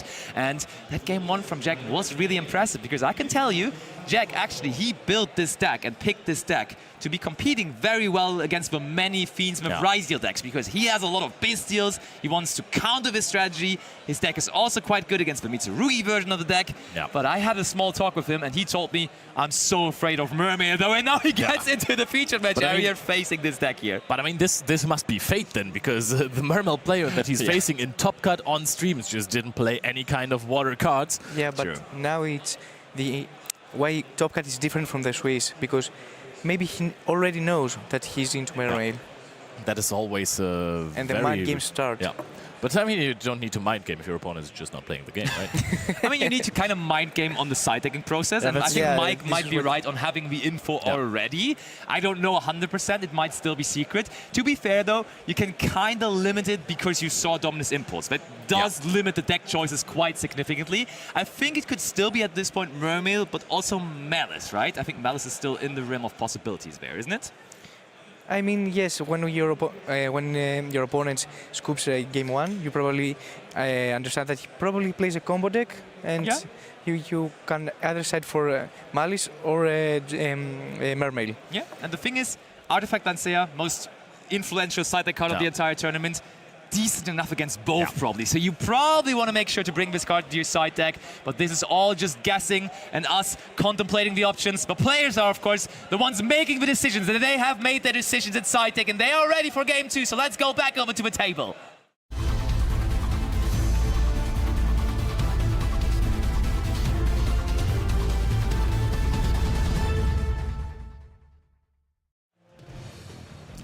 All right. There we go. Jack is going to not start this one. Matthew, of course, will take the first draw phase. And as you mentioned, I can see one card. Ministral. And you Lancea. And Jack does Lancea. Now we have to see how this resolves, so because I think you do still get to look into the hand of Jack. You cannot banish anything anymore, but I do believe you still view the hand. Let's read Ministral. I'm almost certain that you can still look into the hand there, actually. The thing is, he discarded the Shadow Squad, so this is pretty good right now, because you actually get to summon out the Neptabis Atlantean Prince. So let me get Ministral up here. Able to write this properly. Give me a second. There we go. So Prince is on the field sending the Dragoons. Got effect Valor, but this usually doesn't stop Atlantean Mermail too much from comboing off. I mean, what can you search off of the Dragoons that lets you just play on? I think you can search for the Abyss Rhine. Abyss Rhine then summons off the Quillicant, and of course Neptubus will be tributed in that process, summoning back the Dragoons. So you immediately have Quillicant to summon out a bunch of Pikes, going into your first Bahamut Shark, detaching Dragoons, of course, getting another search, and I think you're very much good to go from that point on. Yeah, but I think judges right now are just double-checking on whether you can look into the hand still with Deep Sea Minister, and actually, I only have that information from talking to Julius Schwarzkopf, who's of course an expert of the Mermaid strategy, making top 8 with it at YCS Bologna, and he actually told me about this exact interaction, and that you may still have the opportunity to look into your opponent's hand, but it looks like that's actually not the case. All right. It's the same effect to banish and look. I mean, it's a look and banish, so I think when you can't banish, you can't also go for the looking part of the fair effect. enough. Okay, so we had no opportunity to look into the opponent's hand there. Oh, we were going to Bahamut Shark immediately. This is a very preemptive play there. I like that. What did we even search with the Dragoons? I didn't see that. Glacia. Oh, all right. Oh, yeah. And already 200 has already been used, so there are not a lot of cards in Jack's hand. We're going to see the full hand loop, perhaps. So we have 4 cards in the graveyard now. We're going to search for some more with Pike. Neptubus is going to summon back the Dragoons, so we're going to be back on 3 cards. So Jack is thinking right now, because he has an Ogre in his hand, and he was thinking if he could manipulate the Matthew's graveyard by Ogre the Pike. That's true. But then Matthew won't then activate Prince to special summon, just will Glacia the entire hand. Yeah, fair enough. Okay, we do go for the rank 4 Bahamut Shark. But this could be the moment we could then just manipulate the graveyard. If we just Ogre the Bahamut Shark, for example, this would leave them with a lot of water monsters all of a sudden in the graveyard. Yeah, I think this is the best scenario here. Yeah. But how much does that realistically help you? Your opponent just doesn't get to Mulling Glacier you, but there is going to be a totally awesome on the field. Well, now it doesn't matter anymore at all. Dragoons is resolving. Jack possibly holding the Ghost Ogre to say on the next turn, hey, maybe I can use this aggressively to play through your field. However, I don't think that you can, to be honest. Yeah, it's going to be difficult for sure. Maybe you can Ogre Mulling Glacier in order to don't let Matthew have a battle phase next turn, but I still... I mean, that still leaves you with 0 cards, doesn't it? Because the Ogre goes out of the hand and the Mulling Glacier still resolves, so you would be left with literally no cards in your hand after. Okay, Jack is just giving Matthew the chance to maybe discard the Ghost Ogre instead. All right, that is going to be 1, and we're rolling again, and 2 cards gone, and it's going to be the Ghost Ogre and Fiendsmith tracked alongside it. Yeah, now this is looking very good. Okay, Jack just gives it up. Jack is like, I cannot come back from this. Matthew, with the quickness, saves this game number 2 and is with an equal score now all of a sudden. Hey, 10-pie games go over fast.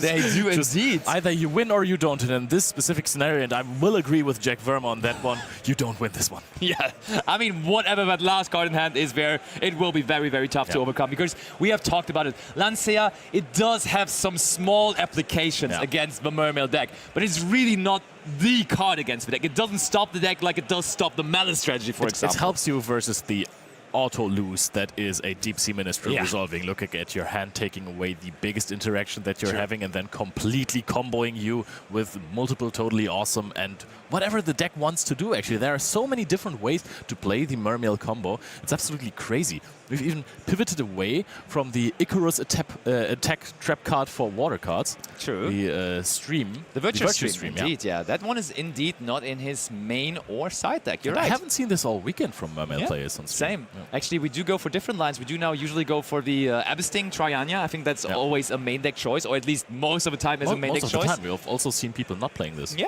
you're very right. And I think now, though, the question is, Jack made a meta call, made some decisions here to specifically counter those Fiendsmith variants, but how well now, against the meta call is the side deck of Matthew prepared against that? Because, against the 10-pie Dragon strategy, what do you bring in there necessarily? So this matchup is very interesting in a way that Fiendsmith Bestial wants to establish a board, a field that it's not very strong, and just have Desiree and a lot of hand wraps, but those hand wraps are not very impactful, and Mermail needs to be stopped with impactful hand wraps. Otherwise, cards like Valor, Ghost Ogre Impermanence are not that good That's against tough, for Mermail. sure. Absolutely. And I mean, but please don't disregard my Heretic Seals of the Heavenly Spheres, because that is going to be there as well in the best case scenario. Wouldn't dream of it. Wouldn't dream of it. If you have Seals, Branded Regained, access to Baldrake, because this card is still very, very powerful. It's often disregarded as just another DD Crowish effect sometimes, but it also helps you to... against something like a Bahamut Shark, it's completely insane. And this is a card that is often also used aggressively to establish Totally Awesome, to get rid of the last cards of your opponent as well. But I mean, Seals plus Caesar or Desiree, much rather there. Can it ever be enough? I mean, Seal is good against the Prince, because it's not on summon. Yeah. But if he has something like Shrine with Dragoons, it's very it's tough. getting way tougher for sure. It's gonna be tough for sure. But yes, we have seen the players siding already. Both of our duelists are ready. So let's go into the deciding game 3 of Top 64 YCS Birmingham.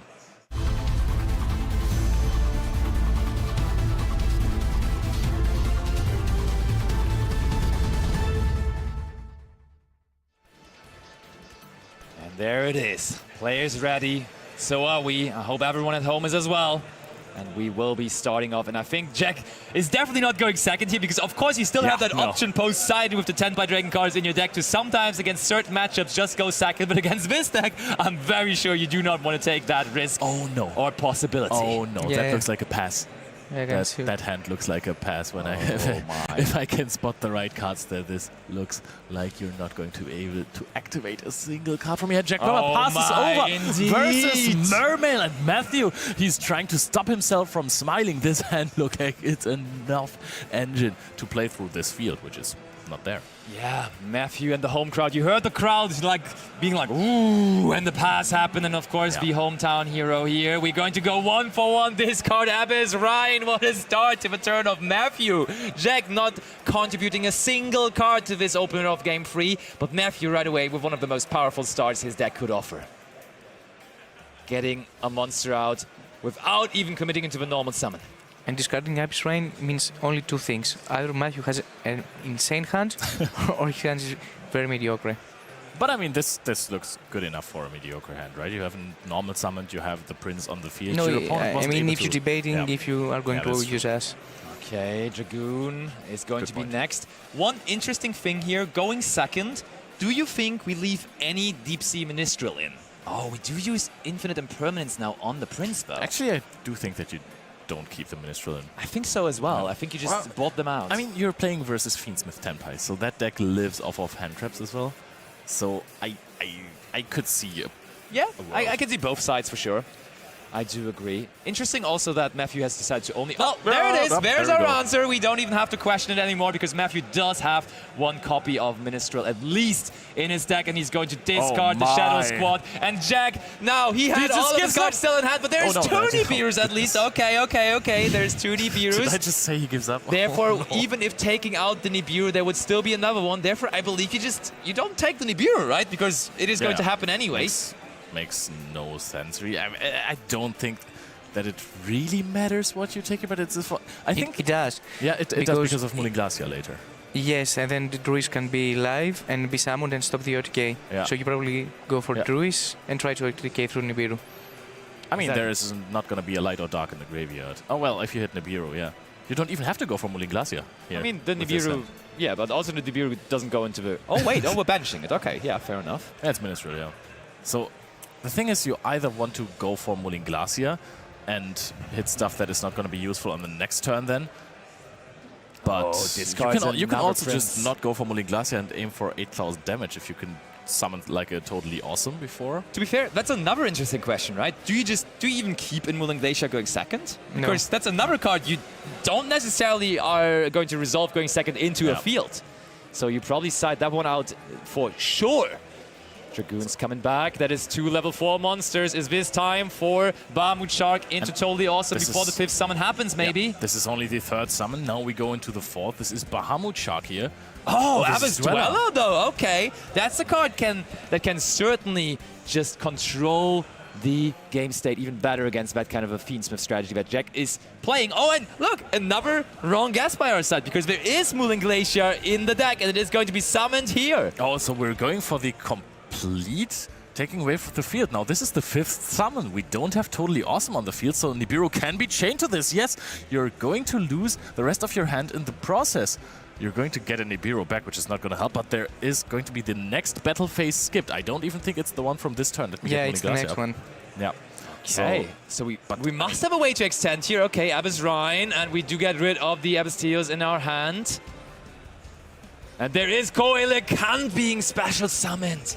Yeah, we discard impermanence. Now Matthew picks up pace here phenomenally. I'm still very confused that we didn't just go for a Bahamut Shark, summon out a Totally Awesome. I think he just saw a line to seal it here. He's seeing the finish line. He sees his way into top 32, and he is just going to resolve the Super Ancient Deep Sea King Coelacanth to bring out 2 Abyss Pikes, as we already went through one, so this is just 2 level 4 monsters. And honestly, I don't know whether that could still somehow get us to enough damage. Matthew now, well, he's getting a little slower, so maybe he kind of was preemptive here in thinking that this is going to be game.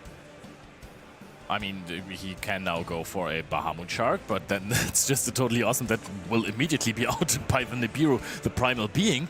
And, I mean, if there is one deck that can OTK off one single top deck, it is Tenpai.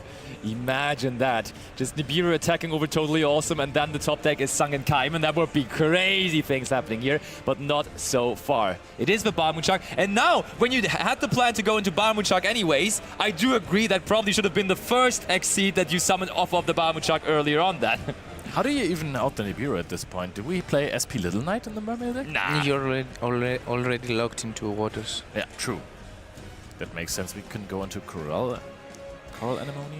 Yeah, and have a link live there, but... Let's see. So we could definitely go into the Mermaid. And I think we're in the end phase. There is no way we just summoned out Totally Awesome, which is totally vulnerable to the Nibiru still there on the field. Jack Ford, he had lost already, but he gets another chance there. And I think he drew a spell card, which may as well be a pretty good one. If that is Sunken Kaiman... Oh my, I'm losing it if it is. That would be completely crazy. But I mean, any spell card would really and I think help that Matthew doesn't have a card in hand to activate Abyss Rhine, right? Yeah, but he's going to get one back with the Totally Awesome Re-Ed. That's true. So I think that you can go Shadow Squad, and Shadow Squad, can it actually summon out the Poseidra? No, only level 4. Okay, so Jack, double reading on the Coelacanth. Basically, the only restriction applying from Coelacanth is that the level 4 monsters you summon, or the fish monsters in general that you summon, cannot attack that turn. But besides that, everything else does not restrict you. I think it has effect that if a card is activated, targets, right? Oh wait, you're right, there's a different effect from it. During either player's turn, this face-up card on the field is targeted by a card effect. You contribute one other fish-type monster. I don't think there is any other. Or is Bahamut Shark a fish? I don't think it is, right? It could be, actually. No, it's a sea serpent. Clearly a sea serpent, of course. I could tell by the artwork. But yeah, that effect definitely comes up super rarely, as usually when Coelacanth is summoned, the game is almost over. But it's a niche effect, yeah, that you should not forget. I mean, if Matthew just played the time with a 2010 Coelacanth package, he would have gotten a W here for sure already. Yeah, and I mean, he does definitely play the Coelacanth from 2010 as it is ultimate rare. No. Oh, we do go into the battle phase, right? Jack picked up the wrong spell card in this situation. Absolutely, he just picked up the triple tactic. Again? I mean, if you can establish a good field, Mermaid doesn't have a lot of follow-up right now. Wait, he also won't lose next turn. Mulin Glacier was sent to the graveyard. Still, absolutely. So this game goes on longer than expected. So I think you actually don't run over the Totally Awesome to give your opponent more cards in hand. You run over the Bahamut Shark, because that one would just summon out another Totally Awesome. I've never seen Bahamut Shark live longer than one turn. I have. I'm a Sharks player. Haven't. So fair enough. Does happen occasionally, but here in that case, Jack is just confirming on... token.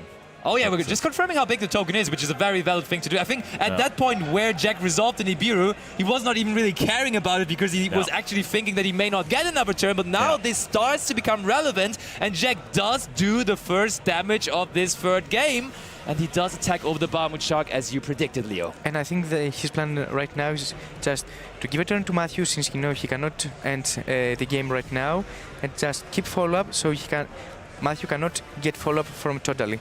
That's true. He can crash with the Totally Awesome. He doesn't have a battle phase, That's but he can link summon. Yeah, true. Yeah, link summon probably. But yet he's out one monster, and then Matthew needs to link summon totally. That looks like a tribute summon, though.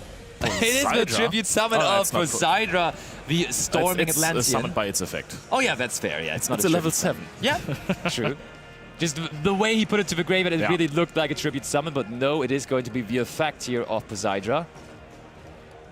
New import, Supreme Darkness, another addition to the deck, and the reason why we do not only have one, but I think multiple Mermail decks in top 64 even.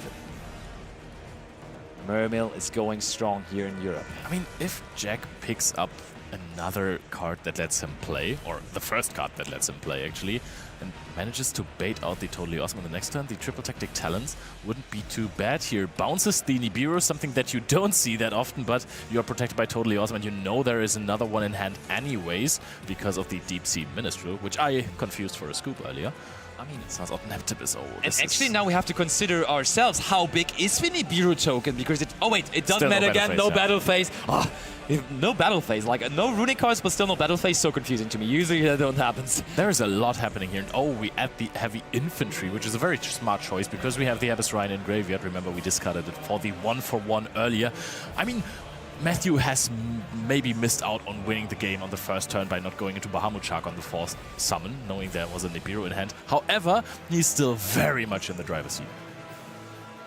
Indeed he is. Okay, we do continue to summon, and is that... We're going towards summon number 5, but I don't think we're there just yet. We're going to go into Mermail, Abyssalacia here. That's a very good interruption with infantry in hand. That is very true. You have Totally Awesome on the field, so you're Nibiru protected, but I don't think that you want to necessarily give it up, right? So I think you just stay with a minimalistic field. There is no way to force out your Totally Awesome with the Nibiru right now, but Jack has the Triple Tactic Talents in hand, so if he draws something like a Tract, activates that, Totally Awesome negates it, you have 2 draws. You have the Destiny Pot of Greed.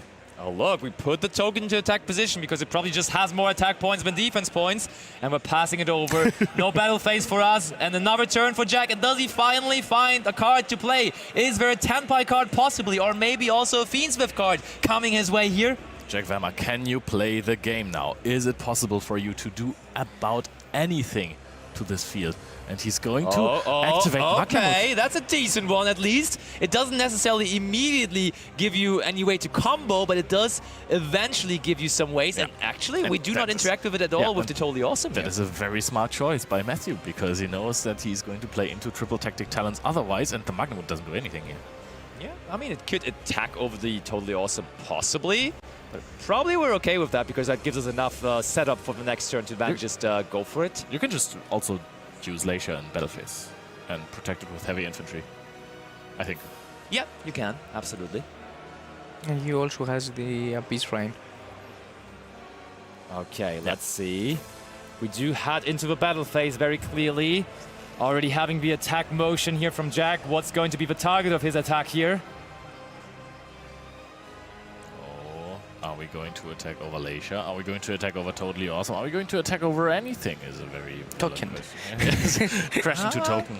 Is it? We still don't know how big the token is, but it's probably big enough to withstand this attack from. I mean, just had a Muli Glacia on. Oh, we do not even attack at all in the end. Look at that. We just faked it a little bit in the battle phase and then set a card. Go into the end phase. Magnamut is going to resolve. Is going to give us another dragon from our deck. So possibly we could add ourselves a Tenpai Dragon now, finally. We could even add Genroku, actually, which gives us another monster to the field, at least. Genroku is added, activates its effect on the hand, on the ad of itself, and now this is something. Matthew is thinking about this. Now we're in the end phase, so we would be perfectly fine to play around the Triple Tactic Talents. We could still negate this effect of Genroku to summon out another Tenpai Dragon, but Matthew does not care about any of this. Yep, and now we get to summon out a Fadra that is trying to get back the Genroku. This is something where you can consider negating, because this builds up a sizable defense. Yep, Totally Awesome is going to be activated. I don't even know if you want to set the Fadra to your side of the field, because basically everything in your extra deck wants water monsters. Yeah, that's fair. Oh, but he's not setting it back, but he does add back, of course, a water monster from the graveyard. And Matthew's turn it is, already having a strong token up on the field due to the Nibiru of Jack Verma resolving. And now having the Atlantean Prince joining it on the field. And that's a really big powerhouse. And Jack still with very little defense. Both of his cards in hand are actually known to Matthew, as both of them are Nibirus. Does he still have any way to take another turn on the Jack side? Because Matthew needs to put up 8,000 damage before the 5th summon. However, I think with the token this is rather easily possible, but he needs to do quite some stuff here. So it was Dweller, Prince, and Mulin Glacia. That's 3, 6, 4, 6, 5, 3. 5,300 attack points should be the attack stat of the token. And this is already looking very good. You have the heavy infantry in hand as well, so you can always, I think it's not only an effect on the opposing turn for Leisha, pop the Magnamut. You know it's 2 Nibiru's It in actually hand. is. Abyssal Leisha is only on the opponent's turn, but now we have the Poseidra activating in the hand. All right. Poseidra doesn't necessarily fulfill the purpose of getting rid of the Magnamut by bouncing it to the hand. Even, wait, there is no Dark or Light monster in any graveyard. Indeed, it does actually. Oh, wow. Indeed, it does. Okay, but we do go after the set card here, apparently. Goes back to the hand of Jack. No response. That makes way more sense, by the way. Teals into the graveyard. Second summon. When are we going to see the Appaloosa here? I don't think it's going to happen. The flood is coming, and Lantium Mermail is really still a very, very major competitor in 2025's meta game. Matthew is just planning on how to pilot this, is going to summon out another Poseidra from the graveyard. And they are big. I mean, that's 2,800 each. So this might just actually be enough to go for game here. Yeah. And we did not commit into 5 summons. Heading into the battle phase, we are. Matthew signalizing the first attack. 1 of 4 to come, but I think we only need 3 actually to possibly end this here. We're grabbing our calculators. We're seeing whether this is enough, but it does certainly look like it. Oh, Poseidra and Leisha waiting to deal the last damage to Jack Verma's last remaining life points in the YCS Birmingham here in top 64. Single elimination means 1 loss and you're out. Leisha is going to attack. Does Jack Verma have a defense? No, he does not! Double Nibiru and Talons do nothing against the Mermail deck. Jack Verma won the first game with Matthew not playing any sort of card, and now he had the same issue. He wasn't able to play at all. Mermails are unstoppable. Matthew is into top 32. And of course, here in Europe, we always have those decks running around, and they are not to be disregarded. We may have quite a few Rising Variants and Top Cut, but we do also have these very, very, very cool decks in the room, which are a little more out of the box, but still with some very strong recent support. And we just saw double Poseidra even, so both of the Supreme Darkness versions of it, or both copies of it, attacking for game there. And I mean, we are discussing this all the time, and of course yesterday, that Mermail are very good option for this event. Yeah. I mean, so many Bestials running around, not doing anything to this deck. Basically, every strategy that doesn't rely on light or darkness monsters right now has a good shot here, because all of these main decks are filled with cards that are absolutely useless against you, because they have one specific purpose, and that is the Fiendsmith engine or some Mitsurugi card. Absolutely, and I mean, we have seen the breakdown of side deck cards included into players' side decks earlier on. I think yesterday we showed it on stream. And Roland Lockbird, which was one of my major and main concerns about playing Mermail for this event, it is not as much played as I would have probably expected with the Mitsurugi cards around. Therefore, Mermails are free to just do whatever they want. They completely went under the radar. Yes. And they're showing off on the top cut. To be fair, there are also not that many Mitsurugi variants. Yeah. The deck, it has a very, very high ceiling, so the field that you're putting up is absolutely insane, but makes your Ryziel deck way less consistent. So you're actually cutting down on the Ryziel engine as well, and at the moment I'm feeling like this is by far the best engine in the game, next to the Fiendsmith engine. Yeah, I feel the discussion for Ryziel players was either to go Mitsurugi or Ryziel or Fiendsmith. They want more consistency or they want more explosiveness. Or you're playing pure to also play around all of those Bestials, because yes, you can banish some cards from the graveyard, but most of the time doesn't really matter. If your opponent banishes your Detonator or your Ice Ryziel or your X, that's fine. Or, of course, play Traptrix cards. That's always the answer as well, as we do have Traptrix Ryziel in the top cut as well, with Ben Kreuzkamp, of course, joining our 64 players. And his amazing interaction with Plasma Hull. I cannot stop saying that. I can see that version taking over, to be honest, because yes, 2 trap cards in the main. We've seen those players playing Solemn Strikes in the main deck.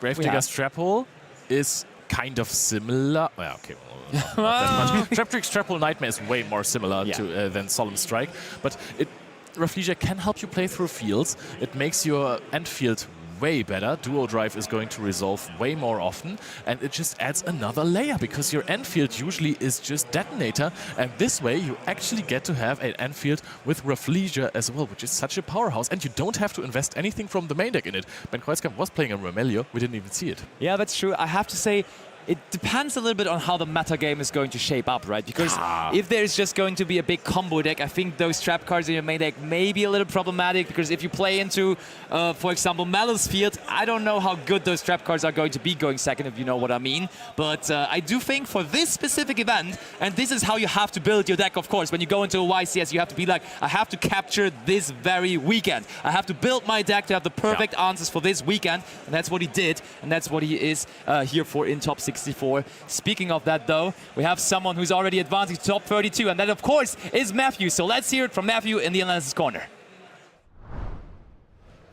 Thank you so much, Seb. I'm here with Matthew, the winner of top 64. So congratulations, first of all. Thank you very much. How you feel? Yeah, I'm really, really good. I never expected to make it this far to begin with, so I'm ecstatic. My first YCS top as well. So well, I mean, it's great, especially for the deck you played, and I think you feel confident now with top 32, right? Yeah, and I feel more and more confident with the deck, like the more I play it, and I've been playing it for 11 years now. So I've been playing it since Undying Mermail back in Abyss Rising. So like to take this deck and top with this deck, with it being my favorite deck of all time, and get my first top with it, it's kind of like poetic. So it's kind of like. Has it been the experience so far to the event? It's been amazing. Like I was like super stressed out, not knowing what I was going to take, because I had options between like Ryzel, Malice, like a load of Fiendsmith variants, and I just decided to go with what I was comfortable with. And if I wasn't going to do well, I was going to go to the Time Wizard, and that was my plan B. So but here I am now. So it's going more than all right, I would say, because like now you're on top 32. Yeah, exactly. And, so I'm doing just right. Jump into game one. Yep. So and the first highlight, because you lost the dice roll. Yep.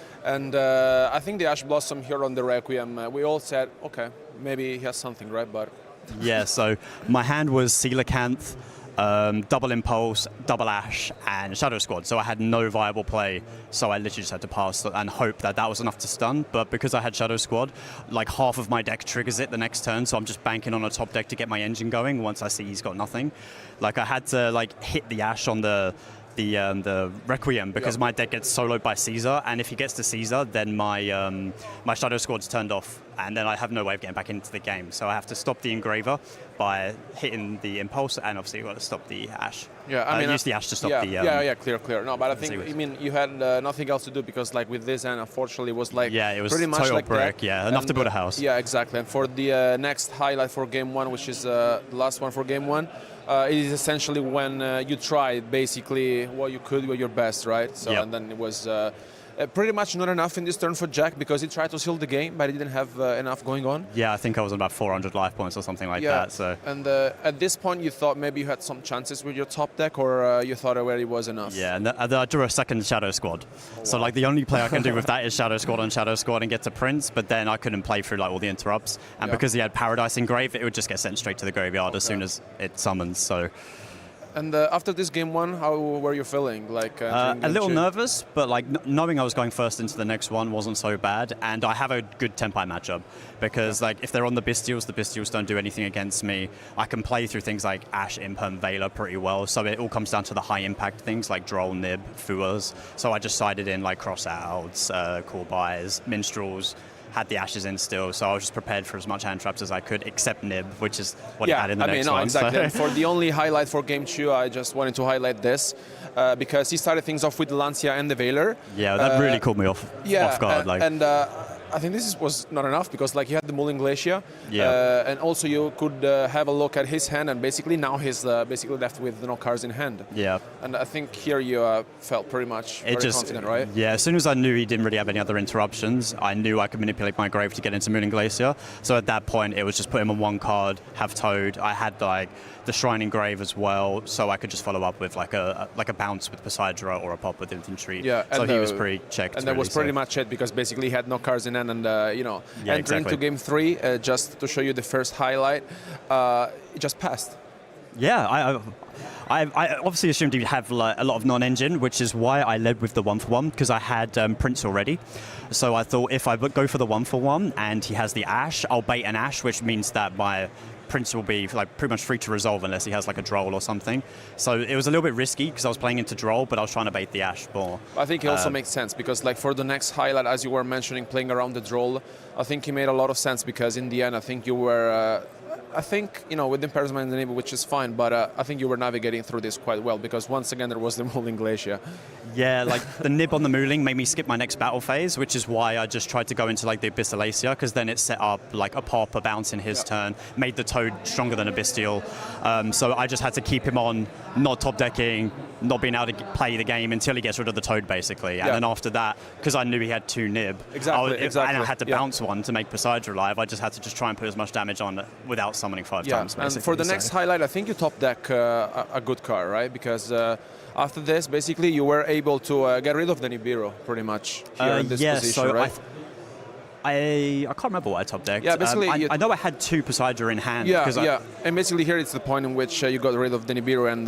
yeah, I got to draw 2 because I did Shrine in the end phase as well, which Yeah. obviously helps with like just recursion and getting back into engine. And but by the end of this, like my... Yeah, I mean, obviously knowing his hand, I think from this point on, it's just a matter of understanding how much damage you can put on the field. Yeah, exactly, and just taking it step by step. Yeah, I think it was kind of a weird match, let's say, because like it was a very long one, but in the end, I think for the next highlight, I just want to show you basically the moment in which you seal the game. Yeah.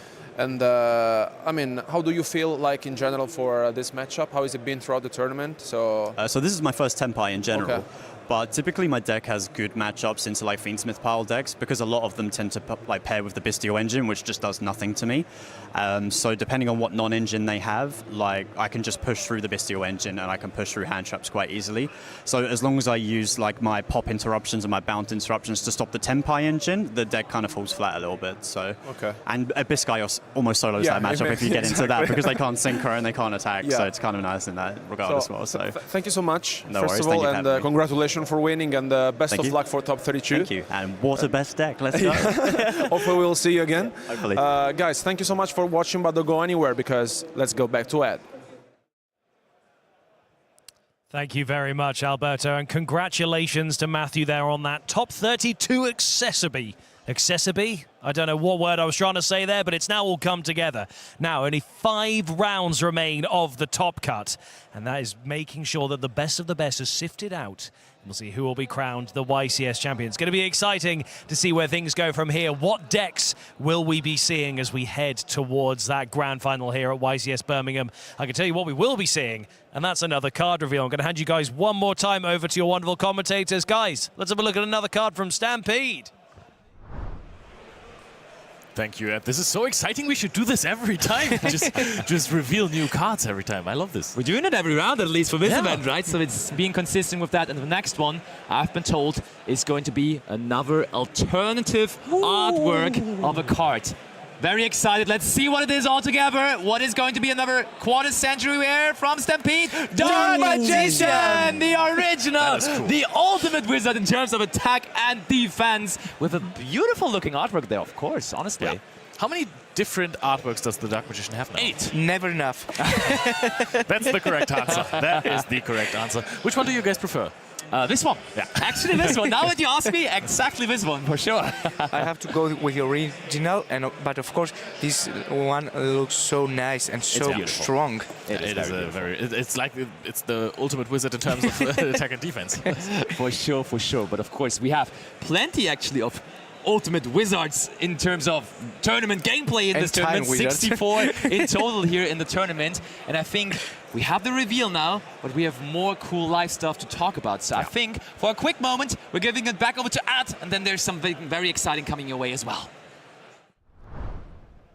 The ultimate wizard in terms of attack and defense. So there we go. Another card revealed from Quarter Century Stampede, an alternate art Dark Magician. Very, very exciting. Now, earlier you might have noticed that I mentioned that there are lots of very exciting decks here at YCS Birmingham, and I wasn't just throwing that together. The reason I said that is because we are about to have ourselves a little deck breakdown. And that is going to be done by our wonderful Mike Portujas, who's going to take us through exactly what is going on at the moment here at YCS Birmingham. Mike, take it away. Hello again, so welcome to the meta breakdown of YCS Birmingham. And I think we have a very cool analytics and we should discuss how the meta is shifting up. So of course, in the first place, we have Malice. As we saw, it was the most represented deck and a very good option for the event. Of course, Lancia was in everyone's side deck right now. However, we can say that Ryzil also takes the next 3 spots, but there are 3 different ways to build your Ryzil strategy. The first one is pure Ryzil, and we can see that it is the most successful because it plays very well around Bestials, of course, since they don't have a very good target other than Eclipse Twins maybe.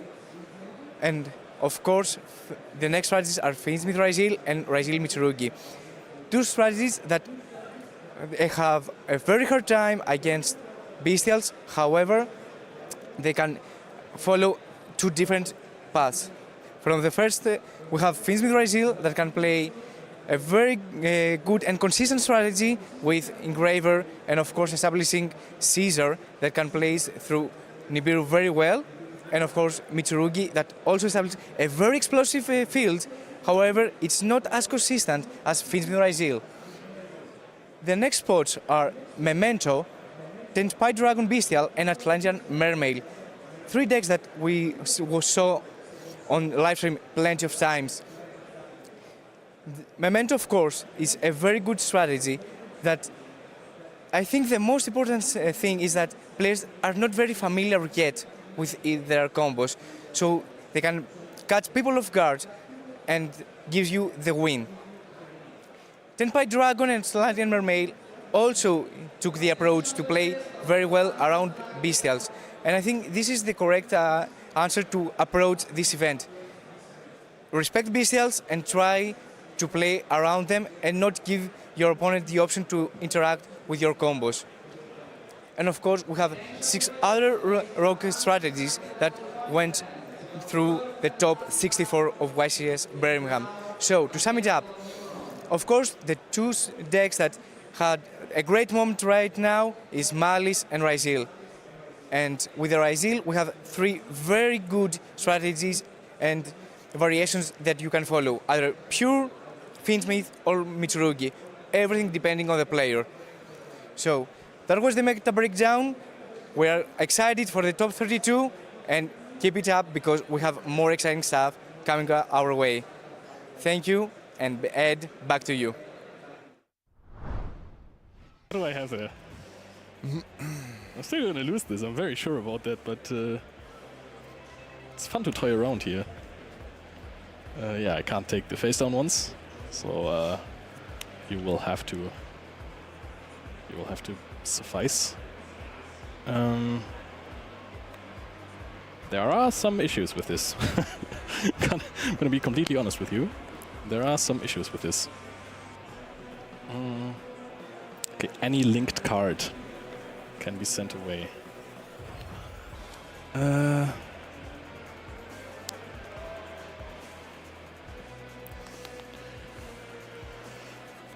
I will use these to go into an IP Masquerade. Can you summon that actually under Crescendo? Oh, it's only machine monsters yeah, now, right? Machine monsters. Oh no, that ruins everything. Oh no, that is bad. Oh no. All right. Oh no, that is bad. Do you even have a dark machines? I do have a dark machine. Barricade blocker. Oh my lord, okay.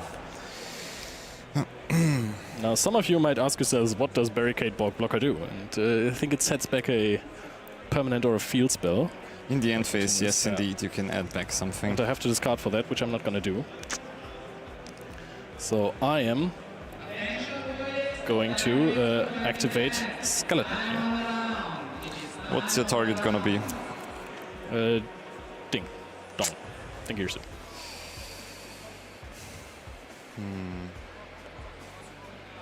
And you have what left in your graveyard? A world wand, a Gizmek, and that's about it. A wand. A wand can go a long way, I guess. Yeah. And I want to summon this. Yeah. This is the second wand pun I made this duel. Dark Machine. So this comes back and can probably send something, which is annoying, but sure, go ahead. All right. I would like to activate the effect of Dingirsu, the Orchest of the Evening Star, to send a card. Yeah, I have to, I guess, at this point. All right, this is still extremely problematic for me. Because now I'm still locked into... this card doesn't even do anything for me, so this Crescendo just, I think, lost me the game. This is just extremely bad for me now. Wand? Yeah. To summon out... no, this is over. Longirsu? Then I will use my Longirsu on your Longirsu. Oh, why did I just activate the Crescendo? I mean, because I thought it was locking me into Darks, but the Dark Machines... yeah. All right, Florian, that was a lot of fun for me. I liked the first 5 minutes of an interview that we did before we try hard the Sky Striker Mirror match. Keep in mind, everyone, that Time Wizard can be every format that has happened in the past so far. So if you have enjoyed a special deck, then you can always play this with your friends. Also check your Neuron to see if there are any Time Wizard tournaments near to you. And thank you so much, Florian, for taking the time out of your day to play this with me. It was a pleasure. The Austrian community is cheering in the background, and we're going back to the live coverage very soon.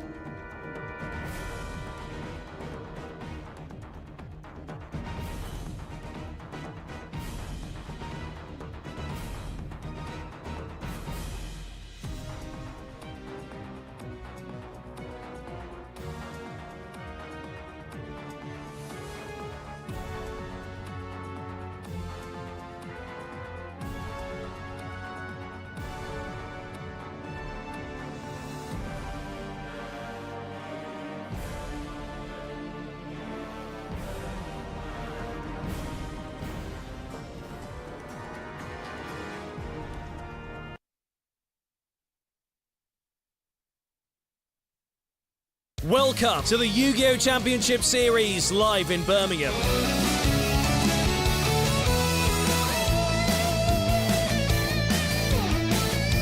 Our duelists can compete in a lot of different events.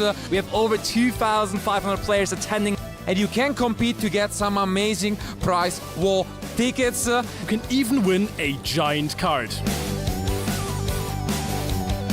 This is where most of the magic happens over the weekend. All the feature matches that you see happen here.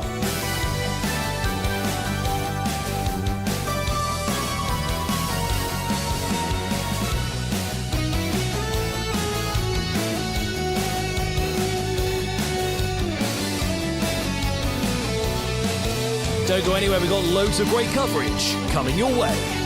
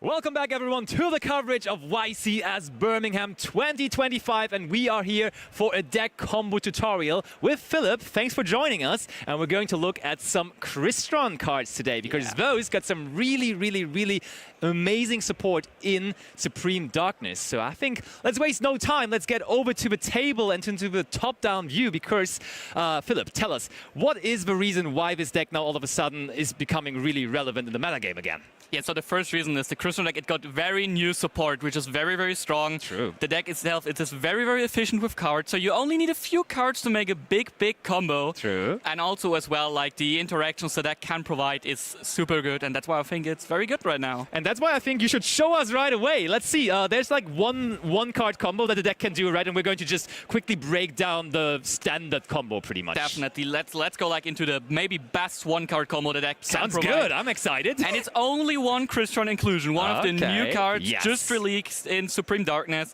And like, this is a continuous spell. When we activate it, we can just add any Crystron card from our deck to our hand. Good start, not gonna lie. Yeah. So which one are we getting? Is that also another new card? Yeah, we are adding the Crystron Solfador. So the spell itself, it is a continuous spell, so it will stick on the field. And Crystron Solfador itself can special summon itself by destroying a face-up Crystron card from the field. Oh, that's nice synergy, yeah. Okay. Yeah, and that's what we'll actually do. We will destroy the inclusion to special summon Crystron Solfador from our hand. We can also special summon from the graveyard, so the deck has some synergy with discarding. Yeah. But here, like with the one-card combo, nothing to discard, but we will just summon it and use its effect on summon, which will send up to 2 Crystron cards from the deck to the graveyard. So when you're saying that, immediately, let's say I don't know this deck, that sounds like a card that I would like to interact with, because sending 2 cards from the deck to the graveyard sounds like a very valuable Ash Blossom target, Veiler target. Do you agree, or is that... Am I wrong about that? Yeah, I do agree. It is very good to negate, but there is one thing you should keep in mind, which is the card I'll show you already. Give you a little peek before the combo. All right. It is Crystron Triss Talos. I see. And you will see him soon, and I'll explain you why maybe the Imperm is not as good always. I see. All right, let's go But first off, we have sent the Crystron Smyger and the Crystron Feistfern. Oh, Smyger is an old one, right? Smyger is an old one, and Feistfern as well. They are both pretty old. I don't know how old exactly, but that doesn't matter here. I mean, it probably says on the card, right? It's from Invasion of Vengeance. Vengeance. Yeah, true. Old. That's old, actually. Yeah, and so both of them, they have like a very similar effect, where the first one is like on the field, we can like destroy a face-up card and special summon Crystron Tuner from the deck, but we are locked into Machine Synchros then, so we will not use that here. We will try to avoid that, but rather we will use a second effect, where we can just banish them from the graveyard, and Feistfern adds a monster and Smyger a spell trap. Okay, that's nice. So off of that one effect, you get 2 cards that search additional cards. Exactly. All right. Let's see. So we banish Feistfern, and we will add a copy of Crystron Triss Talos. There he is, And he is like the big boy, He's the powerhouse of the deck now, right? He's the powerhouse, because we have added him. We will normal summon him next, and he has like a bunch of very good effects. Go ahead, what is it? The first one of them is if your opponent activates any card effect, you can chain him, special summon any Crystron from deck, and immediately do a synchro summon. Wait, you're special summoning one from the deck and immediately synchro summon? Yeah. That's how synchro summoning is nowadays. You just synchro summon monsters from the deck. That's crazy. Yeah. And I mean, now I understand, because when he is on the field, imperming, veilering, and all that stuff becomes a lot harder, because he can just kind of dodge it, right? Yeah, he'll always try to dodge it. Yeah. Like, the thing is, you need to target, because he cannot summon it himself. Okay. So there is another target you play, but you don't play many. So if you draw it, it will get a lot harder to like dodge stuff. Okay. But right here, it's very good. Cool. So we normal summoned him. He doesn't do anything on the field otherwise if our opponent doesn't do anything. But that does not matter at all, because we will like do an old school synchro summon with 2 monsters from the field. And we go into Crystron Alloskeletus. Ooh. All right. And he has like also a bunch of effects. On the field, first of all, our opponent's monsters, they lose 500 attack points, which is a nice bonus. But first of all, on summon, we can use its effect and add any Crystron in grave or banishment back to our hand. Okay, which one is that going to be? In this case, we will add back the Feistfern. Just because it's banished, we cannot really like exit it again. Accept him. Okay, so that's why we do it. Okay, yeah, but we'll just get him like in case we need him like another turn or so. Extra Maybe he resources. hits the graveyard. Yeah, Why not? Sure. Exactly. And then we will use the other effect of Crystron Triss Talos, where we will banish him, destroy a synchro monster on our board, and then we can summon 2 Crystron monsters from our deck. Wow, that's... I mean, the first one was already good, but now we're continuing with that. That's actually really good. Yeah, exactly. And we will get a old school one and a new one, first of all. Oh no, both of them they were released before. I'm sorry. All good, all good, all good. We will summon C3. Sulfafnir and C3. So both of them, they're interesting cards. C3 itself, it provides an interruption in your opponent's turn, where we can also target a Crystron in our grave or any monster in our grave and immediately do a synchro summon for a machine synchro. Okay, okay. But that only goes in our opponent's turn. And the Sulfafnir on field, it doesn't do really much, but we can also summon him from grave. And if he is destroyed by any way, we can summon any Crystron from deck as well. Cool. So, but we also have another effect from Crystron Alice Skeletus, all right, which lets us special summon any Crystron from grave or banishment back. When he is destroyed. When he is destroyed. Cool, cool. And that's where we destroyed him, and so we will bring back our he's back. Taros. Yeah, exactly. And now we have a few ways how we want to play it. We could do a Dawn Dragster line or so, where we would immediately synchro summon with both of them, with these two into a Dawn Dragster, and then we could bring back the Sulfafnir. Oh yeah. But that's not the optimal way, I think. But I just wanted to mention it. Sure, show us the optimal way instead then. The other way I would really suggest is we use the effect of Crystron Inclusion, because it also has another effect in the graveyard where we banish it and can special summon any Crystron back from our graveyard. Wow, honestly, the potential is amazing with this. Yeah, I think it has multiple effects. Yeah, one thing that I'm a bit worried about, because Artifact Lancea, of course, right now being a card that kind of can hurt the deck. When I see you're banishing. Yeah. So that's a little bit of a downside, but still, when you get to pull off this combo, and we're just going to go now as uninterrupted, it's really, really impressive what already is happening here. Yeah. So go ahead now. Yeah, I gotta agree. Artifact Lancea is a very, very tough card for the Crystron deck. There are some ways where you can, especially going first, play a bit through it. Not do your full combo, of course, but do a bit of stuff. Get into the grind game, because you also use only one card by now. Fair, yeah. But the issue is, it is definitely hurting you. So we use the Inclusion, and we will special summon back our Sulfador here. Sure. And now you might see we are a synchro-based strategy, but we have 2 level 5 monsters on the field all of a sudden. Oh my. And so we will make a rank 5 play, and another old one. And another old but gold one for sure. Cyber Dragon so cool. Nova. Yeah, he himself doesn't do a lot now on the field, because we don't have a Cyber Dragon in our graveyard. True, but now it comes. But we just put the Cyber Dragon Infinity on top of it. Oh, I have a very quick question, because some people might know about Infinity being around the corner when Nova is summoned. Some people might be stressing and be like, now I activate Nibiru, for example, but that would also be not the greatest time to do it, right? Because some people play a target for the Nova to be summoned when it's distributed, right? Exactly, not only the Nova. Really, nibbing here is really crucial for you. You lose a lot of stuff because of the simple reason, if you Nibiru here, you can't chain the Tristaros. True. Special summon another level 5 from a graveyard, and you might think, oh yeah, now my monster gets tributed. That's really, really bad for me. But you summon Samurai Destroyer. Oh. And when he leaves the field by an opponent's card, he can special summon any level, any machine back from graveyard. Wow. So we get back the Nova. And as well, we get our fusion target, which can be Invoked Makaba. Invoked Makaba, that would be crazy. Okay, but let's just assume we do go into the Infinity here, which is of course great enough. Exactly, we go into the Infinity here, and then here this is not, we're not done yet. Okay. But this is our field mainly. But we can still activate the effect of Crystron Smiger, because maybe you've realized we have sent him to a graveyard but not used him yet. True. And we will add any Crystron spell or trap, and there are not many good ones, but there is one really, really good one. All right. Which is Crystron Cluster. So Crystron Cluster also has a bunch of effects. It is a continuous trap card. Yes. So we need to set it first, but when we use it, first of all, our Crystron monsters cannot be banished by, our Crystron cards cannot be banished by opponent's card effects. Okay. Meaning, a deck like Malice right now, which really likes to banish stuff, they really lose their Hearts of Cryptar or their, I think it's called the MTP, the trap card as well, that banishes. Yeah. And the other fact is even better maybe, because you can shuffle any Crystron card from graveyard or banishment back and destroy a card on field. Oh. But if you have a Crystron Synchro monster on the field, you can destroy 2 cards. Oh, and I mean, he's already there trying to bring out a Synchro monster, of course. Yeah. That reminds me a little bit of the Virtual World Gate Chuche. It is somewhat similar with the destruction, but you can even destroy 2 cards, which is pretty good. Yeah, exactly. And this is already our board now. Yeah. And there are a lot of different stuff we can do. We can also adjust the combo lines a bit, so that we can play for other stuff. But what we would do here mainly in our opponent's turn would be probably, if our opponent uses anything, we can use the Tristaros. Yeah. What would be a good synchro monster to go into? Yeah, show us the options that could come out of this Tristaros, because he looks very lonely at the moment, but he's going to be very much used for some synchro summons. So realize now we are in our opponent's turn, so it's not our turn anymore. It's my turn. I'm also playing Crystron. And so we can special summon with the Tristaros. We can special summon like a Sylvanir out, and then we make a synchro summon into a copy of F8 Dawn Dragster, so which is like a spell trap negate, so very, very strong. Sure. And what we can still do, like we still have the Sea Tray, so we could now either summon a second copy of Dawn Dragster if we play it. Okay. We have the option to summon back Skeletus and go into a copy of Navy Dragonmech. Ooh, that's also a cool one. Yeah, which like negates any card on the field when it's summoned. There are some really, really cool and niche options for sure. Yeah, or if we go a bit back, probably is if we use our Infinity first. Yeah.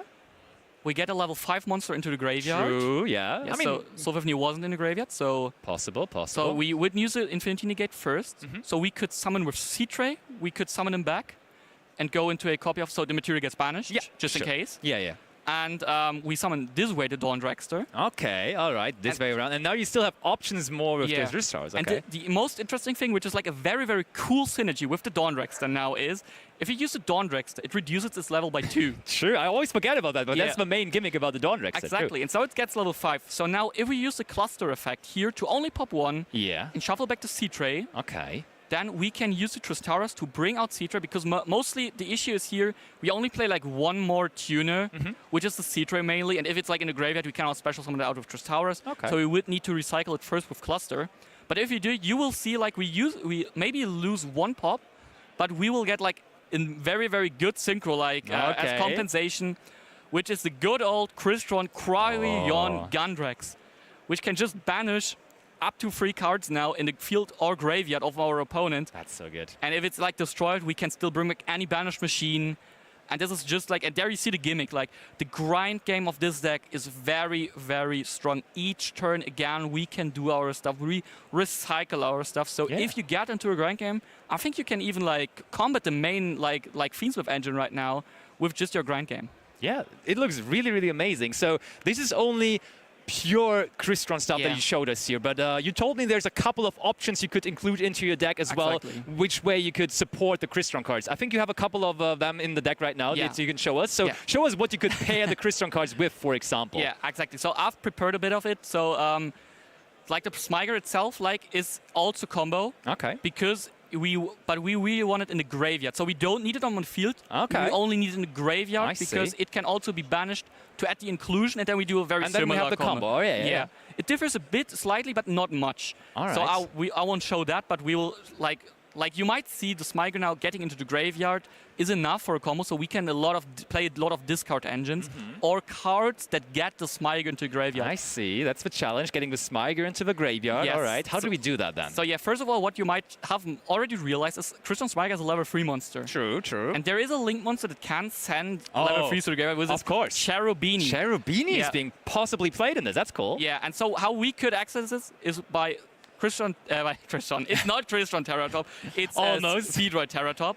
All right, so we clear up the field. Empty fields, you can just special summon him for free. Yeah, and then we could get like the Tankatomborg, added special, and go into Cherubini, send the Smyger, and do then our you have normal full combo again. That's pretty cool. Okay. But it's not only like the Speedroid engine. It's also like you can also play stuff like the Diabellstar engine. True. Which could also like get you a negate with the Ilya Sylvia. True. Or you can also play like Diabellstar, which is level 7. So if you play like Kashira cards as well, you could go into Dracossack, get 2 tokens, get into Cherubini again. Yeah. Oh yeah, there's really, really many cool ways to do it. It's also, of course, Foolish Burial. So maybe you want to play Triple Tactic Thrust to get it. Oh, yeah, that's nice as well. And like another engine to discard, of course, is the Horus engine. cards. I've seen that before. People are definitely using the Horus cards as well. Some people do, some people don't. They have like some issue in the format right now, especially with Verizon Detonator. Oh, true, yeah. But still, they are very good. And there is also like one other card which I really like to see now. Okay. It is not like combo on its own, but it helps you, which is Tidal Dragon Ruler. Oh, the Dragon Ruler is a bag. That's so cool. True. Are like all of them they are water? all water. Oh. So what you can do if you have any water monster in your hand, it can be like a Mulchami Purulia as well. You can just like send your water monster from hand, and then you send a copy of Crystron Smyger and get to your combo. So this is like very, very cool. And there's also one other interesting action, which is not combo by itself, but you're playing also another new card, which is Clockwork Knight. Oh. You're playing it mainly for the reason to get Smite into the graveyard, but it also has like an interesting like revive effect. Yeah. But it has like a third, like kind of hidden effect. Maybe some Cyber Dragon players from you out of there, they know it. Of course. The Clockwork Knight can actually add Clockwork Knight. You only need to like have a face-up continuous spell. Easy peasy. Yeah, we send it to the graveyard and we could add a copy of Clockwork Knight. Oh my. And this like maybe gives you some ways to play, because first of all, if you're playing against a deck that really is like reliant on their types, all monsters become machines. True. Also kind of happy to OTK because your monsters get boosted. Yeah. But also like what is interesting is if you get it to the graveyard somehow by like destroying it with like one of the small ones or with the Sulfafnir, which needs to pop a card on the field. Yeah.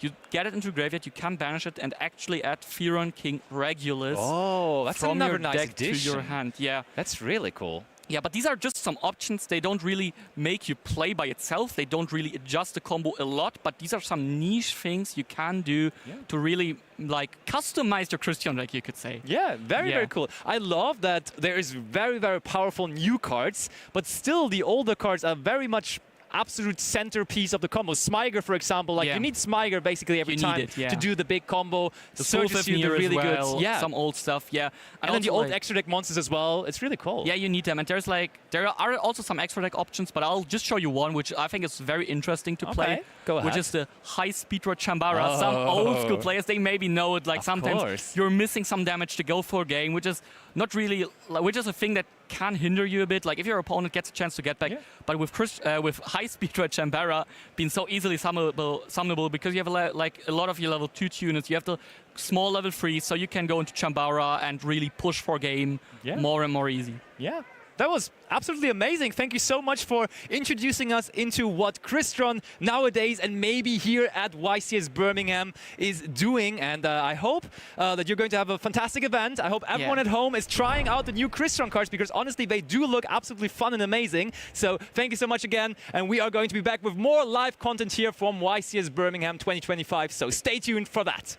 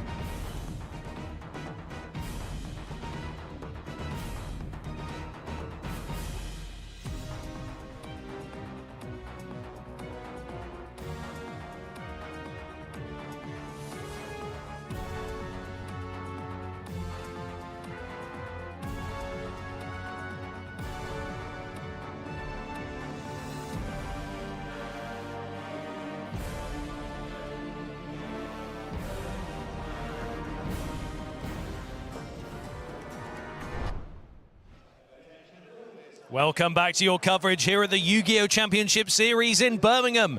This is our top 32 cut, and we have a feature match for you. In front of me, I have our duelists Carl-Philip Blaszka versus Davide Giannocchio, and they are ready to get this match underway. So, guys, we're going to do a high roll. Who would like to go first? Carl-Philip's going to go first. And that is a 7. And for Davide? That is a 9. Are you going to go first? Davide is going to go first. I'm going to hand you guys over to your commentary trio who are going to take you through our top 32 feature match as we speed towards that final. Guys, take it away. Thank you, Ed, and welcome to the top 32 from us as well. It's down to the last 5 matches to crown the champion of YCS Birmingham. And we have a great match for you guys, obviously, as we'll be able to, define how the meta look like and what decks have been knocked out. There are still some heavy names left into the competition and some interesting decks, as one of the biggest surprise was the 5 Memento decks made it all the way to the top 64. Definitely an impressive result. So I think it's only time that we will show one of them, which is Davide, who won the die roll and therefore will be going first, which is a great advantage for the deck for sure. And I mean, what's the better way than to test it against a deck that in all of his variations took the majority of spots in the top cut, which is again a version of Ryziel. In this case, I think is it a pure version?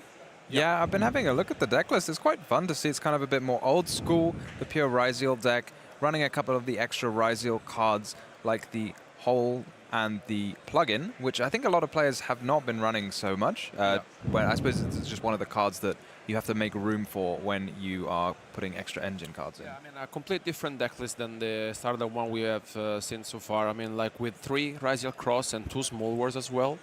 So I'm really curious to see how Carl-Philip's approach it is. But I think our players are ready, so we will soon find out who will be the winner of Game 1.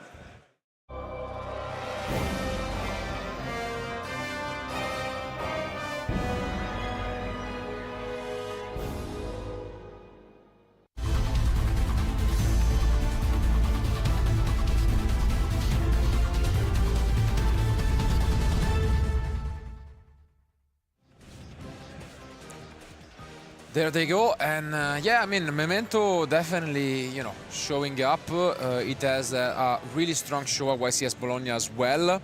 And unfortunately, I gotta say, Lorenzo Muselli, current and also former, because a back-to-back Italian national champion, was knocked out in top 64 against another Memento deck. So there are at least 2 in top 32. Yeah, here we see, I don't think this is the ideal start. You have the Goblin. Players running a couple of ways. I don't know if is he running the Goblin, I can't remember the name of it, the Goblin Biker quick play that allows you to tribute a monster. And oh, he's running quite a lot of Goblin Bikers actually. This is quite fun.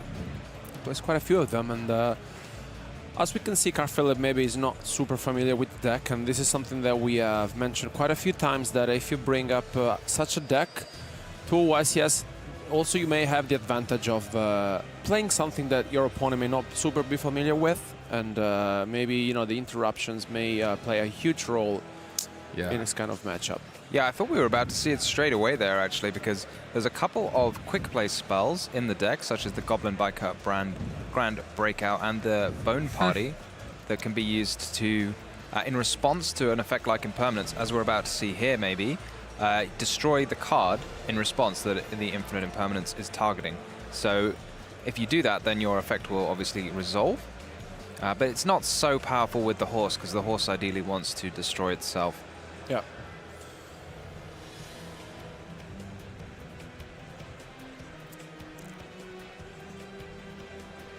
So I guess we're going to find out. Very flexible card, Bone Party. Yeah, pretty good opener nonetheless from Davide, who at the moment is managing to continue under double impermanence gone from his opponent. And yeah, I mean, as Alberto was saying, you could tell that he's probably asking for translations. Yeah, there you go. From Neuron. This obviously is great news for Davide. I mean, if your opponent has to read every single card you play, you know you're in a good spot. Ooh, also the Veiler, I mean... Wow. Just in case, and I mean, we were mentioning this, and we have mentioned this quite a few times, and I mean, I really feel like that if you don't really know what you're up against, and then if you feel like it's the right moment to activate your interruptions, that will be the case. But I think David is still able to continue and extend if, you know, Carl doesn't have any other interruptions. So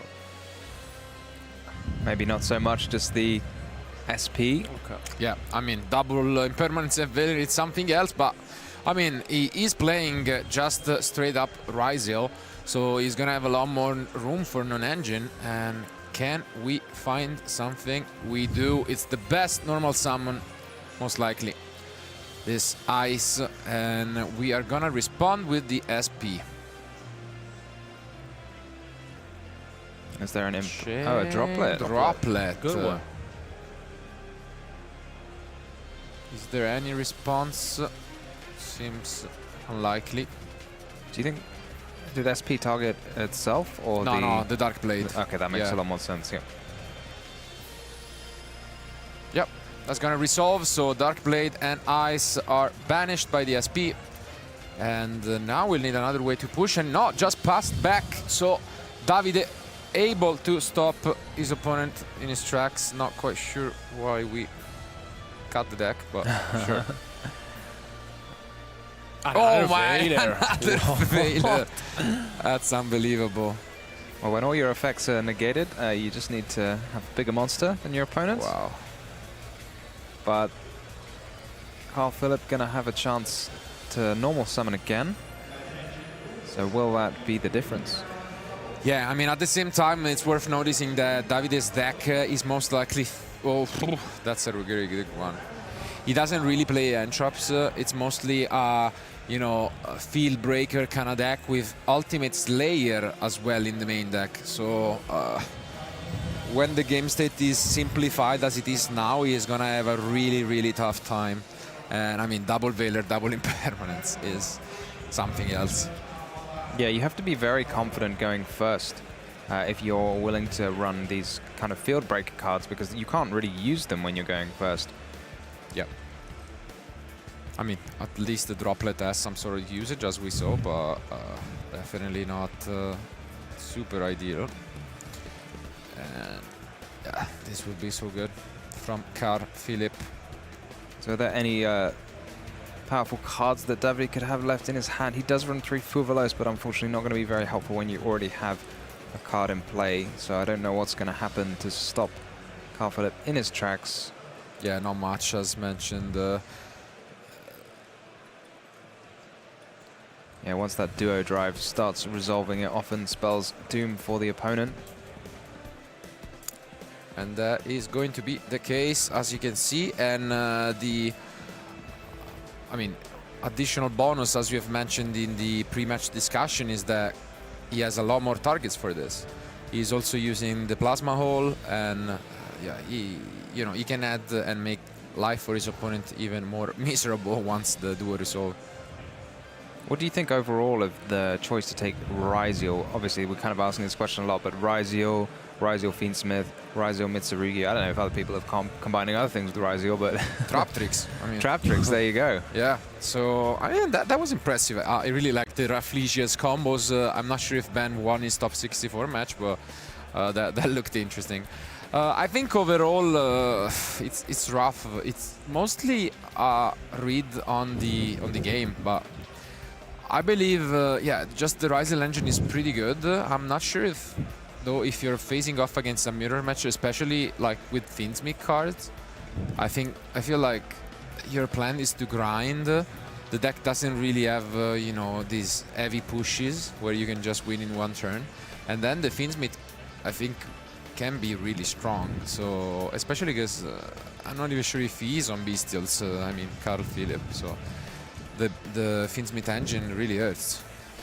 Yeah, it does make sense. The pairing, it really does flow quite well, giving you the combination of kind of a explosive start followed up with the grind of the Fiendsmith deck.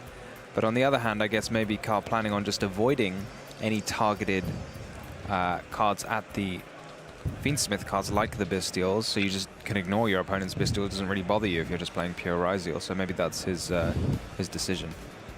And this is something that we haven't seen quite often, which is the Utopic Ray Lancer being summoned from Karl, and this is something quite cool because basically he's able to attach once again if he destroys another monster by detaching a material. So yeah, pretty cool addition to Phil's deck and to deal some more damage. Yeah, because we also set up the Plasma Hole in the graveyard, which has a pretty relevant effect later on. Mostly also thanks to the new addition in the extra deck from Supreme Darkness. This Plasma Hole, I guess, must be a quick effect. You can just use it during the battle phase? Yeah. If you have targets for it, yeah. Oh, that's very neat.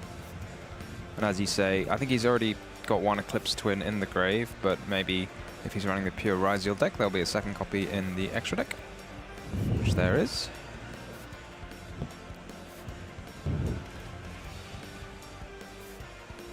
And I think that's it. Enough damage from Carl Philip, who is able to stop Davide thanks to double Effect Veiler and double Infinite Impermanence. Well, sometimes, you know, that's just how it is. And even though for one turn Davide was able to stop him back, in the end, you know, the sheer value of the Ryziel cards just was a little bit too much. And yeah, that was a pretty quick game one to start things off. Davide went first, which doesn't feel that great, because now, even if he wins this game, he knows that he's going to go second in game 3. But let's take a look at this plan. What do you guys think he's going to bring in from his side deck? Well, I think he has the Ash Blossom, which may help him out in this matchup, and the second copy of Triple Tactics Talent. And I think it's pretty much it, because you really want to get your Memento combo going. I don't think it's anything else you'd rather side in, right? I'm seeing 2 copies of Memento Sleepy, which I assume he has 1 copy of in his main deck already. So perhaps it's the kind of situation where you just bring in a few extra engine pieces. I think it's quite good in particular of playing around cards like Infinite Impermanence and Effect Veiler and just generally pushing through, give you an extra body, give you an extra way to fusion summon. So maybe that's his strategy. It's quite a novel idea, to be honest, so I'm all for it. Yeah, makes sense, especially when we have mentioned that he chose these field breakers approaching game 1. He's going to find himself with, you know, some cards that you really want to take out when going first. At the same time, though, if you know that you're up against pure Ryziel, I think there is some merit for keeping Ultimate Slayer even for going first. If you're just going to win the game, or if they're going to fight back, then you hit them with the Slayer. So, you know, we can see some mind games happening right here. But you can see, and also from the facial expressions, that it's Carl Philip, the one, you know, wondering a little bit more what to side deck. He wasn't too familiar with the cards, but seems like he has figured it out. So I think they are almost done. So let's jump back into action for game 2.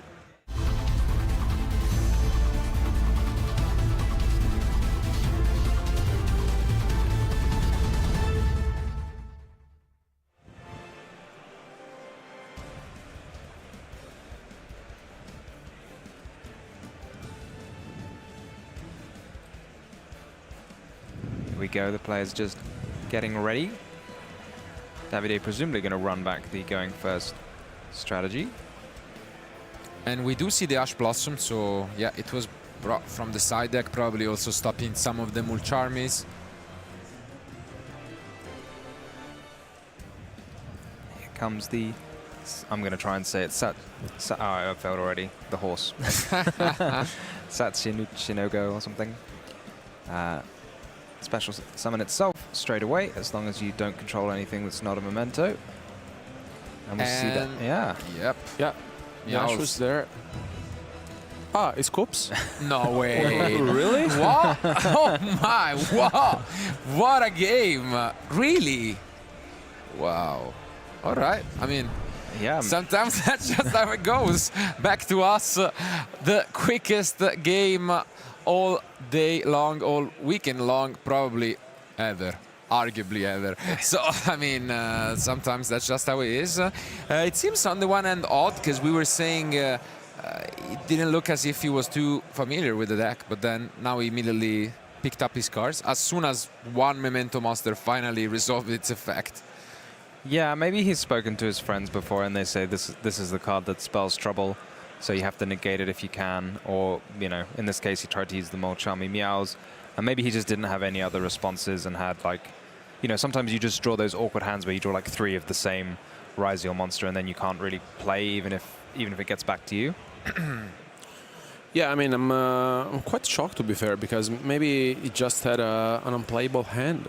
Because, like, to a Scuba and an Ash Blossom being activated on the Meow, honestly, it's... yeah, maybe if he wins the match, we can ask him for sure what did he draw into. Yeah. But I guess now he'll get the chance to, you know, return the favor, go first. He has the usual, we could say nowadays, Solemn Strikes in the side decks, which is, yeah, kind of feels unreal to say, but yeah, they're back in fashion. On the other hand, he is siding into Dimensional Barrier, which could be an option against the Memento deck to stop some fusion summons. So that's out there. Is he playing Frost to search it, or because I think it's only a one-off, right? No, it's a one-off without Thrust. All right. I think it goes with the cross-out. Yeah. So maybe he sides it for the cross-out, but maybe you can just side in the one copy when you're going first anyway. Yeah, why not? Might as well.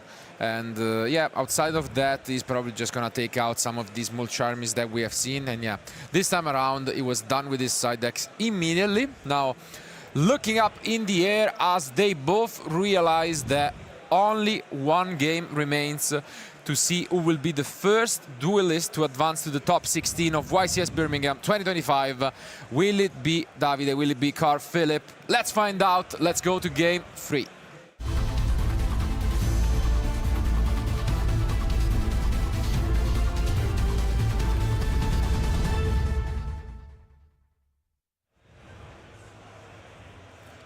One card I'm particularly worried about if I'm Davide is Abyss Dweller. And I think there's no deck better equipped at making a rank 4 than the Ryziel deck. Indeed. So, something you've got to be anticipating. No Fuvalos from Davide, so great news for Carl. Yeah, no Fuvalos, no Perulia. I don't think we're gonna see any other interruption, right? I think he's only on those. I think, yeah, I mean, he does have the 3 Forbidden Droplet, which I meant got to be the plan. At least in terms of entrops, yeah. No, in terms of hand traps, yeah. He runs 3 Chaos Hunter. Yeah, I've heard that's been a trend to pair with the Lancia. That's a very good combo. Yeah, he did it. I saw it in top 64. I was watching a brief part of his match, and he won due to Chaos Hunter, so it worked out. And I think he has the droplet net, by the way. So that's a pretty good, you know, safe option against that Dweller if it comes down. Yeah, it's very clutch. Dweller can be a very difficult card to hit, especially if your opponent like chooses to play around whatever you have. If you want to use a Dark Ruler no more, they could always use it in the standby phase, and an infinite impermanence, while your opponent can just wait until you have a card on the field. So there's always options to play around. But I don't think there's really any option to play around droplets with Dweller. It's just always going to get hit if that's what your opponent wants to do. Are you surprised at all by the target chosen by X being another duo drive, or? You're right. It does seem a little strange. I mean, I guess he wants to have the extra material on the duo drive to make sure his cross is live when he gets it. Yeah. But you're right. It's more common to send the Eclipse Twins. Maybe it just doesn't feel like he has enough non-engine and really needs that draw right here. So you can see him really debating about this. I mean, the good news is they have time. So 30 minutes remain, and we have played 2 games already. So yeah, I mean, it's one of the nice things. If you concede early, make sure you're never going to go to time unless you happen to have a 20-minute, 30-minute even game 3. And we are giving up on Plasma or to go for plug-in instead, which is interesting. Yeah, this could actually make it very hard. Can you get back Dweller with this, right? Target an XYZ monster or a Ryzeal that's banished or in your graveyard. So if you make a Dweller next to a Detonator with this, it's like a build your own Eclipse Twins. Yeah. I mean, you could just use Eclipse Twins, I guess, but... Ooh, and this is one of the tech cards. It's been a minute. Small War giving up a Adrenaline Lock. Interesting. Yeah, it's got to be a bit worrying when you see your opponent banish a draw and lock. It's either, you know, they've got a very good hand and they're willing to get rid of something, or a very bad hand. But in this case, he looks like he's off to the races. So yeah, we kept the Fuvalos. We might have kept just one as a bridge for the Small World, but I mean, in this case, we're just gonna use it to replace Droll with an extender. Probably, you know, really prioritizing that Dweller. Yeah, he also has the cross-out designator, so Fuvalos pulling double duty. All these creative uses for it.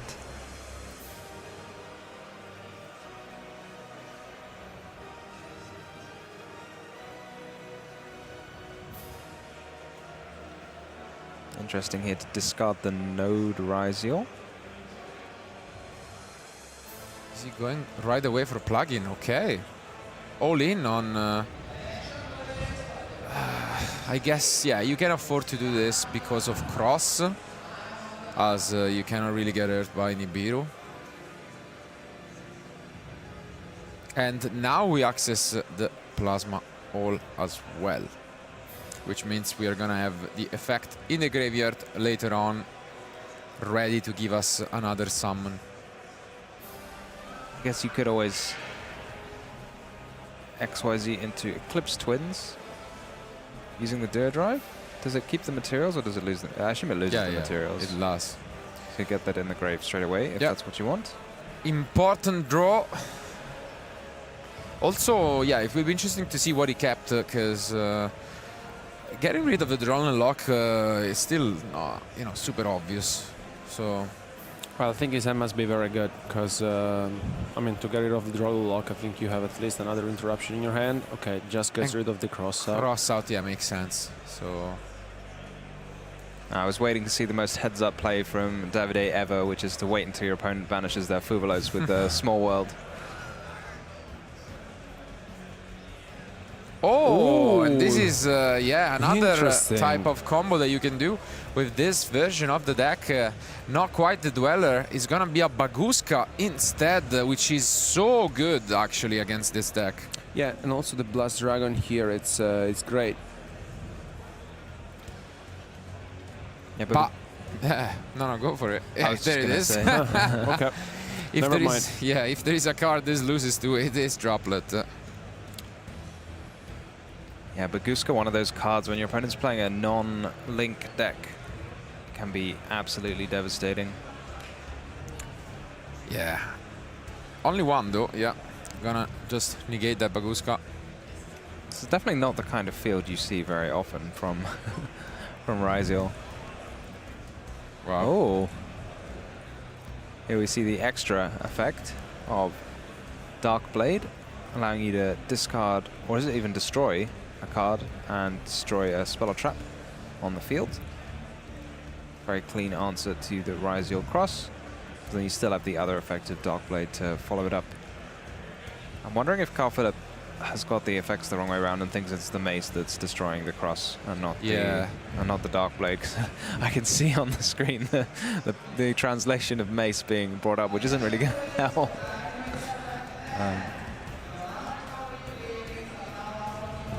And we go for Veil. Okay. Oof, that's a very great one. But no cards have been destroyed yet, so you have to fuse from your hand. So this is quite neat though, because the cross, well, I mean, it will either be destroyed or forced out, right? No, because it's already destroyed because he changed to the Veiler. Yeah. Yeah, but you can use cross on resolution to negate the Dark Blade, right? Or am I getting... Like cross, you just, when the effect resolves, you just do it.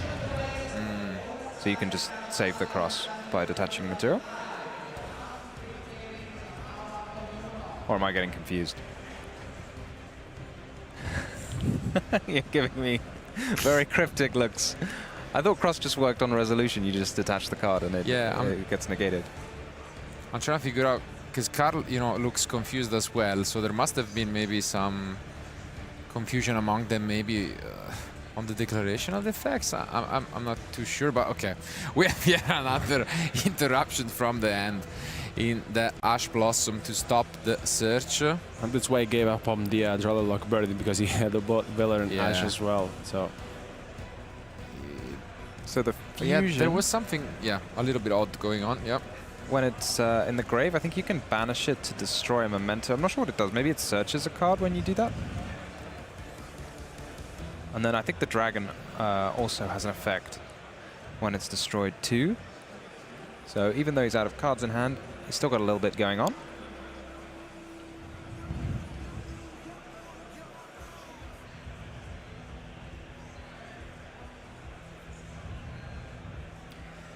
Everything face up on the table now for both players.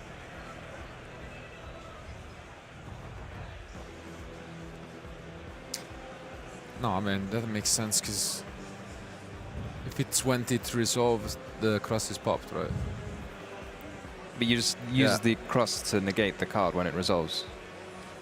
But if it resolved... That's how... this is how cross works. Yeah. Yeah, but because usually the card that resolves doesn't pop. It just negates the effect. All right, well, we'll talk about it. Yeah, absolutely. I'm sure everyone in the chat's either telling me or for you off. Or both. We'll take it. But it looks like Davide's kind of through all of the interruptions in the meantime. What does the XYZ in the main monster zone, extra monster zone do? Star Leech. Yeah, Photon Blast Dragon. Yeah, I'll bring it up for you guys as well. There it is.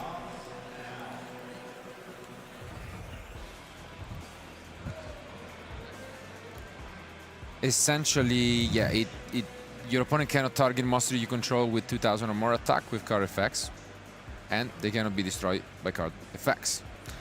Plus, I mean, that's pretty much it. Yeah, the additional effects. Oh, I see. So the droplet, that was supposed to combo with the Baguska to make it untargetable by impermanence, I guess. But then the droplet just cleanly cuts through it. Yeah, which is basically, I think, the only card dealing with that. Yeah, no droplet, no lightning storm. Just only Dark Ruler could, only droplet or Dark Ruler could do it.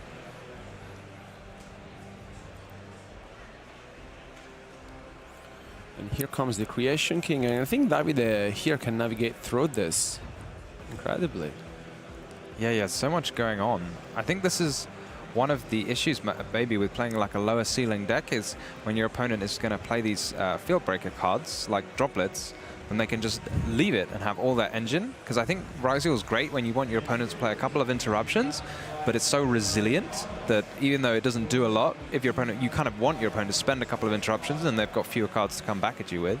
But in this situation, where Davide just says, okay, you do what you want, I know it's not going to be very much, and then I'll just have my droplet, and then I'm just going to do what I want. Seems to be really effective. Reminds me of what we saw in the branded match earlier, where use the lightning storm and droplet to push back.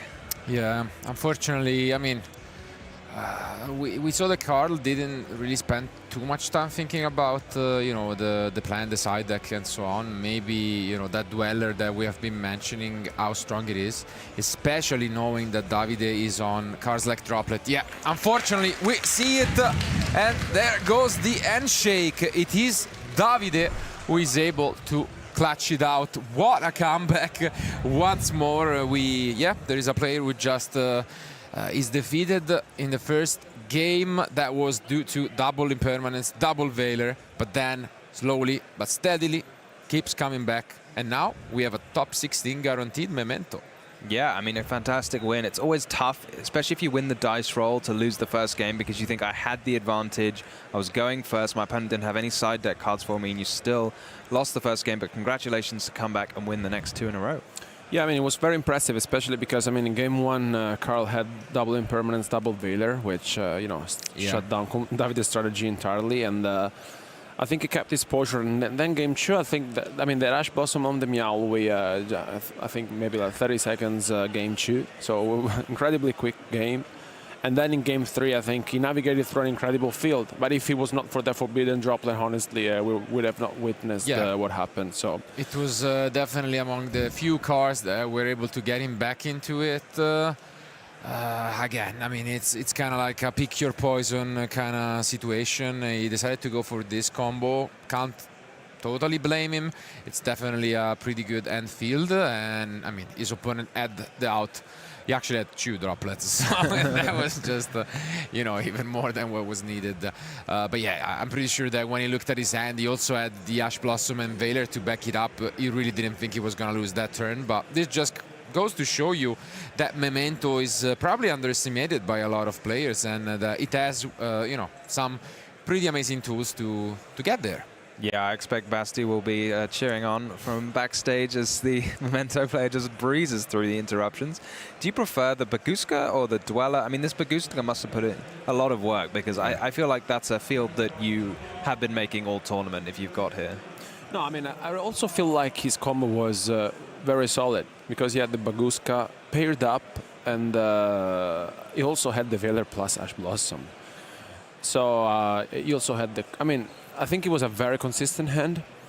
As we mentioned, I think you actually only lose to the Forbidden Droplet, because like if we count on all the other cards, I think the only remaining one is Forbidden Droplet, just because Dark Ruler No More is not played at all, I think, in this current format. So it's maybe only that card. And as you mentioned, Tom, I think if he arrived into this top 32, I think it's because he consistently did what we just witnessed in game 3, and it went well. So still congratulations to Carl, because like top 32 is still an impressive result. Absolutely. With this field. Nothing to take away from it, but at the moment the star of the show is Davide Giannoccaro, fellow Italian. So we want to hear it from him directly, and to interview him we have Leo.